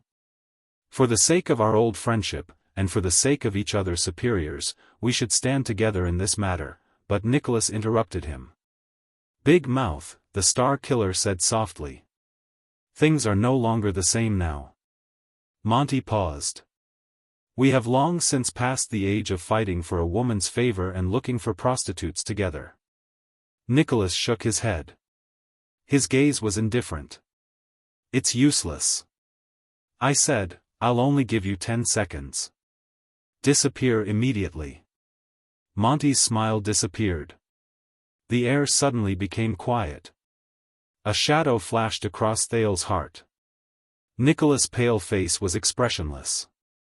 He only stared at his old friend quietly. And for a few seconds, the muscles on Monty's face trembled slightly, showing his thoughts. You're right, Spiky. The old scout mulled over this sentence, nodded slowly, and repeated emotionlessly. Things are no longer the same now. Nicholas did not say anything. Suddenly, the Raven of Death laughed. Ha ha ha ha, but it was not a happy laugh. It was a cold laugh. The Raven of Death's laughter was chilling. He nodded slowly. Very good, Lord Nicholas. An ominous premonition attacked Thales' heart again. Don't forget. The Raven of Death grinned slightly, and there was a faint threat between his teeth. This is the land of barren rocks. It is already the City of Faraway Prayers territory. Monty sneered and took a step forward. He stared straight into his old friend's eyes. My City of Faraway Prayers. Thales subconsciously turned his head around to look for a horse. Unexpectedly, Nicholas also smiled. As smile lines appeared on his pale face, the Star Killer lifted his foot gently. He walked towards the other party. Your City of Faraway Prayers? He slowly walked towards Monty. The two of them were so close that their foreheads were almost touching, and they could almost kiss each other. The Star Killer met the Raven of Death's sneer. His gaze was fierce, and his tone was unfriendly. So what? Monty's sneer gradually faded away. When was the last time we fought, Spiky? 18 years ago? The Raven of Death asked softly. The two old friends stared at each other for a moment without showing any signs of weakness. 18 years. Nicholas nodded. But today? I don't intend to fight alone. You heard the signal arrow, old friend, Nicholas said coldly. The Archduchess guards will arrive soon. Monty's pupils froze. Many of them are your old acquaintances, the Star Killer repeated, emphasizing his words. Soon. Do you know what this means? Monty's expression slowly turned cold. The two of them were silent for 5 seconds. A second later, Monty closed his eyes abruptly and exhaled heavily. He gritted his teeth and said, "Damn it." Nicholas snorted softly and revealed the smile of a victor. "Yes, damn it." He stared at Monty, who could hardly control his emotions, and said softly, "I will only count to 10. Monty seemed to be enraged. He opened his eyes abruptly, and his tone was agitated. But Nicholas was not moved at all. He only stared at Monty coldly and uttered his next words. 10. Monty suddenly extended his hand and grabbed the Star Killer's collar. Nicholas only smiled.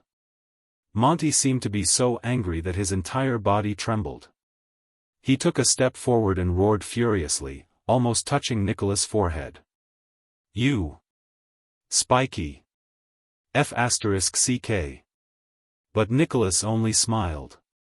His pale face was as pale as ever. Thales sighed secretly.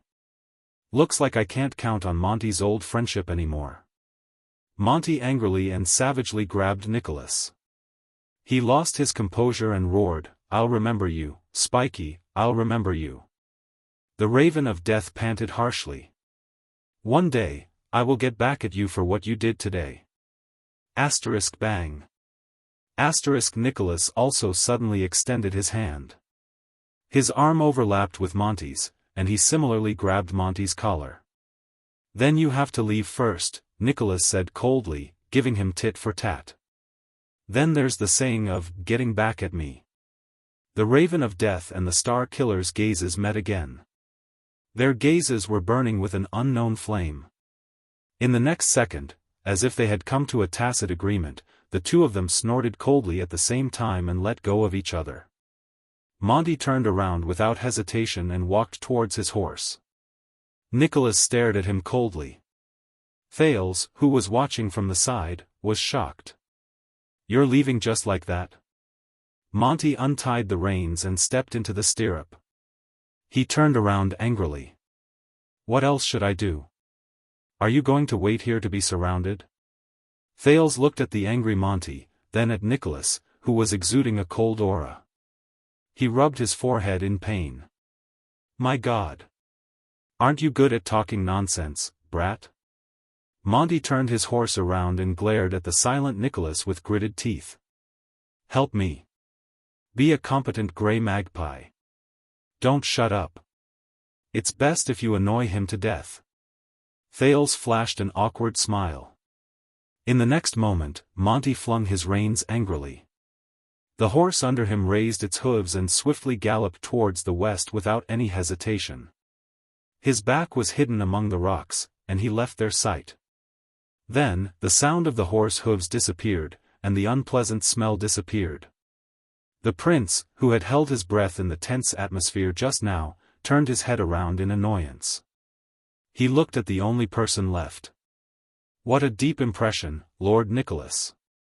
Thales sighed and said, "You caught up to me so quickly." Nicholas crossed his arms and flashed a cold smile that chilled people's hearts.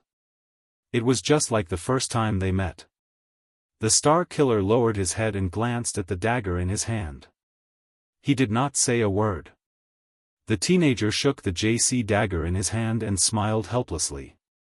Thales sheathed JC's dagger and stuffed it into his bosom. "So, before you wait for your companions to meet up and capture me, can you tell me how you did it?" Thales sheathed JC's dagger and stuffed it into his bosom. "I thought you sealed off the city and were busy dealing with the important people to screen the people who might kidnap me. Why did you suddenly appear here?" Nicholas smiled. With a certain look on his face, he nodded slightly. "Yes, your plan is not bad, young prince. Arrange for people to attack the team and create the illusion that you were kidnapped out of thin air. When the situation is at its most complicated, make everyone in Dragon Cloud City suspect each other." When he said this, the Star Killer's gaze turned cold. "Greatly slow down the efficiency of the search and mislead us." In reality, he secretly escaped by himself. "If we really fell into your trap, even if we searched for half a year, we wouldn't be able to find you. Thales felt dejected. He still found out the truth. Then how did you find out? Thales raised his eyebrows and crossed his arms. He looked like he had completely given up on resisting. When did you become so smart, dead face? When he heard this nickname, Nicholas' smile became colder. It's true that I'm not that smart, he said coldly, but compared to someone like you who can come up with 10 clever ideas in a second, more than 20 years of being a guard, especially the last 6 years, have taught me at least one thing.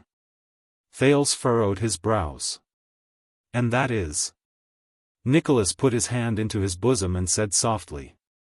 When you face something you don't understand, you can never be too cautious. The Star Killer took something out of his bosom. He spread it out, then let go of it gently. Thales' pupils shrank. That thing floated in the air for a few seconds. Until it landed at his feet. The teenager stared blankly at the thing the Star Killer took out. He almost could not believe his eyes. Lying at his feet was a piece of paper. It was a sky blue, expensive piece of paper with ugly wrinkles. Thales stared at the thin piece of paper, and the feeling in his heart was indescribable. It was that piece of paper. That invitation card that Asda wrote for him. After they were intercepted by the highly suspicious Nicholas in Heroic Spirit Palace, under Thales' teasing and cover-up, the Star Killer angrily crumpled it into a ball. But, I thought you'd thrown it away. Thales frowned and looked at Nicholas. Didn't you read the joke on the paper? Do you need me to repeat it? Nicholas let out a chilling laugh. He took a step forward and stomped on the thin sky-blue paper. There was a line of words written on the paper that had faded a lot. It was especially eye-catching. Star Killer, you big idiot. Yes, but that's just the surface. Nicholas shook his head slowly. Thales' image was reflected in his eyes. No matter how Nicholas shook his head, it never left the center of his pupils. You can't imagine how I spent 2 whole months, paid a huge price, and mobilized almost all my information resources. From the quality to the source of the information, I wholeheartedly investigated the details of this piece of paper. Thales was horrified. Rylan paper, Nicholas repeated word by word in a lifeless and rhythmic manner, as if he was reciting knowledge he did not understand at all. The raw wood comes from Norton Dukedom. The manufacturing and dyeing process comes from Dragon-Kissed land. The material is excellent, durable, and can even be repeatedly erased. It's a special paper provided by the Palace of Enlenzo Dukedom in the south of the Western Peninsula. It's specially used for writing nobles' invitations. Thales stared at him solemnly. Nicholas flashed a smile, and there was a hint of smugness from having caught his opponent. In Northland, the rich and powerful nobles might spend a lot of money to forge a sharp sword or rear a good horse, but no one would use this kind of luxury. You can't buy this kind of paper anywhere. Even the Camian merchants are too lazy to transport it to Northland. And we've searched Constellation's diplomat group before, including Viscount Putre-Nemain. There's no trace of this thing either. Under Thales' complicated gaze, Nicholas pointed at the crumpled paper on the ground. This thing. It shouldn't have appeared in Heroic Spirit Palace and in your hands. The next moment, the Star Killer's voice turned cold. This can only be brought in from the outside through a channel we don't know of. You even had to deliberately hide it from Heroic Spirit Palace's eyes and ears, because it must bear some secret and special mission. When he heard this, Thales closed his eyes gently. Secret and special mission, sigh.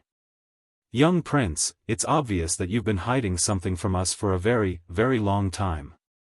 Nicholas curled his lips and revealed a hint of a cruel smile.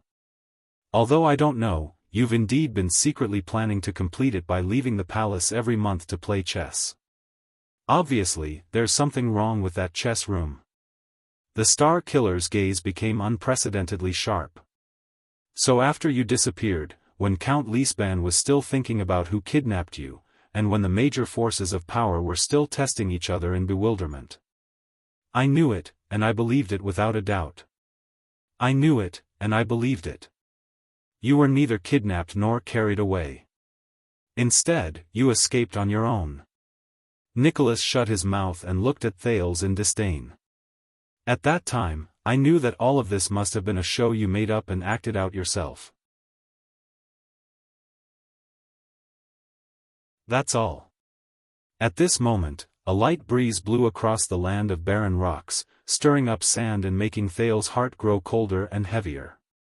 When I think about it this way, it's very obvious where you went after you disappeared. Nicholas' words had never sounded so forceful before. They were almost as forceful as his blade. At that time, the forces of power that everyone suspected and deeply suspected were Black Sand Region, the City of Faraway Prayers, the Secret Room, and the forces of Dragon Cloud City's vassals. These were the places that you would never go to. His words came one after another. Thales even had a feeling that Nicholas' words had almost forced him into a corner. So, the Archduchess guards sealed off the city on the surface and pretended to be suspicious of these forces. They were too busy taking care of themselves. Nicholas' smile became more and more terrifying. In reality, during the hour you disappeared, we had already poured all our energy and resources into one direction. He spoke slowly and enunciated his words clearly. Constellation's Secret Intelligence Department. Nicholas laughed coldly. This was an expression that he had never shown during his previous outdoor training. It was as if this was the moment he completely defeated Thales. Yes, Thales, we caught up to you outside the city. We found the tracks of you and that packhorse in the thicket where you stopped. It was within half an hour after you left. Thales' heart tensed. If it weren't for Monty's interference, you would have been in heroic Spirit Palace by now. Nicholas shook his head as if he did not care. But you have to know that you can't escape. The Star Killer's cold laughter continued. It made Thales feel even more gloomy. The teenager stared quietly at the piece of paper under Nicholas' foot. He did not say a word. It was as if it was not a piece of paper. It was his pride. After a long while, Thales said with difficulty and hoarse, I can't believe it was this. Even if you beat me to death, I wouldn't have thought that it was this piece of paper. There's a problem with the source of this piece of paper. He sighed dejectedly. Damn it, the Asda puppy, Thales added in his heart in a daze. Nicholas responded with a chuckle. Look, once the key point is exposed.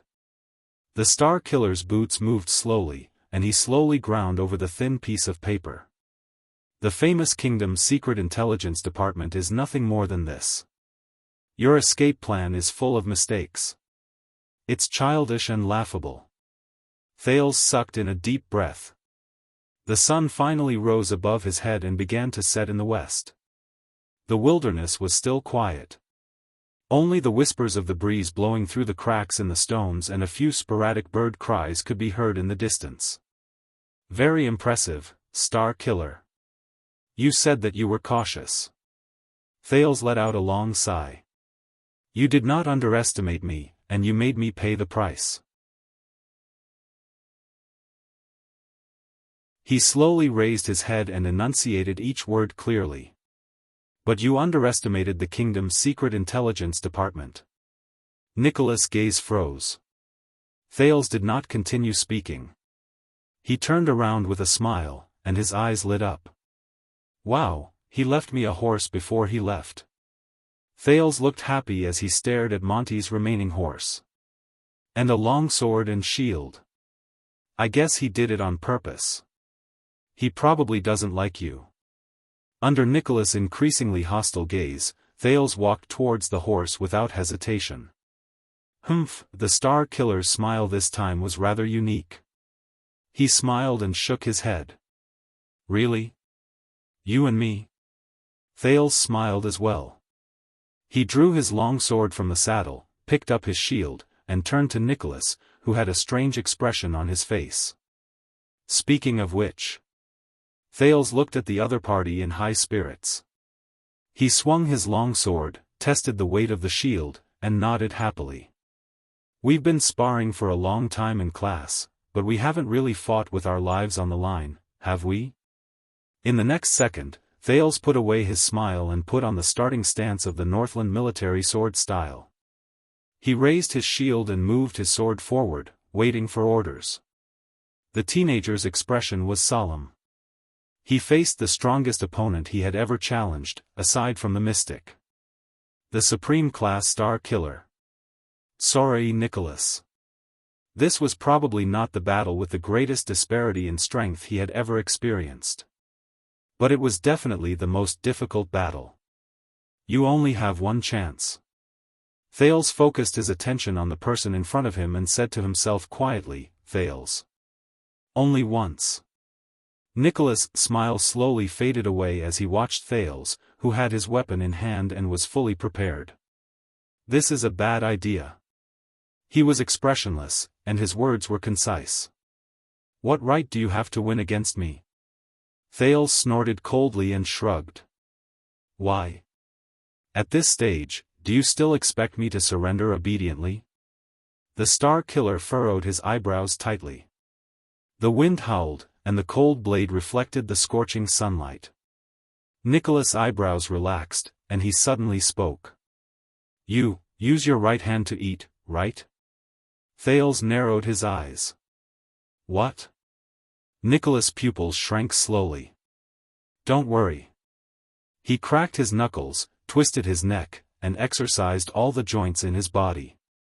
His bones let out terrifying cracking sounds. The Star Killer clenched his fists and slowly walked towards Thales, who was ready for battle. No matter how badly I beat you later, the former commander of the White Blade Guard said coldly.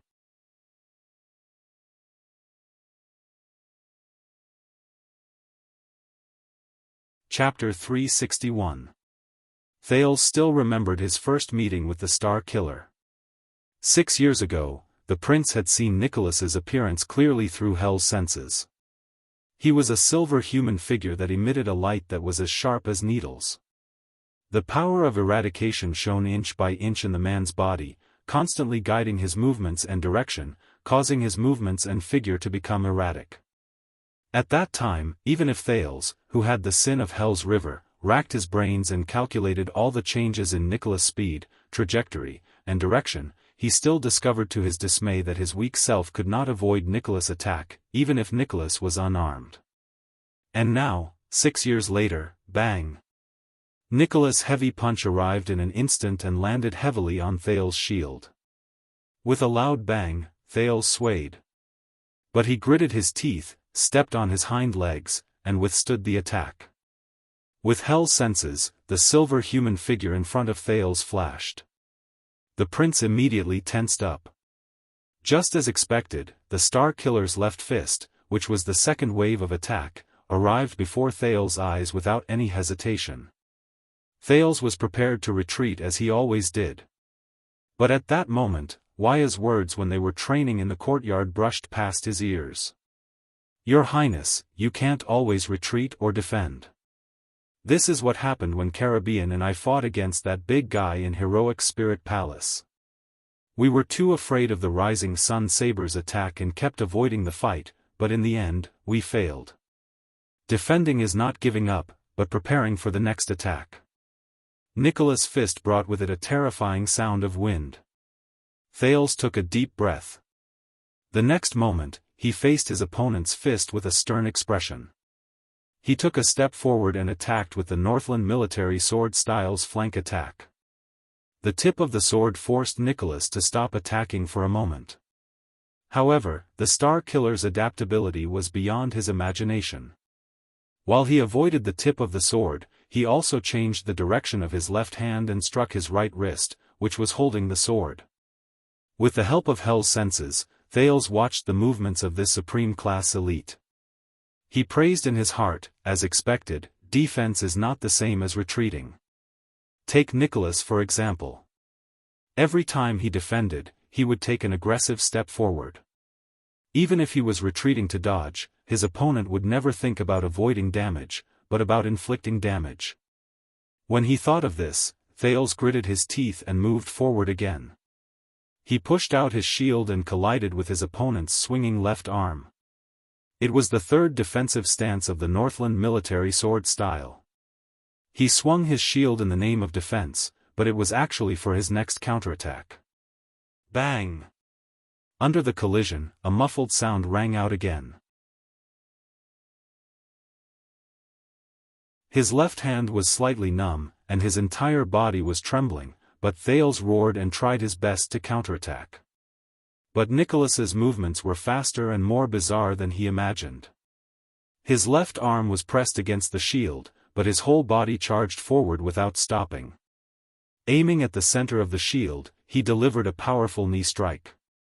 Boom! Thales felt suffocated. In the next second, he groaned in pain and fell 2 meters away with his shield. Very good. The unarmed Nicholas' expression did not change. He cracked his knuckles and furrowed his eyebrows in a barely noticeable manner. It's probably the best performance you've had in so many training sessions. The Star Killer walked closer slowly and put on a malicious smile. At least you have some awareness of fighting. You're no longer a blind man swinging his sword and a coward raising his shield. Thales climbed to his feet with great difficulty. He swung his numb left hand and picked up the shield again. He smiled bitterly and said, "It's your power of eradication that suddenly changes direction, again?" The Star Killer shook his head, as if he did not want to waste time. "Hurry up and end this. I still want to eat lunch." Thales sucked in a deep breath, endured the pain, and reassumed the confronting enemy stance. The Northland military sword style. He suddenly remembered what Gilbert told him when he first learned the sword style. This set of sword style was created to fight against terrifying opponents who are far more powerful than humans.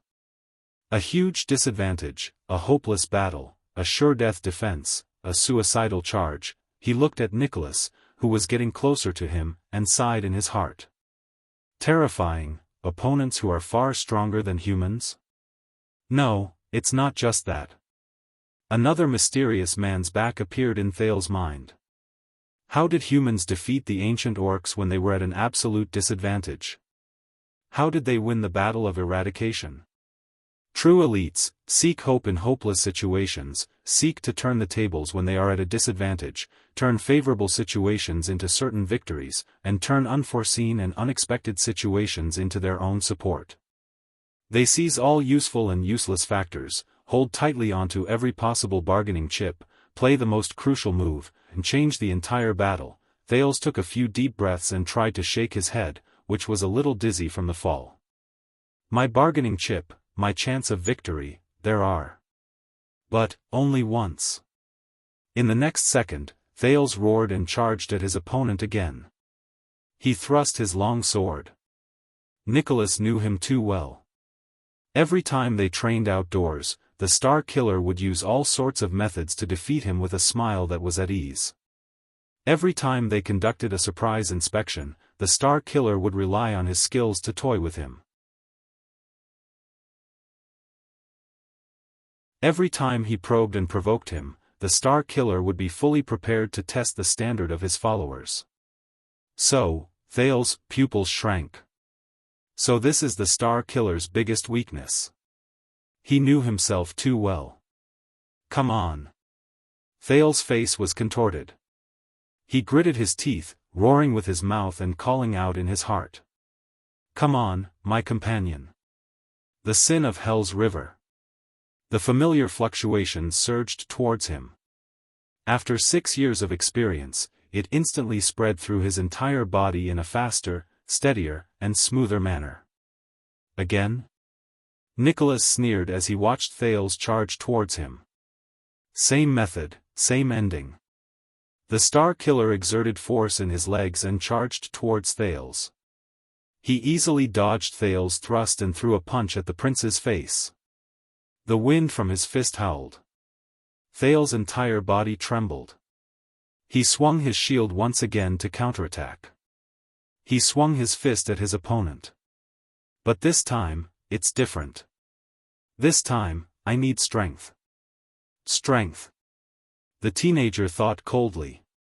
The sin of Hell's river surged excitedly into his arm. The shield and the iron fist collided again. Asterisk bang. Asterisk Nicholas' sneer remained. As I said, young prince, but after a mere tenth of a second, his laughter came to an abrupt halt. Because an unprecedented force came from the shield in front of him. It shook his fists and body. Nicholas' expression changed drastically. Nicholas stared in shock at the roaring prince. He was forced to retreat under the great force and took an extra step to stabilize himself. What's going on? This strength, Nicholas blocked the shield in shock and instantly counterattacked with his left elbow. But before he could figure it out, Thales roared again, "Star Killer! I need to react. React!" The sin of Hell's river surged happily into his eyes, brain, and sword-wielding hand, forming a synchronized connection.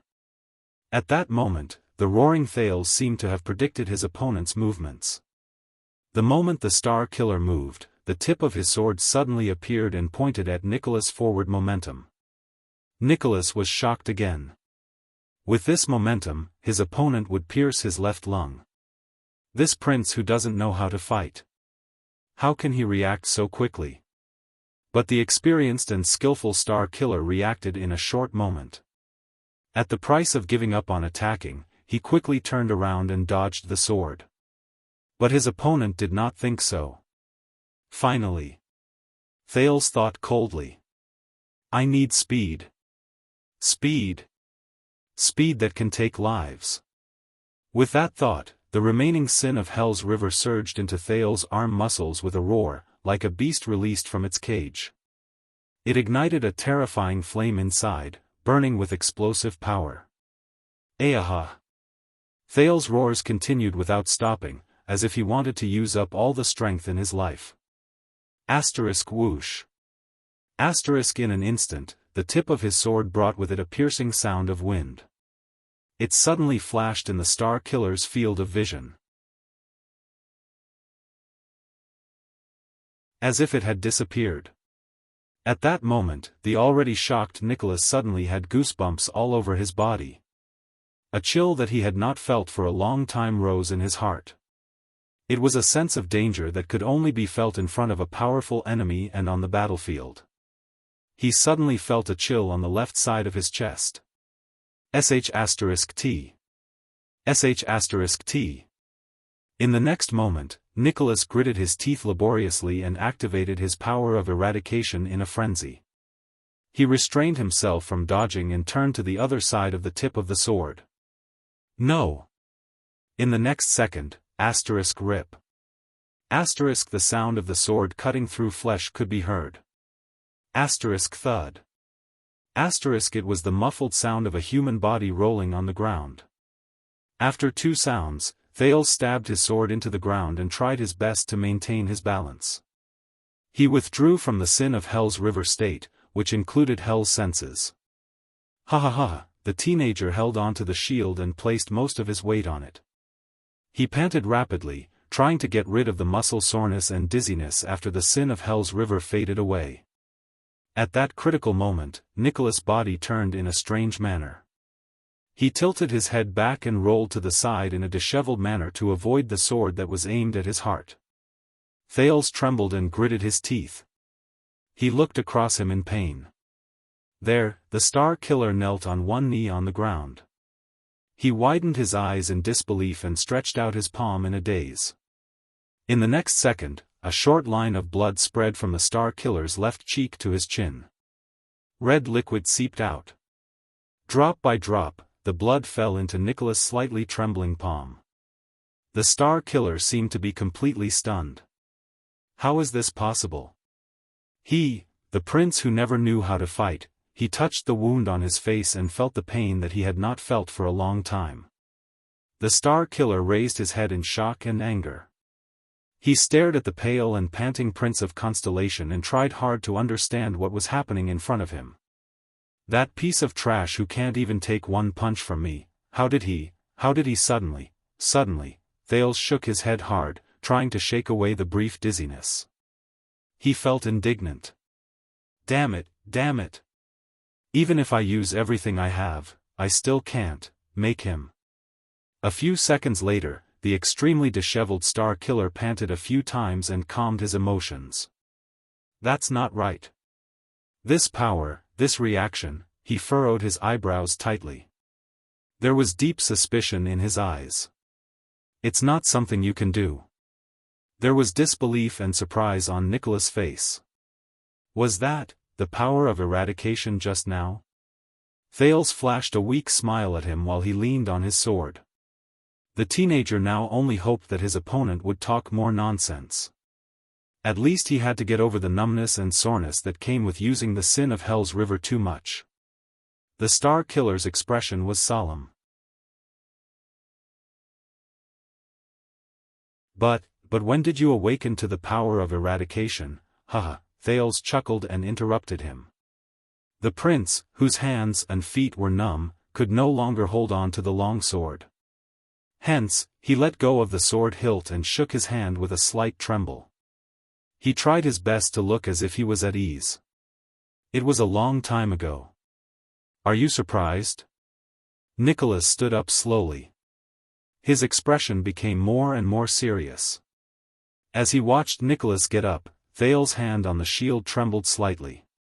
So, the speed you displayed when you snatched the book in front of the stable that day, and the strength you displayed during training. Nicholas stared at him, ignoring the bloodstains on his face. None of it was a coincidence. You hid the fact that you possess the power of eradication from us and the eyes and ears of the entire heroic spirit palace for so many years? Thales snickered. His numb limbs were regaining their senses. The training over the past 6 years was more or less effective. Even if he could not improve, at least his body had gradually gotten used to the price of the sin of Hell's River. I'm sorry to say this, but...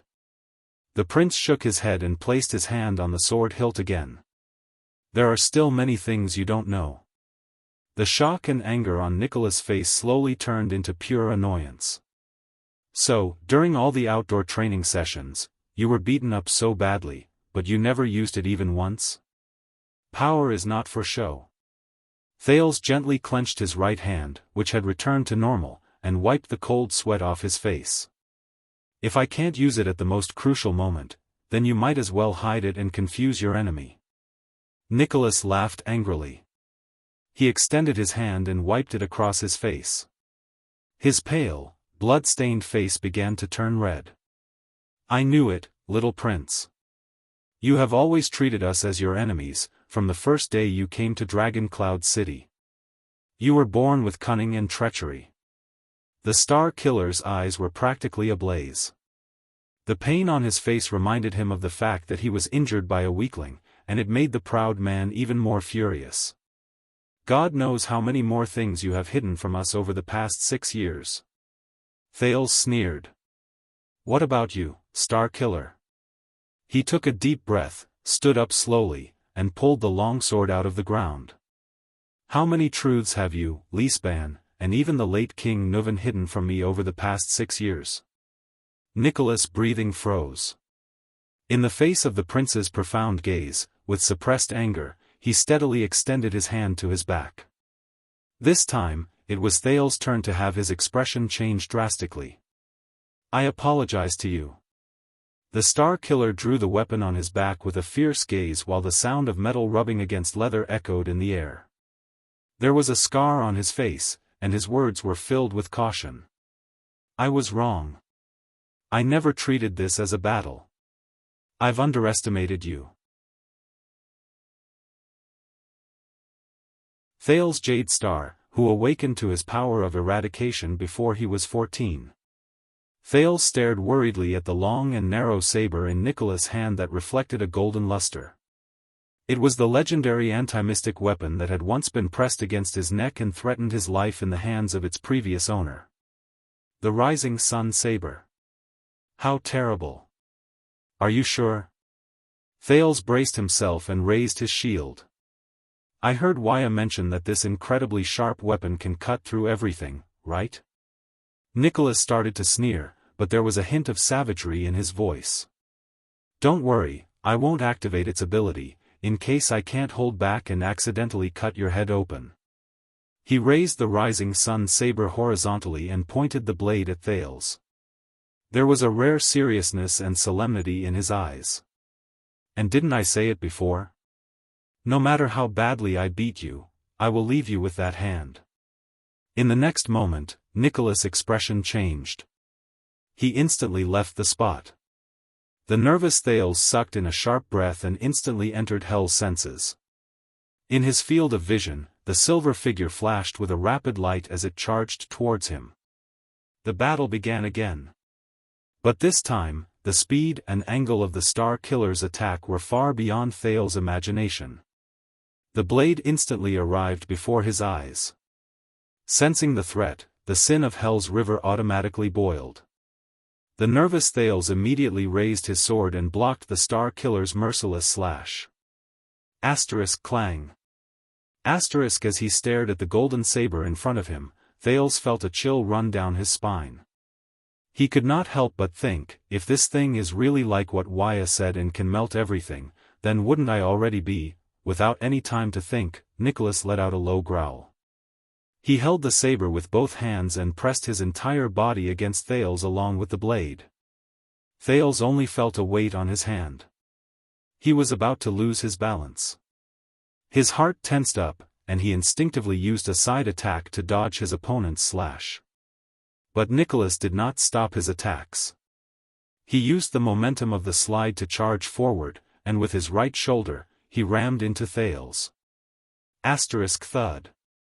Asterisk Thales grunted laboriously. At least he managed to hide behind the shield before his opponent crashed into his bosom and forcefully withstood his opponent's charge.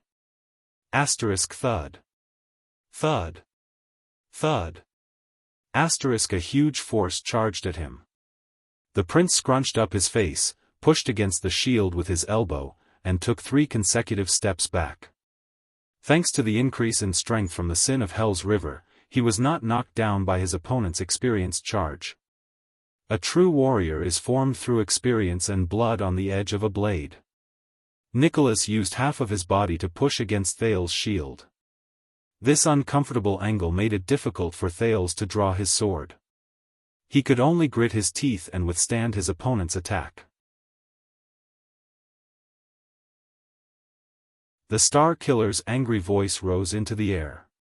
Condition, mentality, experience, adaptability, body. Not a single one can be omitted. You only know how to train against targets. You're still far from that. As Nicholas roared, Thales, who was using all his strength to wrestle with his opponent, suddenly felt the shield on his elbow become lighter. He could not help but slide forward a step. With Hell's senses, the Star Killer instantly appeared on his defenseless left side and struck his head with his right elbow. Thales shuddered. He instinctively threw away the shield.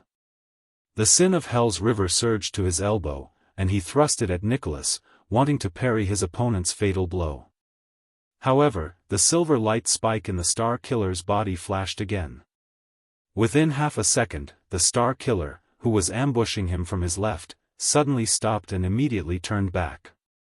Thales turned pale with fright. He had just swung his left elbow, and his right hand, which was holding the longsword, could not pull back in time. He could not defend himself in time. In that second, as time slowed down through Hell's senses, Thales stared in shock at his opponent, who had seized the initiative and was only 1 strike away. It had only been 7 or 8 seconds since Nicholas took the initiative to attack. Even if he included the injury on Nicholas' face, it was only the second round. So fast. Thales sighed in his heart.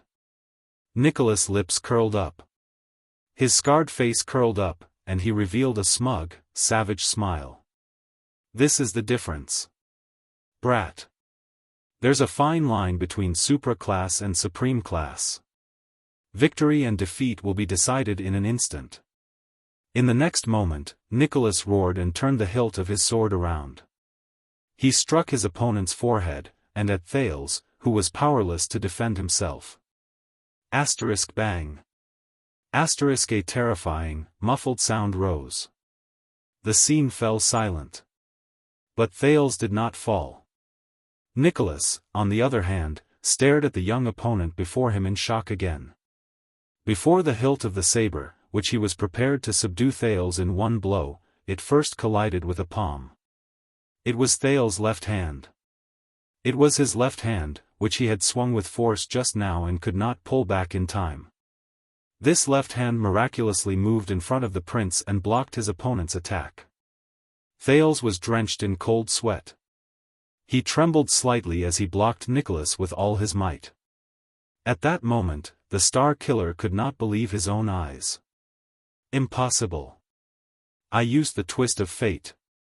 It was the best attack when he lost his momentum and was powerless to defend himself. He actually blocked it? But the Star Killer did not hesitate, nor did he think much about it.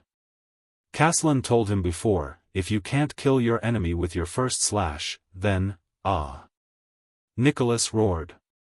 He activated his power of eradication again and drove his movements. As if he did not care about inertia, he swung his sword and slashed. Thales sucked in a sharp breath and watched helplessly as his opponent's blade moved back and forward, instantly attacking his unguarded leg. Asterisk clang. Asterisk the sound of metal clashing rang. Nicholas' blade was blocked perfectly by Thales' longsword, which suddenly appeared in front of his thigh. Nicholas' pupils shrank. Impossible. Impossible. The Star Killer's power of eradication surged from his joints. His movements flickered again. The blade went for Thales' neck again. Asterisk clang, asterisk the second sound of metal clashing echoed in their ears. Thales panted harshly. This time, both his hands appeared in front of his neck. He pushed the longsword up and down to block Nicholas' throat slash. Nicholas stared at him in a daze. His eyes were filled with shock. He even forgot his desire to attack again. This, asterisk swoosh. Asterisk Thales used the last of his strength to force Nicholas back with one slash. Then, with a thud, he fell to his knees.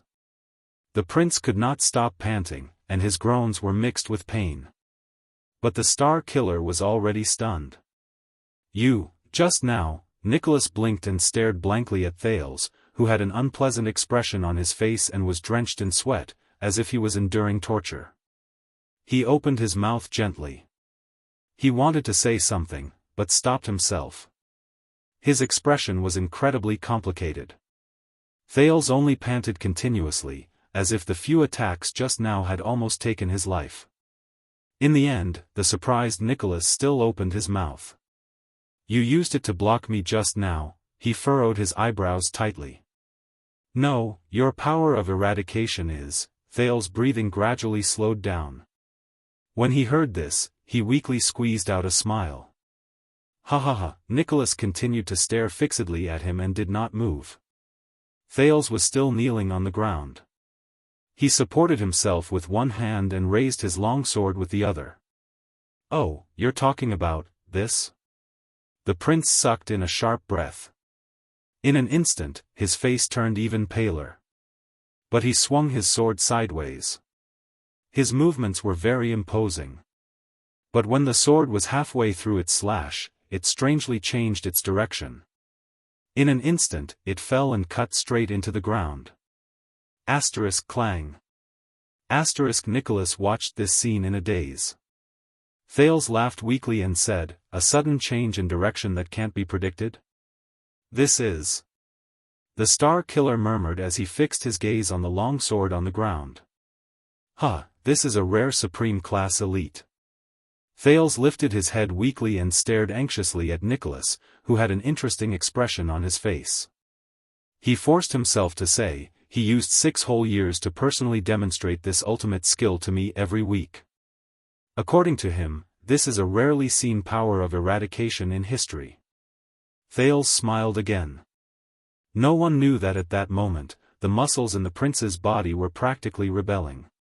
Pain, soreness, numbness, pain, cramps, and all sorts of other sensations attacked him at the same time. It was simply indescribable. The Star Killer's expression became more unpleasant. The prince smiled even more happily and continued to say, "There is only one in Northland." Thales narrowed his eyes slightly while enduring the pain. "It's called the twist of fate." At that moment, Nicholas' expression almost turned into the coldest ice. "You should feel honored." Thales smiled softly again and carefully observed Nicholas, whose mind was in turmoil at that moment. "Because he told me."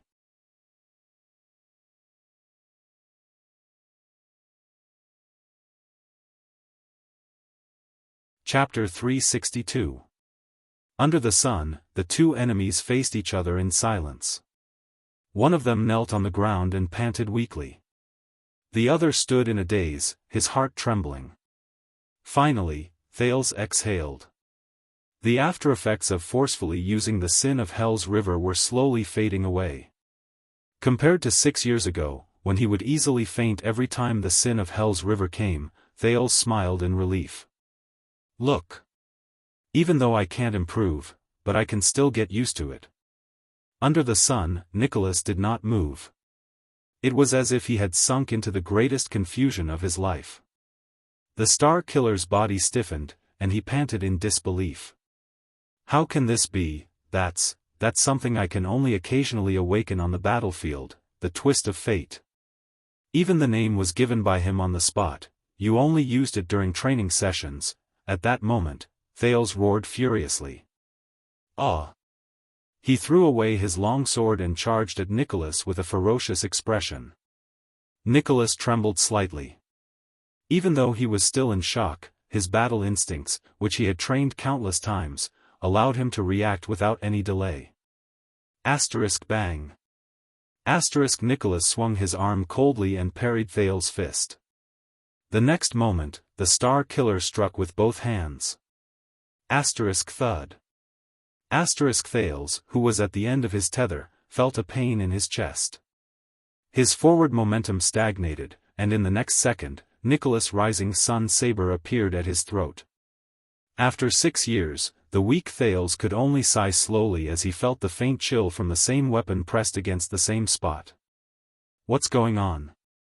Nicholas recovered from his shock and stared coldly at the prince in front of him. "The twist of fate. It's completely different from any systematically trained power of eradication. It's impossible for you to learn it from any swordsmanship or moves." A gentle breeze blew past the quiet world. It blew past the rocks, bringing with it a mournful howl, and the sporadic chirping of birds in the distance. "Ha!" Thales forced a smile. "Is it really that strange? After all." He leisurely raised his trembling hand and flicked the blade in front of his neck, as if this was just a pleasant outing.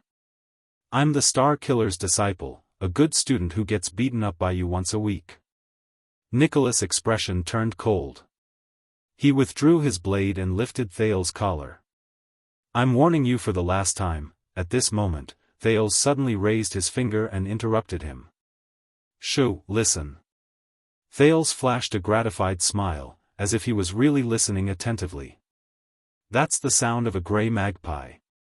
Nicholas was slightly stunned. "What?" But in the blink of an eye, a terrifying shudder erupted from Nicholas' entire body. The Star Killer's expression changed drastically. It was the intuition of a soldier who had been through hundreds of battles. He subconsciously wanted to turn around. But Thales did not think so. The prince, who had been prepared for this, suddenly raised his hands and grabbed the Star Killer's shoulders tightly. "Don't let him leave this place." Nicholas, who was halfway through turning around, was suddenly seized. His expression changed drastically. He did not continue. A terrifying, muffled sound suddenly rose in their ears. "Chi!" Thales watched with satisfaction as Nicholas, who was in front of him, shuddered violently after that sound. His face stiffened. The Star Killer's expression contorted from shock to savagery, then from savagery to rage. Bang! He threw a punch with his left hand, and without holding back, he hit Thales's chest. The prince was sent flying like a broken sandbag and fell with a thud. Then, with a twisted expression, Nicholas' knees gave way and he knelt on the ground. He opened his mouth and let out a crazed and pained roar. The right side of the Star Killer's body seemed to have stiffened. He trembled and threw away the rising sun saber. He clenched his left hand into a fist and punched the rock beside him. Boom! Dong! Dong! Dong! Punch after punch, Nicholas, who was kneeling on the ground, had a ferocious expression on his face. It was as if he had a grudge against the rock beside him. He punched the ground with all his might while he continued to roar in anger and madness. It was as if he was enduring some kind of pain. Thales spat out a mouthful of blood. He endured the pain in his chest and shook his head. He was gratified to see a thin arrow shaft suddenly appear on the Star Killer's back. The thin arrow sank deep into the right side of Nicholas' back, and a ferocious and sharp arrowhead appeared on his chest. Fresh blood dripped from the arrowhead. The Star Killer lifted his head abruptly. His bloodshot eyes shone with terrifying flames. He roared in anger. "Ah, Ned Monty! You son of AB*TCH. His roar spread through the land of barren rocks and echoed in the cracks between the rocks. At some point in time, the chirping of the birds had disappeared. Only the mournful sound of the wind remained. Thales sucked in a breath and closed his eyes. He was completely at ease. He had won the duel between him and Nicholas. He had grasped every factor and every bargaining chip he had. Thales coughed out a mouthful of blood in pain. He then could not help but laugh. Yes, the prince's only chance of winning in this duel is that Nicholas' opponent was never just him. The Star Killer's roar turned into pained moans and grunts. He tried to reach out to retrieve the arrow, but the location of the wound was too tricky. Nicholas could not touch it at all. "TSK, TSK, Tisk," a hoarse and sinister voice that both of them were very familiar with came from behind a rock. "Be careful, Lord Nicholas. Don't move, especially your right hand. That's a barbed arrow. The more you move, the more you'll get hurt." The hidden man let out a low chuckle. Nicholas' right arm was still trembling as he knelt on the ground. He used his left hand to support himself on the ground. He glared at Monty with bloodshot eyes and gritted his teeth. "You can't run away. We'll tear you to pieces." Monty's cold laughter came from behind an unknown rock again. "Oh? You? You're talking about Lum and Jella, the hidden sentries half a mile to the north who are providing support, or are you talking about the two new guards I don't know in the northeast?" Nicholas' gaze froze. Monty, who was hidden in the dark, laughed out loud. "Don't worry, I've already taken care of the four of them. I even left a mark for the people further behind. They won't come here." The Star Killer shuddered violently. His heart turned cold. "Taken care?" Thales panted in pain and felt slightly better. He struggled to sit up and reached for his sword and shield. A whistle rose around him.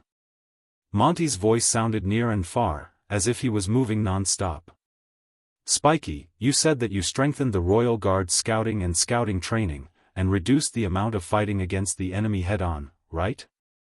Nicholas tried to reach his wound again, but in the end, he failed. He could only moan in pain. "Thank you so much. Those soldiers aren't very skilled." There was a rhythm in Monty's voice that made people's hearts palpitate. "You saved me a lot of trouble when I intercepted them." "Ah!" Nicholas roared furiously and punched the ground again. Monty's laughter was intermittent, but anyone could hear the ghastly, unfathomable, and malicious intent in it. Fortunately, the Royal Guard still used the scouting formation passed down by Coward Lakin. Take a guess. Who is the person who knows, understands, and is most familiar with Lakin's 12 scouting formations within a circular area of 100 miles? Who is the person who can intercept them in the shortest amount of time and at the fastest speed on the path they must pass through? When he said this, the Raven of Death's smug laughter came from somewhere. Ha ha ha ha ha, Thales frowned slightly. Monty. Nicholas' gaze became more and more terrifying. The pain in his heart and body tormented him greatly. You son of AB*TCH. A long sigh came.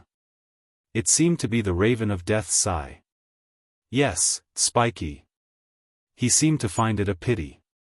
Now, there's only you and me left. The Star Killer clenched his fists while he knelt on the ground. Ahem. About that. At this moment, Thales coughed softly. Did you forget about me? The Raven of Death and the Star Killer's voices rose at the same time. Shut up. Thales raised his eyebrows. He closed his mouth and continued to crawl to look for his weapon. Noon had passed, and the sun began to set in the west. Listen up, Spiky. This is the land of barren rocks and the city of faraway prayers, the border of Extet. Further south is the terrifying Great Desert. Monty's voice rose coldly. It's very dangerous to faint in the wild. Nicholas let out a low growl. Give me this boy. Let me bring him to the city of faraway prayers. The Raven of Death clicked his tongue. Then we'll be even. Lum and the other three can also live. What do you think of this suggestion? Thales' expression changed. The air was quiet for a while. For a while, only Nicholas and Thales' panting could be heard. Suggestion? The Star Killer raised his head abruptly. His gaze was vigilant as he scrutinized almost every rock around him. Why? Why do you insist on having him? Why do you insist on having this prince? Monty's strange laughter rose around them. You know very well that he will play a key role in the war between the City of Faraway Prayers and the Alliance of Freedom. The Raven of Death's words became fierce. We need him, more than Dragon Cloud City. Don't block our way. Thales scratched his head as if he had a headache. Old Monty, that's enough. There was another period of silence. Big Mouth, Nicholas was heard saying in a low voice. Do you remember what happened 18 years ago? The voice behind the rock was silent for a while. I don't want to talk about the past with you. Monty's cold voice traveled into his ears. You know I hate this the most. But at this moment, Nicholas, who had lost his composure and roared just now, raised his head and laughed. Strangely, this time, the Raven of Death did not interrupt him. That year. The Star Killer seemed to have had enough of laughing. He said airily, Prince Soria and his wife were assassinated. The late king was furious, and all the White Blade Guards were punished. Thales felt his skin tighten. He heard this incident from the past again. Nicholas said weakly, Old Coleman took responsibility for me, the acting captain. He admitted his mistake and resigned. Isaiah was disheartened and left the royal guards. Many of our brothers were implicated. And you, Monty, you rushed back to Dragon Cloud City overnight to fight for justice for them, even though you were out on another mission. Negotiations were fruitless. You didn't even show the king any respect. The next day, you threw away the White Blade Guards and left Dragon Cloud City. Monty did not speak. There was still only the sound of the wind blowing through the cracks in the rocks. It was shrill and sad. Nicholas laughed brokenly. No, Big Mouth. I knew your personality from the moment you secretly brought me to visit prostitutes when we were on duty when we were young. You're not the kind of person who would run errands for a suzerain, even if that suzerain is the king. Not to mention chasing after the Archduke of the City of Faraway Prayers all the way from Rubble Hill to this place. There was a hint of sadness in Nicholas' voice. No, you're not. The Star Killer straightened his back and looked around fiercely. Ned Monty. The Raven of Death was still silent. But Thales frowned. But now I understand. Nicholas' anger turned into a sneer. Ha ha ha ha ha, you. His voice contained indescribable hatred, and it echoed among the rocks. It spread. A few seconds later, Monty, who had been hiding in the dark, finally spoke airily. Spiky, the Raven of Death said faintly. What do you understand? Nicholas snorted coldly. He sucked in a breath and let out a long sigh. The pain in his chest and back made him frown from time to time. But Nicholas still gritted his teeth and said softly, Lord Ned Monty, a few days ago, as the so-called vanguard, you came to Dragon Cloud City earlier than the official diplomat group of the City of Faraway Prayers and anyone else. On the day of the council hearing, when the situation was already set, you brought news of Constellation's unusual movements at the border and pushed the prince to the front of the stage. Thales closed his eyes gently. The Raven of Death did not say a word. Nicholas continued speaking. Every sentence and every word he said was filled with an even deeper and heavier chill. The Archduchess tried her best to protect the young prince, but you fanned the flames at the critical moment and forced Dragon Cloud City to send him to the City of Faraway Prayers. After this prince disappeared, at the same time when Dragon Cloud City opened, you arrived even earlier than us, the local tyrants, and intercepted him. He, the Star Killer sneered. Everything you've done over the past few days has puzzled me, even though I know you well. Aren't you putting in too much effort for the City of Faraway Prayers? Aren't you too much of a coincidence in this game of chess? Monty interrupted him. You don't understand. The Raven of Death's words seemed to be a little sentimental. Spiky, you don't understand. Asterisk thud. Asterisk the heavily injured Nicholas punched the ground. Yes, I don't understand. He shouted angrily, but I understand now. The Star Killer's gaze had never been so terrifying. It was even more terrifying than when he saw Lampard. It's all thanks to this young prince. He was the one who reminded me that I underestimated the Secret Intelligence Department. Thales' expression froze. At that moment, the air became quiet. Nicholas' voice became urgent. He was practically gnashing his teeth as he said the following words, 18 years ago, Prince Soria and his wife were strangely assassinated. The assassin from Constellation entered as if there was no one around. No one saw him sneak in. The White Blade Guard's strict defense was useless. No one responded to him. Aside from the sound of the wind. No. The Star Killer shouted angrily. 6 years ago, even a formidable person like Lampard had to rely on calamities to lure us away and weaken us. He knew that. With every additional White Blade Guard, the assassin's chances of success would decrease, and the possibility of a coup would decrease. But the assassin 18 years ago could bypass the heavy defense of hundreds of elite White Blade Guards, plan meticulously, and assassinate the prince of the strongest country in the Western Peninsula? At this moment, Nicholas' face was extremely distorted. There's only one possibility. He clenched his left fist tighter. There's a traitor among the White Blade Guards. There was still no response. Thales lowered his eyes and looked at the ground. Nicholas practically hissed each word through gritted teeth. Over the years, I've suspected many people, Byrne Merck, who was the prince's personal bodyguard, Old Coleman, who was the first to arrive that day, Justin, who was patrolling the perimeter. I even suspected Isaiah, who was in charge of protecting Black Sand Region's diplomat group. When the Star Killer said this, he took a deep breath. The rocks were still silent. It was as if even the stream was about to stop flowing. But you just reminded me, old friend. When Nicholas said this, his eyes seemed to burn with the flames of pain and hatred. Among the White Blade Guards, especially on the day Prince Soria was assassinated, the person who knew the internal situation the best, understood the formation of the scouts the best, was the best at avoiding detection, the most familiar with the loopholes in the defense, and the most convenient for the assassin. Actually, it was a person who wasn't even there. An expert in concealment and assassination.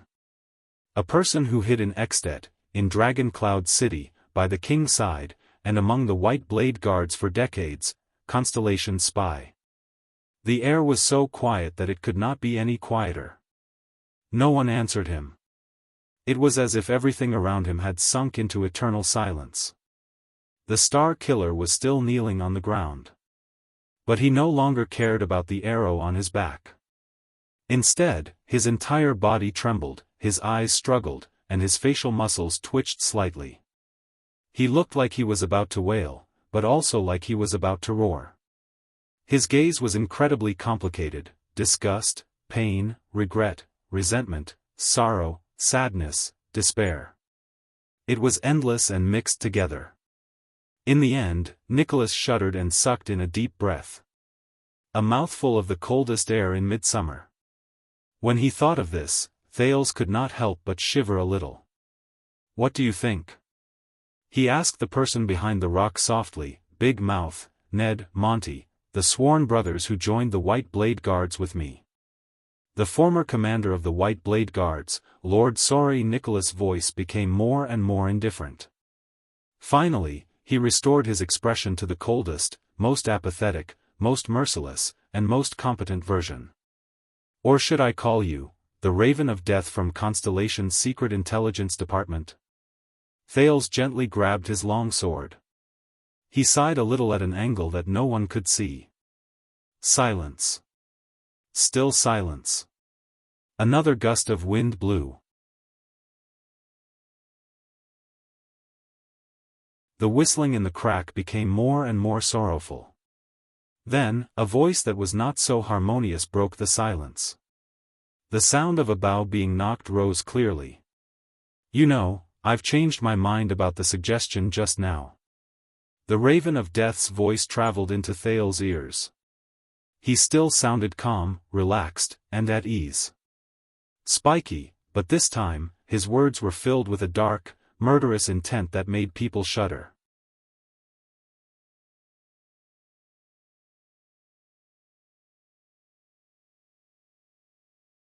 Chapter 363.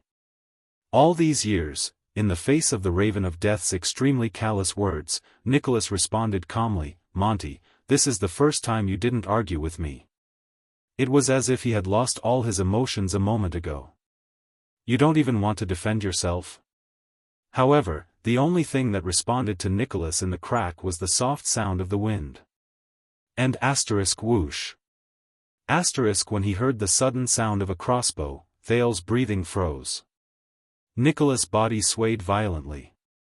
He turned his body in a disheveled manner to avoid the fatal arrow that sliced through the air. Thud. After a muffled sound, a short arrow was nailed to the ground not far from the Star Killer's shoulder. The shaft of the arrow was still trembling. "What a beautiful dodge." Monty's voice came from behind the rock again. Lying on his side on the ground, Nicholas panted rapidly. Even though he tried his best to dodge, the light armor on his left shoulder was still grazed by the arrow, leaving behind an ugly wound. "But how many more times can you roll with that arrow?" The Star Killer frowned slightly. He turned his head and glanced at the arrow shaft on his right back. He then endured the pain and looked at the wound on his chest. The tip of the arrow was slightly exposed, and it was dripping with blood. Obviously, the dodge just now had worsened his injuries. "Why?" Nicholas said hoarsely, "What benefits did the Constellations give you?" "Monty." But before he could finish asking, Nicholas' expression changed drastically. He supported himself with his left hand and dodged again. Bang. The bowstring sounded again, and the sharp arrow sliced through the air. Clang. Another arrow stabbed into the spot next to Nicholas' thigh, leaving behind a terrifying, muffled sound. The Star Killer's leg armor was cut by it, and spots of red could be seen under his clothes. Next to the stream was a small empty space surrounded by rocks. The heavily injured man's face was pale as he lay on the ground, panting. He was facing a terrifying and powerful enemy who was hidden from his sight. "Do you hear the sound of your flesh being torn apart by the barbs?" The Raven of Death's voice rose faintly. It was filled with viciousness and malice, and it continuously attacked the other's mind. But this time, the tormented Nicholas did not speak. On the contrary, his sweaty face was extremely focused. The Star Killer endured the pain in his chest and firmly extended his left hand to grab the golden saber with the black handle. Thales frowned. "It's a pity that the Rising Sun saber can't block arrows." Monty's cold laughter floated in the cracks between the rocks. Along with the sound of the wind moving about, he seemed to be near and far at the same time. "Are you thinking that it would be great if the Severing Soul's blade was still around?" But the Raven of Death's words came to an abrupt halt. Nicholas calmly got up from his kneeling position. He moved his left hand to the back of his head and extended the Rising Sun saber to his back. Thales' gaze froze. He was shocked. The Star Killer's blade swept past the arrow shaft, which was exposed outside the armor, and sparks flew. Sizzle. Amidst a strange sizzling sound, the arrow that was instantly cut off fell to the ground powerlessly. One side of it was still faintly red and emitting faint white smoke. Nicholas coughed. "You know, this flaming knife really can't be used to block arrows." His blade returned to his chest, near the wound. There was another terrifying sizzling sound. As Nicholas grunted laboriously, his blade and right hand left the wound on his chest. Thales widened his eyes. A small but ferocious-looking barbed arrowhead and the broken arrow shaft were pulled out from his chest without hesitation. Aside from the sweat on his forehead, the Star Killer did not even frown, as if he had just cut open someone else's wound. But debridement, removal of the arrow, and stopping the bleeding at the same time are still very useful. The moment Nicholas' voice faded away, the crossbow bolts came flying again. Swoosh. As the sound of the air being sliced rose, Nicholas turned swiftly. The twist of fate surged in his body, causing his figure to change. Ding. The new arrow passed through the afterimage of its target and landed a few inches away from Nicholas' boots. It buzzed with the remaining force. Thales watched the scene in front of him worriedly. The Star Killer panted softly as he stared at the arrow on the ground, but he was not injured. Compared to before, Nicholas seemed to be at ease after he removed the arrow from his body. For the first time, the Raven of Death's fatal arrow did not succeed. Thales could not help but tighten his grip on his sword. 6 seconds, old friend. From the moment you knocked the arrow, aimed, measured the distance, and fired, you took a total of 6 seconds. It's about the same as 18 years ago. The Star Killer took a deep breath. He extended his right hand and clenched his fist lightly.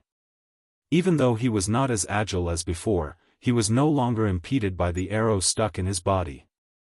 Coupled with the movement after the arrow was fired, the interval between each arrow was at least 7 to 9 seconds. 7 to 9 seconds is safe. Nicholas' expression became calm again. He loosened his grip gently, and a small arrowhead fell from his hand. The wound on his chest had long since been sealed by the high temperature, and the wound on his back was no longer bleeding. The power of eradication gathered in the bones near the arrow wound and surged ceaselessly, urging his muscles to contract and seal the wound. Swoosh. The wind from the arrow rose again. Before the Star Killer finished speaking, he suddenly turned around, turned his head, and slashed. Thales shuddered. Hell's senses instantly slowed down the scene in front of him. The silver light in Nicholas' body shot out, propelling his body to change direction in an unbelievable manner, leaving behind an afterimage. His blade was agile and swift, cutting through the arrow in the air. Shik. As sparks flew, the Rising Sun saber easily cut it into two. The Star Killer's body froze for a moment. The scene in front of Thales returned to normal. On the ground in the distance, a short arrow that had been cut into two did not lose its momentum and fell into the distance. Thales' eyebrows furrowed even more. He could tell that even though the Star Killer's movements were still sluggish due to his injury, he was slowly regaining control of the situation. Nicholas raised the slightly red rising sun saber in his left hand and took a deep breath. "You're right, Monty." The pale-faced man furrowed his eyebrows and looked at the area below his left rib. There was a new scratch on his light armor. He swung the weapon in his hand in dissatisfaction. "This steaming hot saber is too sharp. Even if I cut the arrow, I can't make it deviate. I'm starting to miss that old saber." The Star Killer raised his head and began to pace slowly. His gaze was vigilant as he surveyed the rocks around him. "Son of AB*TCH. Monty's voice floated into his ears again. His tone was slightly raised, and there was a hint of annoyance in his vulgar words. He repeated Thales' worries. "You retrieved an arrow from the battlefield while in extreme pain, and you still have time to calculate my firing speed. You're just a foot soldier who only knows how to cut people. When did you become so powerful?" Nicholas gently moved his injured right arm, searching for the limit of his injuries. He sneered in disdain. "Didn't I say this before? This is the age when we are at our strongest. While our physical strength declines and our skills decline, our knowledge, experience, and willpower gradually solidify into the most reliable strength." The Star Killer sneered. Anger flashed in his eyes. "And you can't imagine what kind of experience I had on that night in Dragon Cloud City 6 years ago." Thales, who was resting to recover his strength, had a thought appear in his mind. He could not help but recall that nightmarish night. It was especially so when Lampard sneered. He remembered the black mass of crossbows, and the terrifying sound when they fired at the same time. Merciless and cold. And those white blade guards who protected me and little rascal with their lives, and the unwilling and pained expressions on their faces when they were heavily injured, compared to that. Nicholas' sneer brought Thales back to reality. "Monty, every time you shoot, you have to calculate your opponent's movement trajectory according to the distance and the direction of the wind." Monty did not answer. "How unfortunate." Nicholas grinned coldly. "My power of eradication is best at changing trajectories halfway." *whoosh.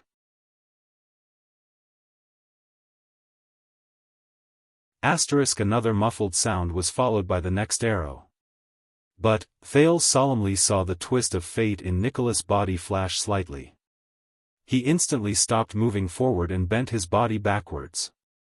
As if he had predicted the move, he dodged the arrow that should have pierced through his chest. F***ck. Monty's exasperated and furious shout came from afar.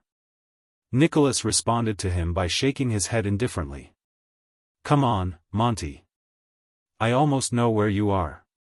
He stared at the area in front of him to the left, and the saber in his left hand spun continuously. Silence returned to the land of barren rocks. Only Nicholas, who was staring at the rock, and Thales, who was sitting on the ground and resting against his shield, were left. Thales sighed heavily. Obviously, the situation has changed. "Ha ha ha." The Raven of Death's laughter rose faintly. There was a faint desolation in it. "You know, Spiky, you remind me of Caslin." Nicholas' gaze stopped in midair. Caslin?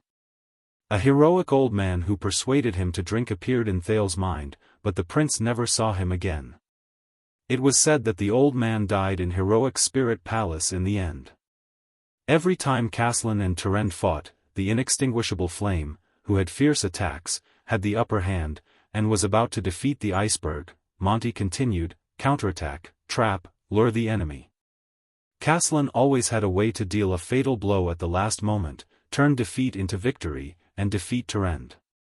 Even the motionless bow could not help him. Nicholas was first puzzled and stunned, then he reacted. The inextinguishable Flame, Terend. His gaze darkened. The former vanguard of the White Blade Guards, the great warrior of Caslin's generation. There's always a way, there's always a way. You're really becoming more and more like that iceberg, Monty said with a sigh. No, Nicholas breathed softly. Whether it's Caslin or Tarend, they, Dominic, Blake, Lycan, Sol, Bauer. These old faces of the White Blade Guards. Nicholas gripped the blade in his hand tightly with an expressionless face. At this moment, the Raven of Death said flatly, "What are you waiting for, Your Highness?" As he spoke, the bowstring sounded again. The slightly absent-minded Star Killer was shocked. He immediately activated the Twist of Fate. He immediately turned and dodged the arrow. But it was not over yet. Asterisk whoosh. Asterisk the wind from the sword rose. Behind him, Thales had already arrived before him at some point in time. With a fierce expression, the prince swung his sword at the disheveled Nicholas, who had just dodged the sniper attack, and was enveloped by the tip of the sword. Asterisk clang. Asterisk Nicholas calmly raised his sword. In the most disadvantageous position, he struggled to dodge Thales' attack.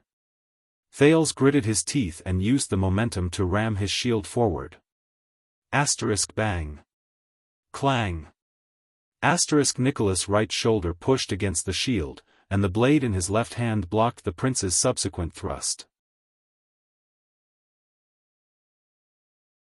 Back off, young prince. The Star Killer exerted force from his waist and pushed Thales back. He warned impatiently, "Or else you'll lose a hand or more." Thales snorted coldly. "Didn't you say that it's enough for me to eat with one hand?" The furious Nicholas was just about to speak when he felt a sense of danger. He immediately lowered his head.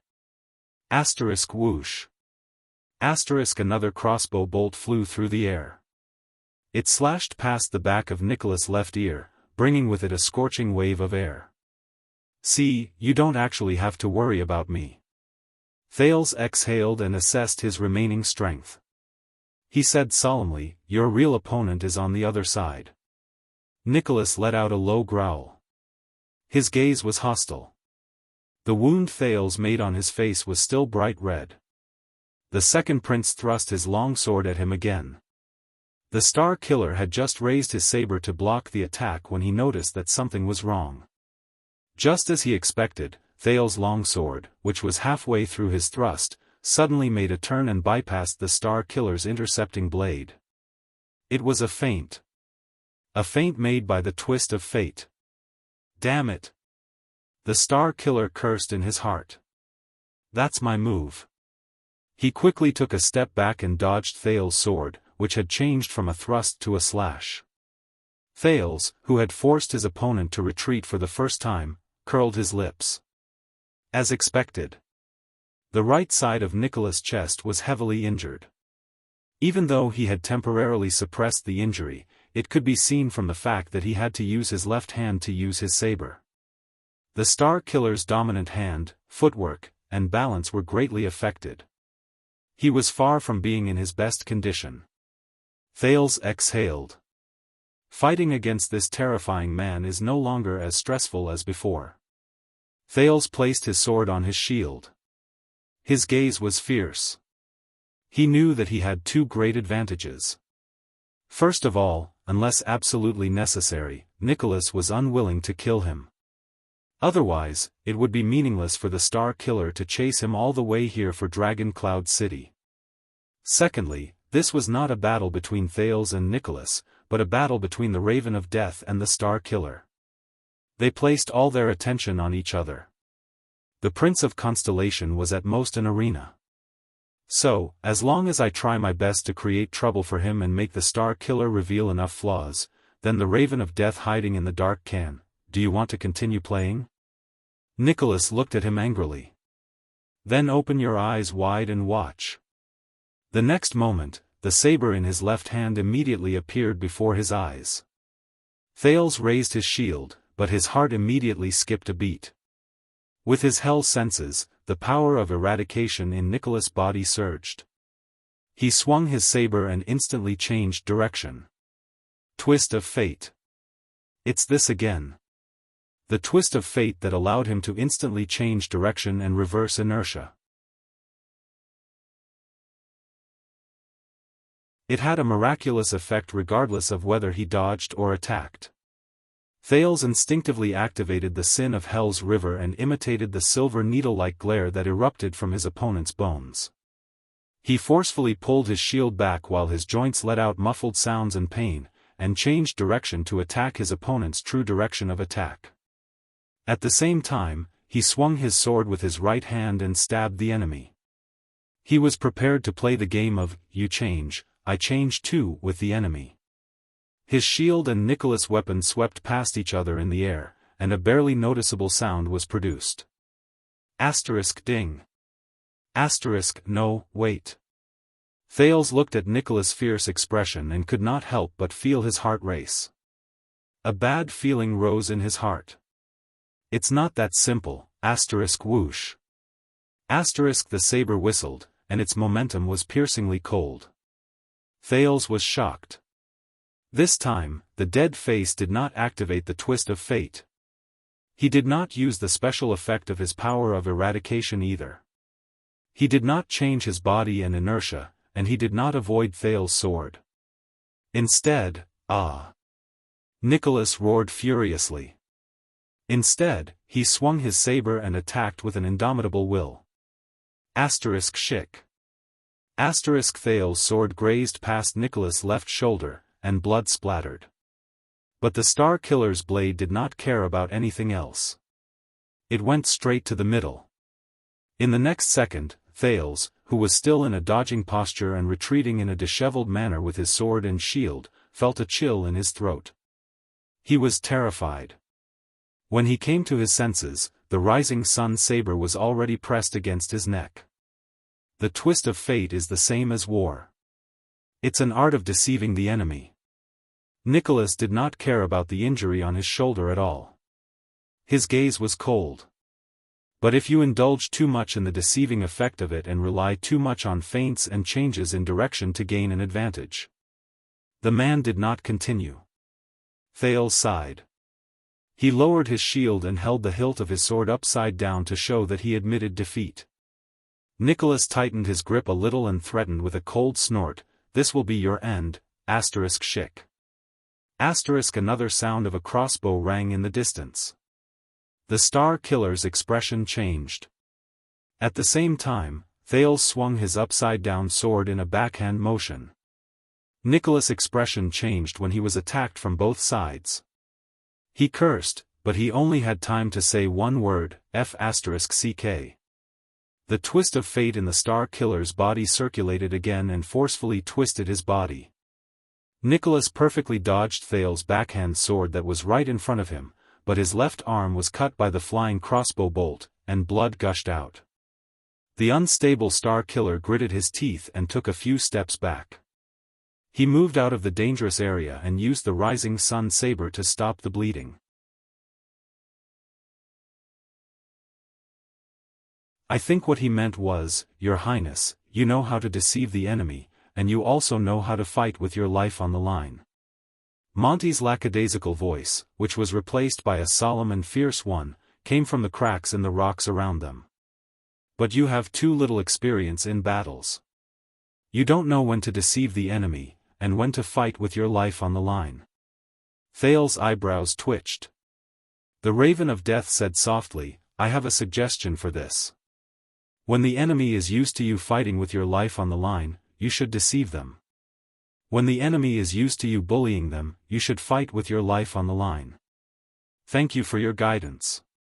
Thales exhaled. I feel like I've learned more today than I did in the outdoor training classes over the past 6 years. I can tell. The Star Killer pressed the wound on his chest and stared at Thales with hostility. Are you scolding me?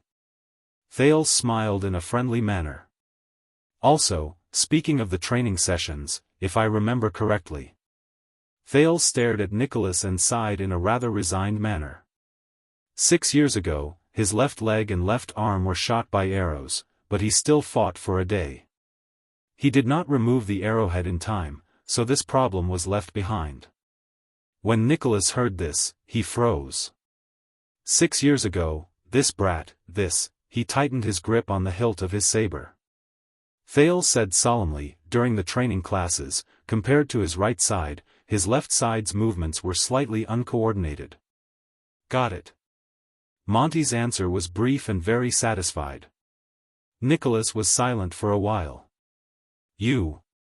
The Star Killer tightened his grip on the hilt of his saber. He no longer smiled coldly, but his gaze was fierce. You are very good. Thales sighed in resignation. He shook his arm lightly. The numbness and soreness appeared again. I'm almost at my limit. In the next moment, the battle started again. The prince turned his body sideways and raised his shield. Without holding back, he charged at Nicholas, who was trembling in anger.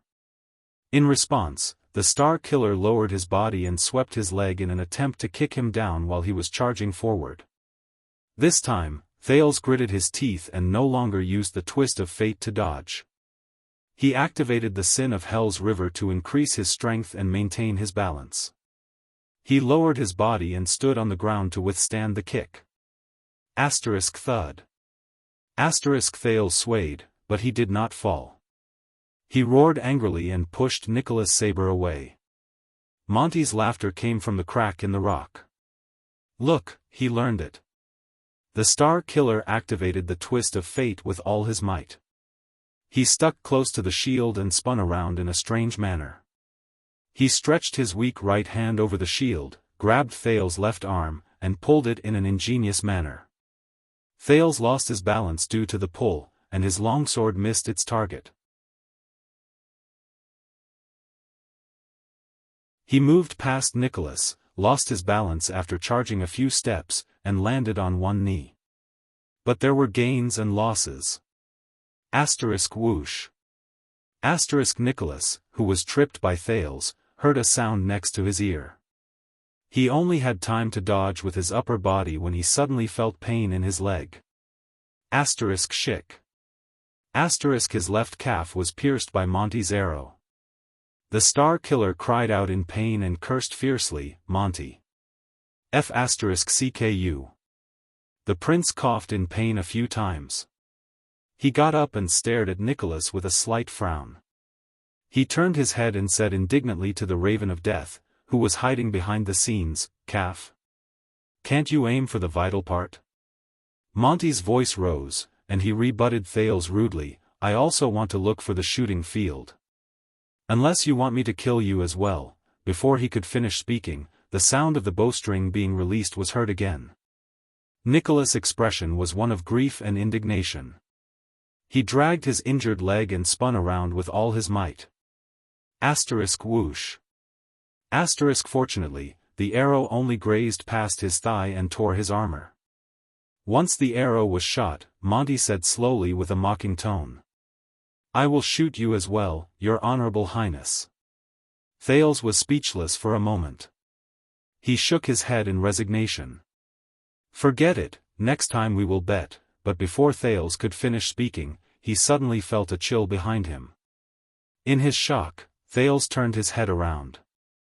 The rising sun saber's blade was right in front of his eyes. Clang. The prince raised his shield with all his might in a panic and blocked Nicholas' slash with both hands. Both of you. Nicholas did not care about his pierced calf at all. His face was red with extreme anger, and the blood from Thales' slash could be seen. I've had enough of both of you echoing each other. The Star Killer shouted angrily with bloodshot eyes, one of you is shameless and sinister, and the other is despicable and lowly. What do you take this for? Thales tried his best to draw his sword and tried to force his opponent to retreat. But the moment he handed over his weapon, he heard a strange sound. Sizzle, a blade suddenly appeared on the back of the shield. It was slightly red and emitted light smoke. Thales felt a chill in his heart. This is bad. As expected, at that moment, the red rising sun saber pierced through the other side of the shield and arrived in front of his eyes. The legendary anti-mystic equipment effortlessly cut Thales's shield in half, and then turned to cut his longsword. Asterisk sizzle, asterisk all of Thales's weapons turned into scrap metal in an instant, as if they were made of paper. Even Thales's entire arm was roasted red from the rising sun saber's slash. Faint smoke rose from it. The prince grunted in pain. Asterisk thud. Asterisk the next moment, Nicholas roared madly. He tripped Thales and sent him tumbling to the ground. In that second, Thales' face contorted in pain as he fell to the ground. Asterisk whoosh.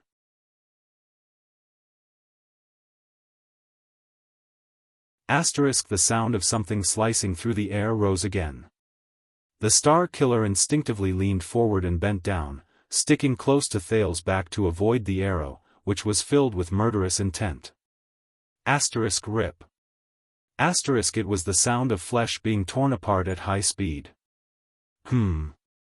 As Nicholas grunted, a crossbow arrow grazed past his lower back in a dangerous manner. It tore through his light armor, and as Nicholas bent down, it cut through his skin and came out from his shoulder and neck. This arrow brought with it the most blood the Star Killer had seen since the start of the battle. The bloody liquid even sprayed onto Thales' head. Blood flowed down his head.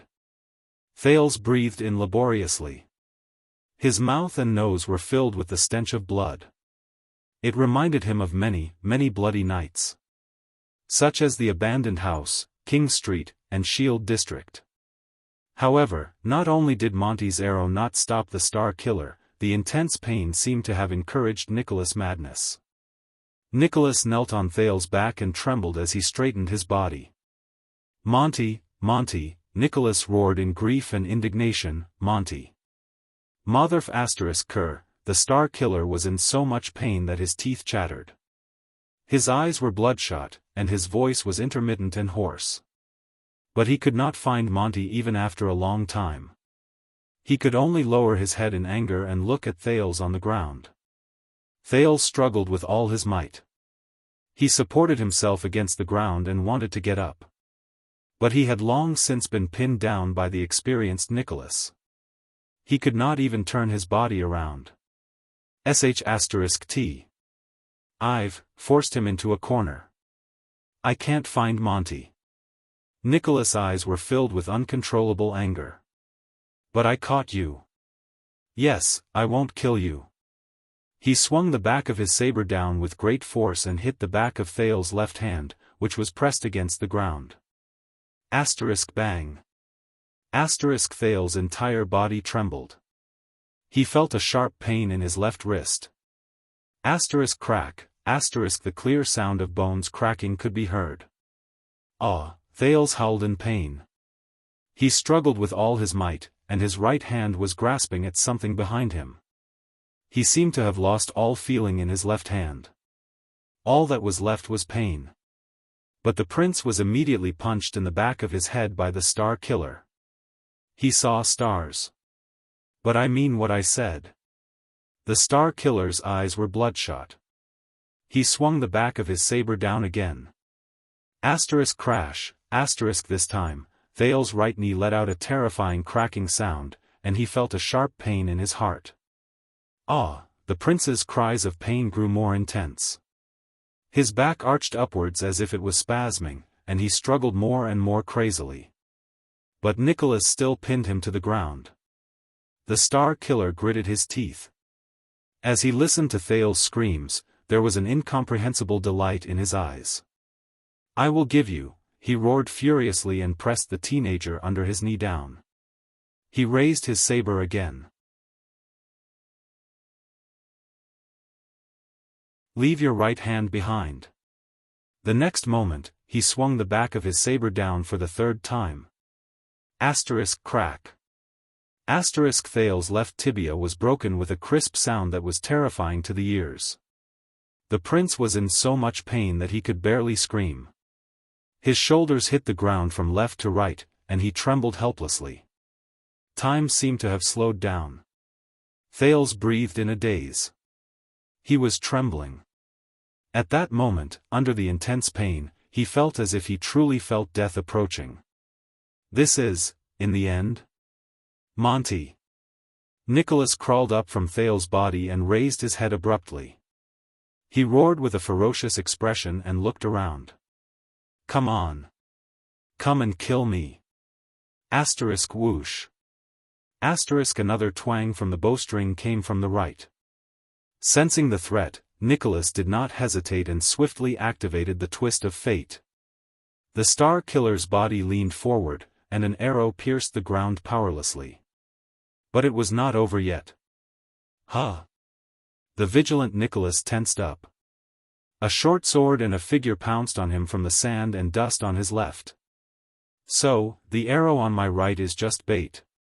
The real him is lurking here, waiting for me. As he thought, the battle-seasoned Nicholas did not stop.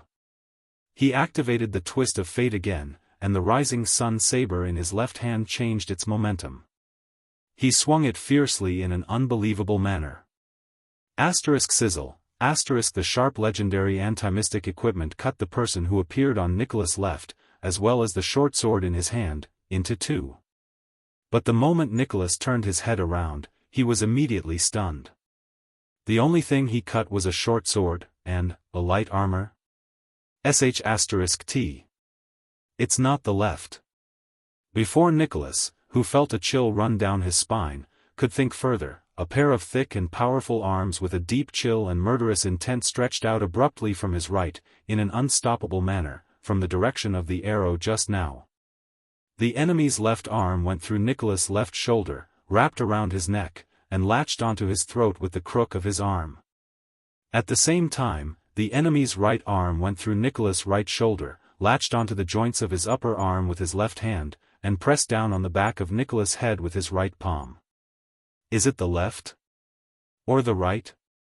War is the art of deceiving the enemy, isn't it? The familiar, brassy voice traveled into his ears coldly. Nicholas felt a chill run down his spine. He had just realized that he had made a fatal mistake. In the next second, the enemy behind him suddenly exerted force. The enemy was still tightly pressed against him, but he arched his body, and with his face and right palm, he pushed the Star Killer's head forward. He locked his arms behind him and seized the latter's neck. Do you miss Turen's favorite strangulation technique?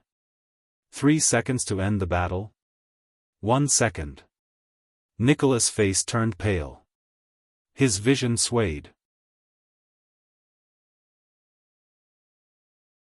The blood in his veins was stuck in his carotid artery, and it could no longer flow to his brain. The voice behind him said coldly, "You're giving me a headache. Your instinctive sense of danger is really hard to kill. I really have to thank that child. Whether it was his reminder or his sacrifice, as expected, you're much slower when you turn your head from the left." 2 seconds. The Star Killer's vision darkened, and his consciousness became increasingly blurry.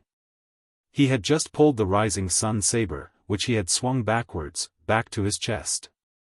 He wanted to stab backwards, but his hand went limp due to the lack of oxygen in his brain. He could no longer find his target. Only the Raven of Death's eerie words remained in Nicholas' ears. They were short, clear, and terrifying. It's over. Spiky.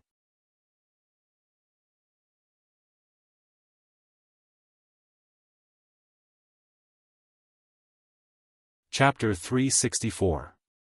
Thales lay on the ground, trembling under the torment of pain. He was drenched in cold sweat. His entire body was almost numb. This was not the most intense pain he had ever experienced, but it was definitely one of the most unbearable, torturous, and protracted pain.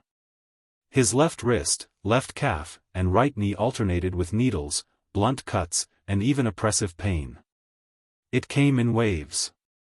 He wanted to stand up, or at least move a few steps on the ground to leave the battlefield.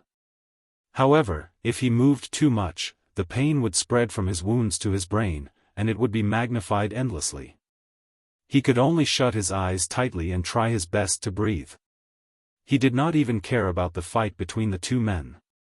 As he listened to the sounds of fighting, Thales' face contorted. Large beads of sweat rolled down his forehead. He felt as if a century had passed, and he suddenly had a great desire to faint. And reality seemed to be developing towards his desire. After the continuous pain gradually exceeded the limit of his endurance, Thales began to lose consciousness. His entire body, especially the muscles and tendons around his wounds, began to twitch uncontrollably. He was about to faint from the pain. But at this moment, boom. The sound of surging tides rose in Thales' ears, temporarily drowning out the sounds of fighting. The teenager, who was enduring the pain in his muddle-headed state, was instantly shocked, and he became slightly more clear-headed. This feeling, it was as if something had suddenly spread through his veins. It's it. Thales, who was suffering from his injuries, tried his best to turn his face away. His mouth and nose brushed against the ground, and he sucked in a mouthful of dusty air.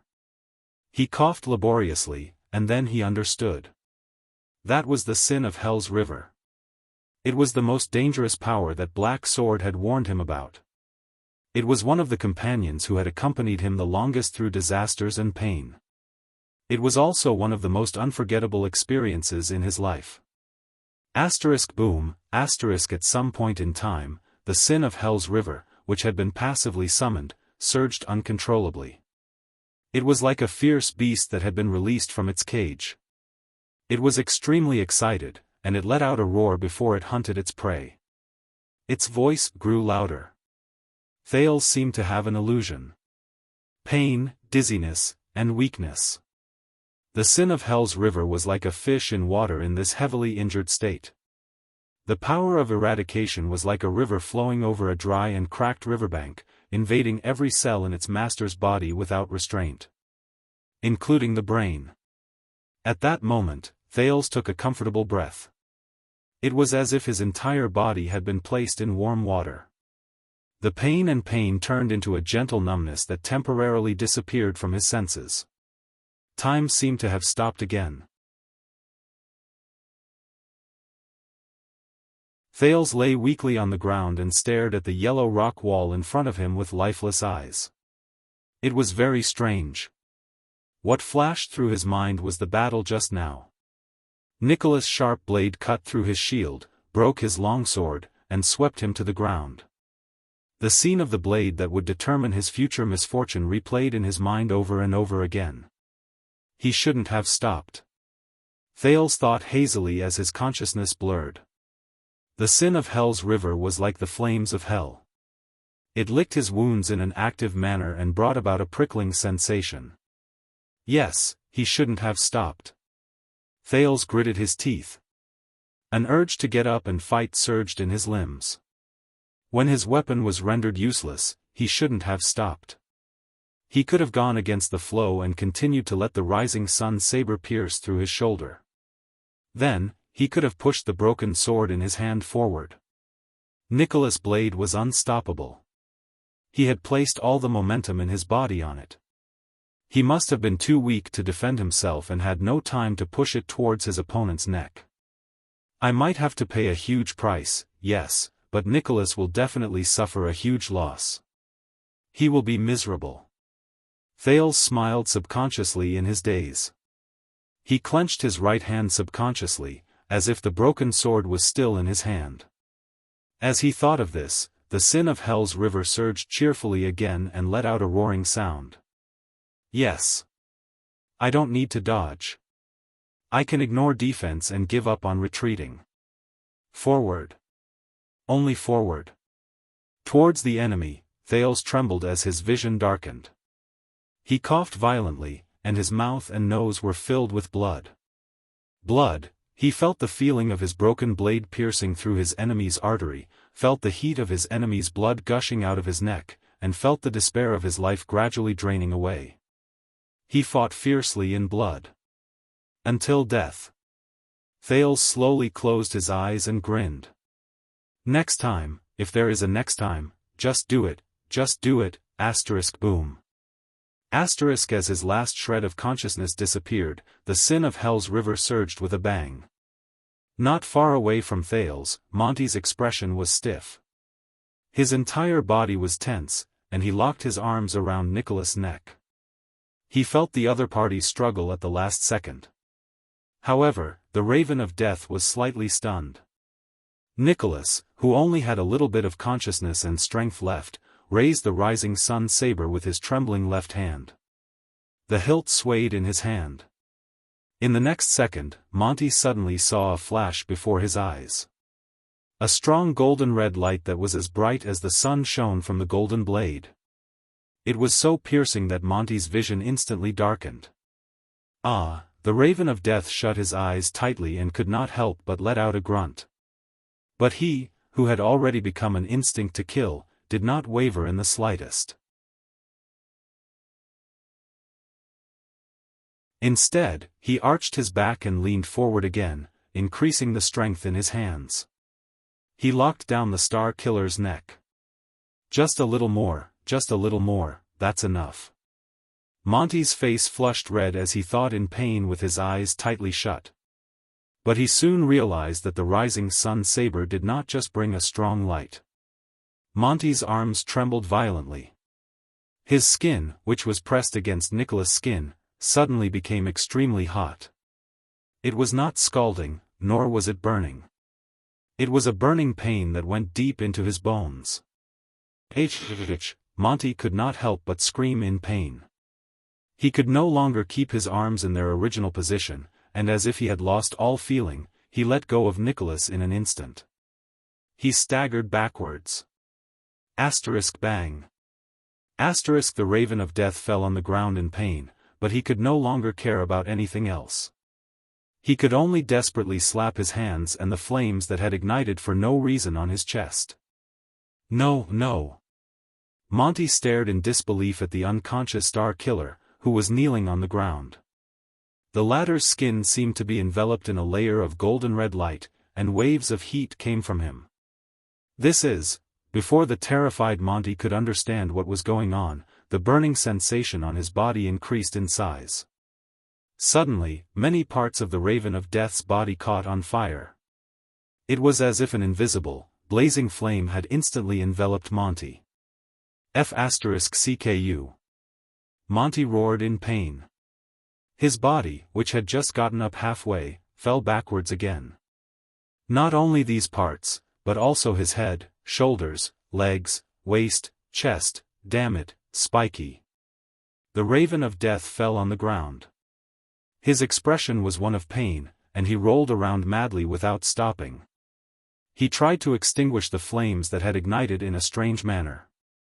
In front of him, Nicholas, who had been freed from his restraints, knelt on the ground weakly. He pressed his palm against the bright red rising sun saber. The red light around Nicholas' body gradually dissipated. The Star Killer lay on all fours on the ground.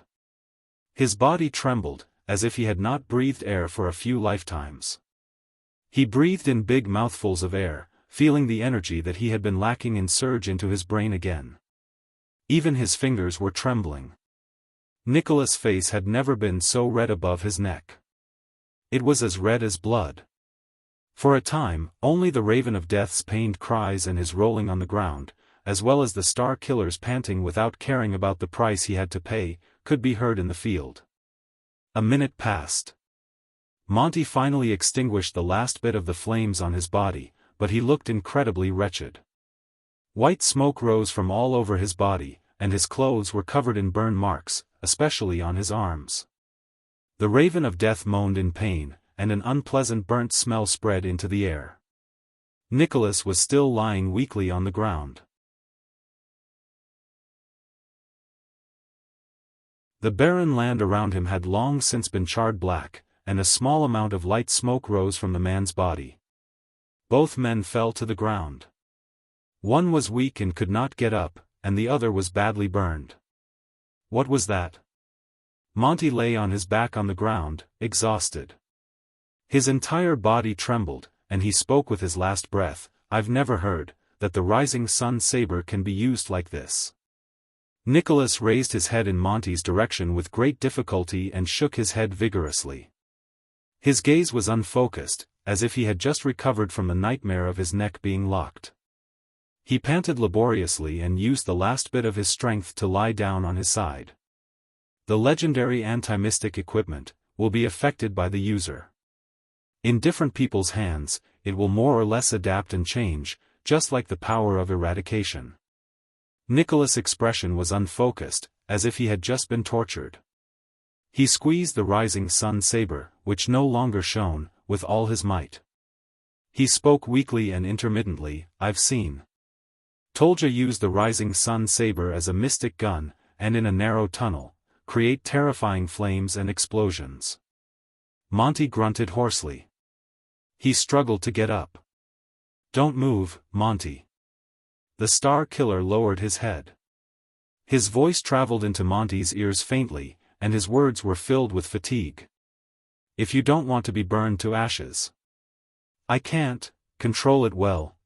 Hearing this, Monty froze a little. He sighed softly and lay down again. When he saw his enemy lying down, Nicholas, who had used up a lot of energy, heaved a sigh of relief. He looked at the rising sun saber in his hand with a dispirited expression. "As you can see, I really can't get along with this broken saber. It's been 6 years, and I can only do this much." There was a moment of silence between the two. "Can only?" Monty laughed wanly. Trembling, he stretched out his arms. His armor had been burned, and his skin was charred black. He felt the last bit of his strength disappear along with the burn. "You just used the rising sun saber to make an armor of flames for yourself and roasted me until I was half-cooked, and you call this can't get along?" Nicholas laughed. His gaze when he looked at Monty was especially complicated.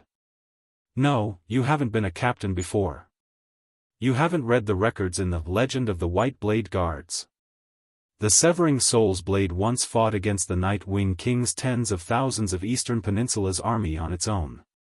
But when I held it, I could only seal and isolate around 100 people at most." The Star Killer seemed to have rested well.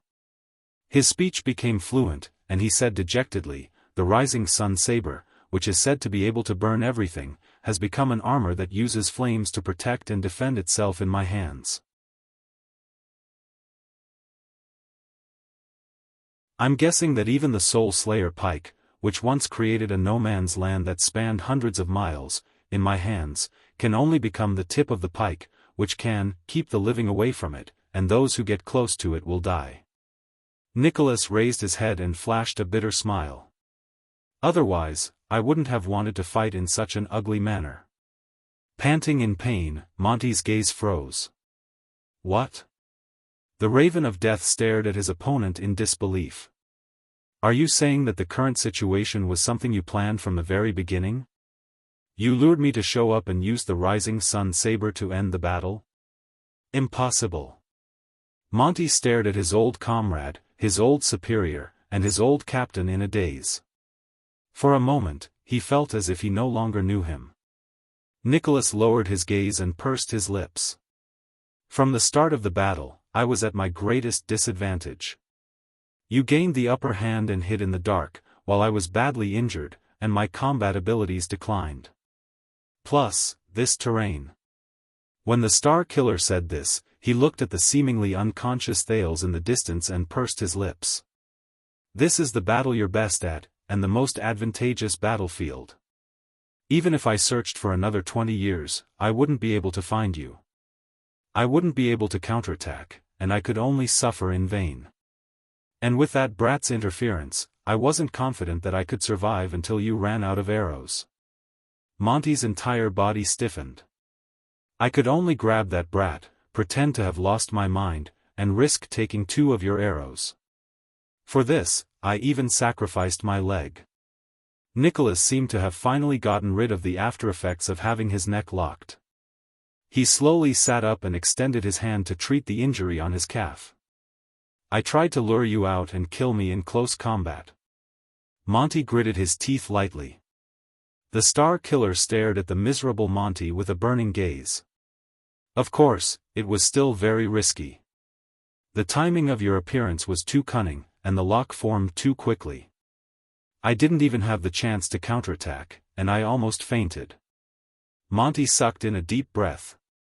Fatigue appeared in his eyes. Son of AB*TCH, the Raven of Death said dejectedly as he lay on the ground. If I wasn't in such a hurry, I would have made a few poisonous arrowheads a few days earlier. Humph! Nicholas curled up the corners of his lips and began to silently bandage his wounds.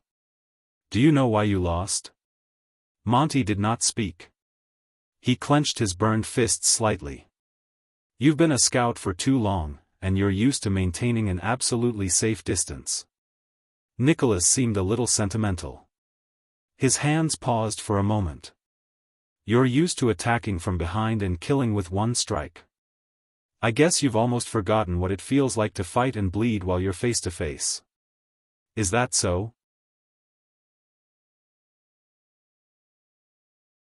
The Raven of Death frowned a little, then said in puzzlement, But you, Spiky, since when did you start thinking so much when you're fighting? Nicholas shook his head. The emotions in his eyes were complicated. A commander always has to think one step ahead of others. You're different. Monty tried his best to sit up. Enduring the pain, he exhaled and said indignantly, You're like Caslin, a person who fights with his brain. Are you still the annoying, hateful, and bloodthirsty Spiky I know? Nicholas forced himself to smile. Enduring the pain, he pulled out the arrow from his calf. Can you tell me now? The Star Killer tore open his clothes and bound the wound on his calf tightly. The rising sun saber was within his reach. Why? Why did you betray us? Monty closed his eyes in despair and placed the back of his head on the ground. Is it still important? We're already like this. The Raven of Death's voice was unusually tired. Hurry up and do it. End it. Nicholas was silent for a while. He turned his head. Thales was unconscious on the ground, motionless. In the next second, the Star Killer exerted force on his hands, which were wrapped around his wound, and bound his calf tightly. This is very important.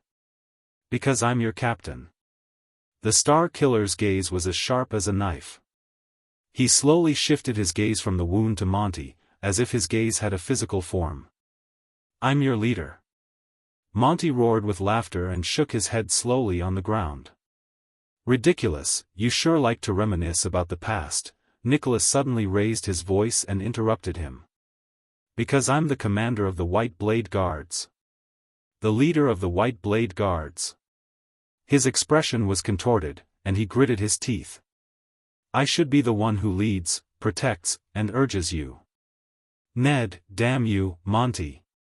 Nicholas punched the ground beside him, which had been burnt beyond recognition.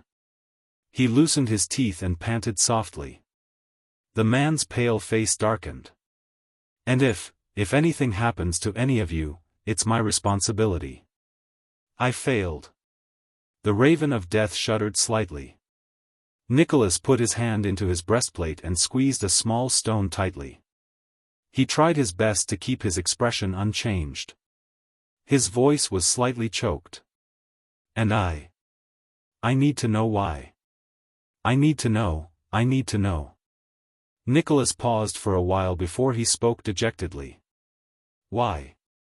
The land returned to silence. Only the sorrowful whimpers of the breeze blowing through the cracks in the rocks could be heard. Ha ha ha ha ha. Monty opened his eyes again and stared at the clear blue sky. His laughter was a little bitter. Spiky, you've really changed. I finally know why you could kill Caslin, even when he was old.